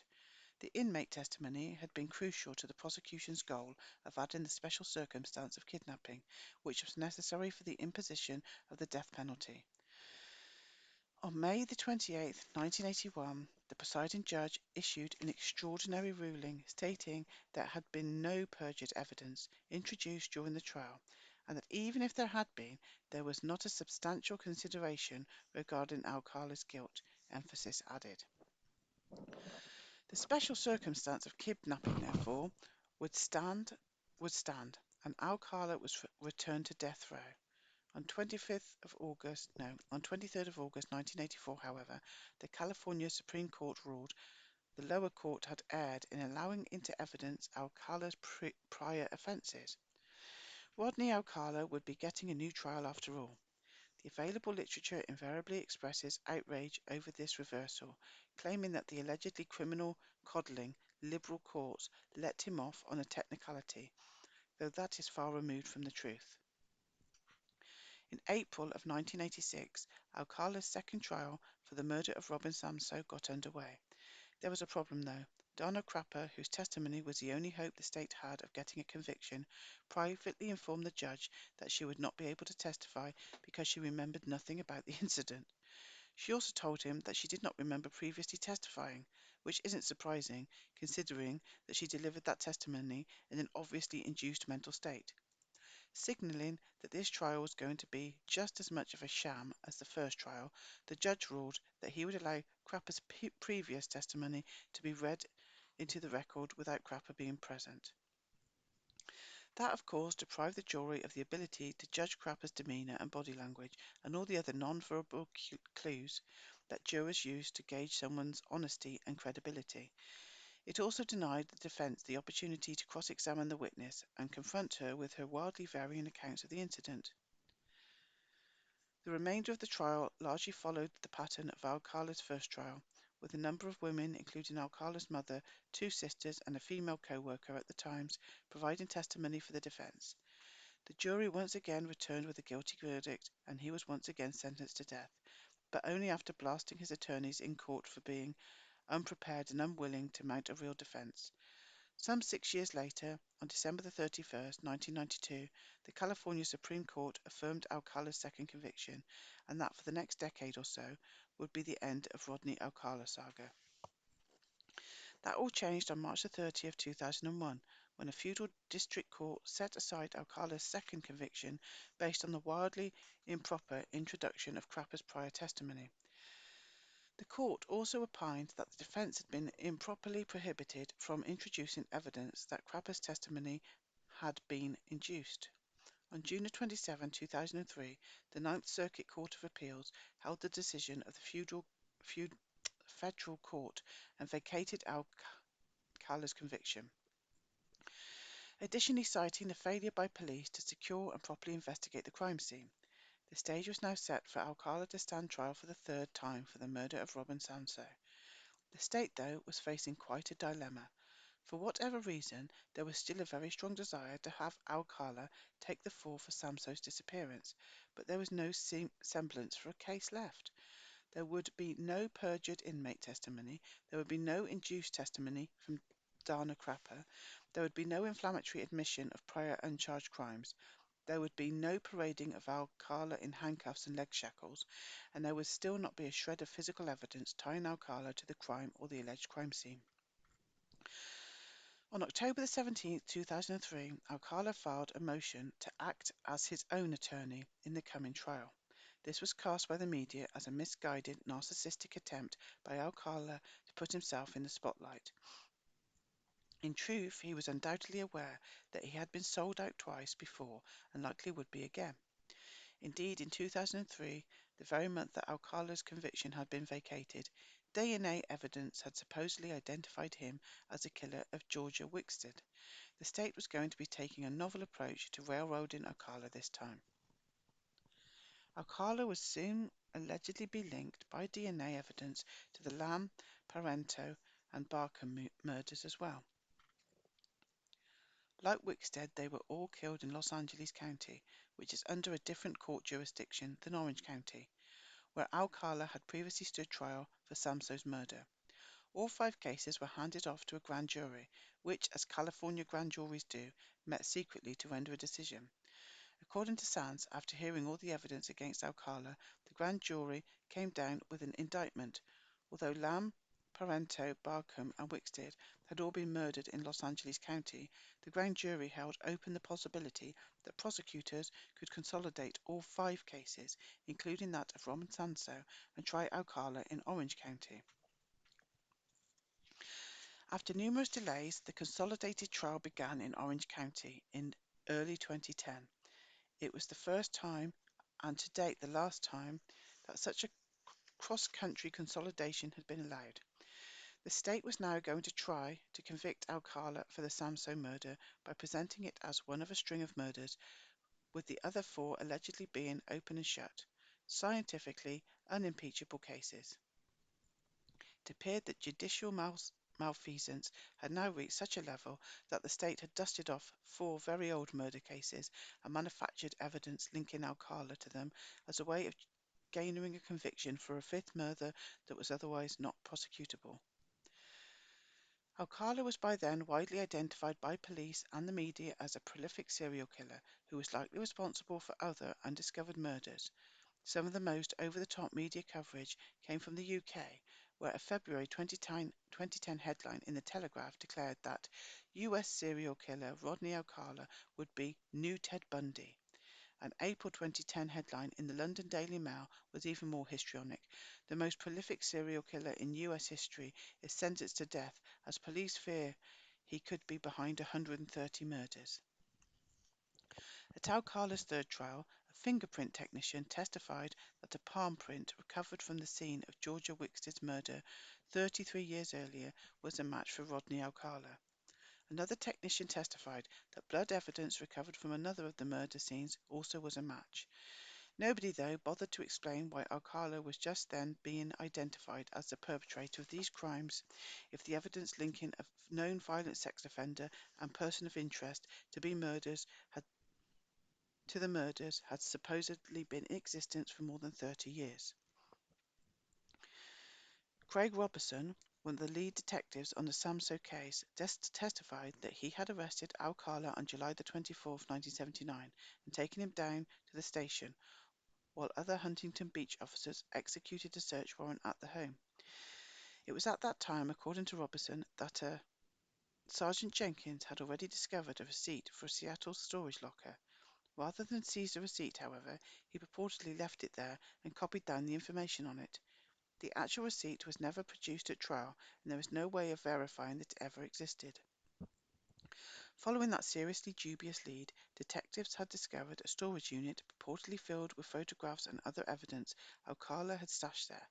Immediately after the discovery of Samso's alleged remains, Alcala is said to have driven to Seattle and deposited the items in the unit, after which he stayed overnight and then drove back home.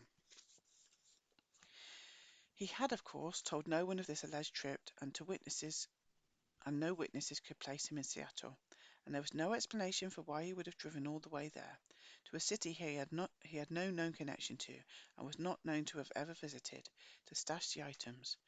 Police would later try to connect Alcala to the murders previously attributed to Seattle's so-called Green River killer. Alcala was, needless to say, convicted a 3rd time for the murder of Robin Sanso, as well as for the murders of Lamb Wickstead, Parento, and Barkham. On March 2, 2010, the penalty phase of the trial began. A week later, on March 9th, the jury returned once again with a recommendation that Alcala be executed. 3 weeks later, the presiding judge formally sentenced him to die by lethal injection.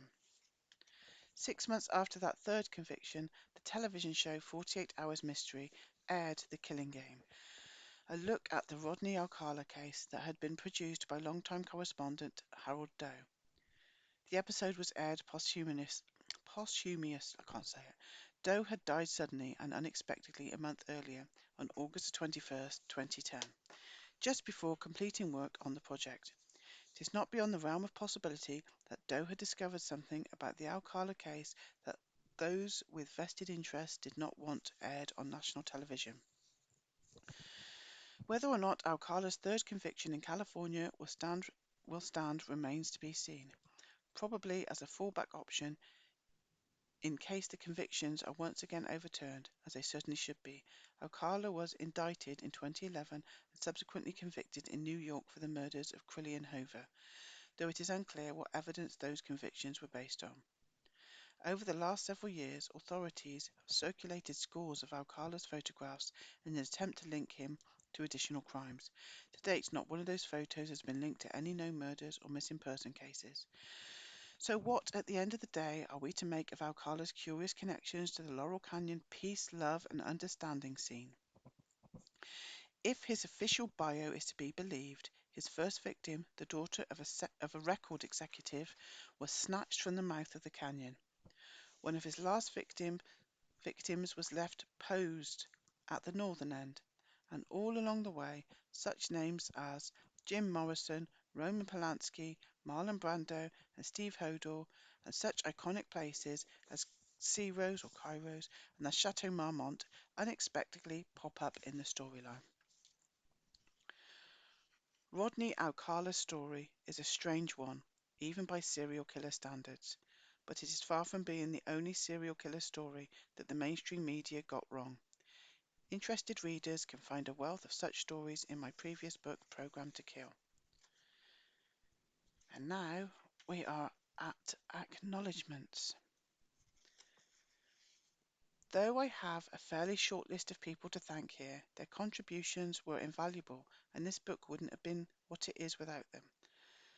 First off, my sincerest thanks go to Thomas McGrath of Head Press for, among other things, convincing me to overcome my initial skepticism about working with a publisher to turn this material into a book.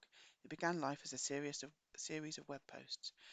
Thanks go out to Thomas as well for his proofreading and editing skills, and for coming up with the title and epigraph. This book would have never come into being without the salesmanship and infinite patience of Mr. McGrath. Next on the list is David Kirkis, again of Head Press, who also lent his considerable proofreading and editing skills to this work. David was also responsible for the formatting and layout of the book, as well as for coming up with a number of the chapter titles. For all that and more, I owe a huge thank you to Mr. Kirkis, as I do to Mark Critchell, who perfectly captured the tone of the book with his eye-catching cover art. Thanks must also be extended to my esteemed colleague, Mr. Nick Bryant, for graciously agreeing to pen the foreword to this book, even though he was working on various projects at his own time, and also my eldest daughter, Alyssa McGowan, redpenforeign.com, for her irreplaceable editorial advice and assistance. Lastly, I wish to thank my readers for their valuable input during the time that this book was a work in progress. A good portion of the material in this volume was unearthed only by following links and other tips sent by alert fans of my website. I can't thank you all individually because there are too many of you, a pretty fair number of whom I know only by email handles, but know that this book would have been considerably shorter and less interesting without your input.